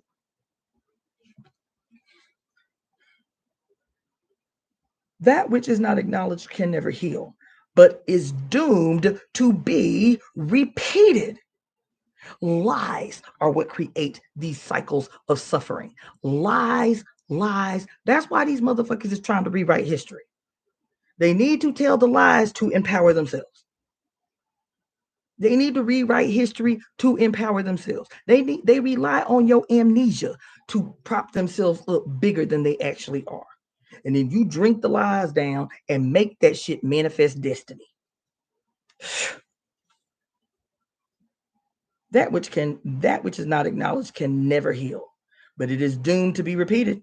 The acknowledgement of coloratry is not an intellectual understanding, but a bone-deep agony of release. It is like pulling the thorn out of the lion's paw. It hurts, but it is the way that leads to healing, rather than the hurt that would come from trying to ignore the thorn and dealing with the increasingly negative consequences. The name coloratry literally translates to Black Night. Come on, y'all. Come on now. Now, we didn't did this too long. Come on now. The name coloratry literally translates to Black Night, a time that is sacred and honored with celebration in the Hindu tradition. It is also an emanation of the goddess Kali herself. In that sense, Kali is our dark night of the soul. Damn, there it is again. The dark night of the soul. In the Hindu scriptures, Kalaratri is known as the dark night of final dissolution. Come on. the dark night of final dissolution, the formal and absolute ending of something that no longer needs to exist. She signifies that there is no going back. There is no going back. She is the spiritual solvent into which we, as we have known ourselves and experienced our agonies, can dissolve.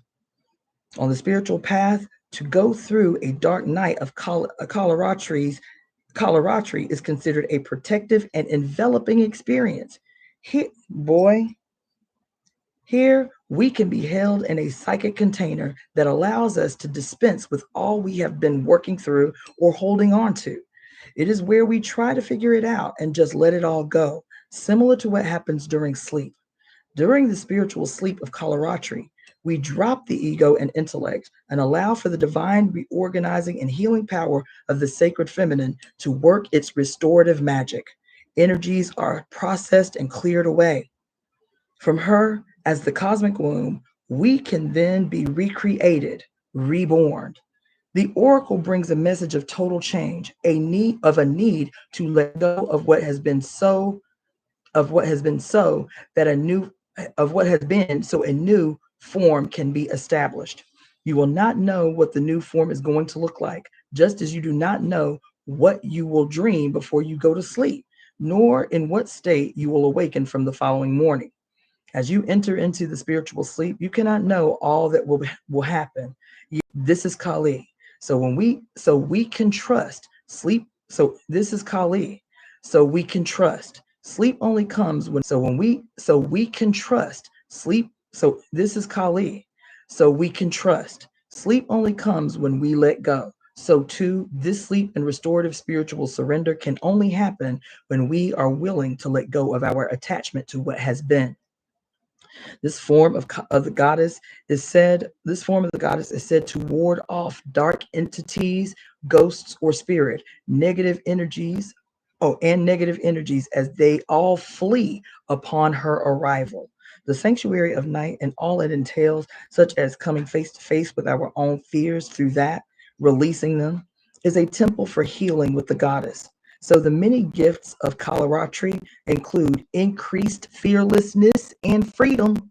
The oracle guides you to trust in her protection and her promise that under her guiding hand, you shall become all you are destined to be.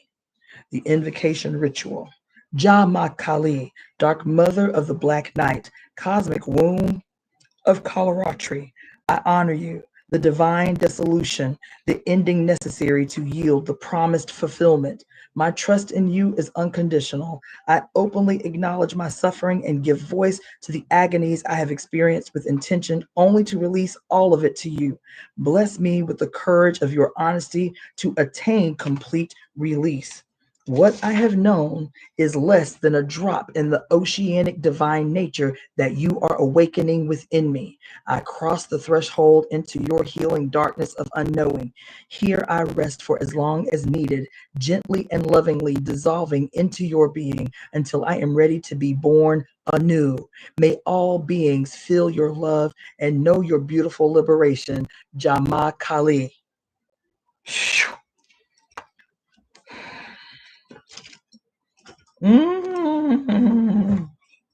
Baby. Well, yes, I will. Ken's color box. My email address is evoemetemp@gmail.com. evoemetemp@gmail.com. And make sure to specify because it's been 4 hours. So Ken's and the other people that I did readings for Kali readings because I kept those cards out. Then make sure to email me. And those of you who others of you who want to receive the images of the Kali cards that I pulled for the night, and I'm just gonna take pictures of the invocation ritual so y'all can have those. Do that, and I will send those to you guys. And I'm gonna say thank you. This was fun. I really enjoyed this. This was fun. We're gonna. This is fun. I'm gonna have to do this more often. I'll probably think about doing it like once a week or something. But this was fun. and insightful and impactful, and really moving. I was really moved by a lot of you guys' intervention. So I am thankful for you, thankful for the process. So grateful for the mother's interventions on today, because they were many. Her intervention, not just up on this call, like her interventions were many today. All day I've been having a whole moment. So I want to say good night. Thank you all. This is Cassandra-Floyd, also known as the Daughter of the Fates, founder of the Temple of Evolutionary Emergence. You feel me? Yes. And I will be back. What's today? Sunday. So maybe tomorrow. I have a lot of crazy shit happening in my life tomorrow that I have to navigate. So these mantras and rituals are actually right on time, because I got a lot of crazy shit that I have to reconcile tomorrow. It's really crazy, the shit that's happening tomorrow. And I'll be honest, I've been in the place of ignoring it until it was inevitable. So I've got some things to take care of tomorrow. So if I don't come up on here tomorrow, still do your global conspiracy to right all wrongs, and just know that I am navigating some bureaucratic crazy shit that I have to navigate tomorrow, and it may end up taking up my whole day. If not, I will see y'all tomorrow. If not tomorrow, then definitely Tuesday. Okay? Have a great night. Have great dreams. And I will see you guys later. All right, peace.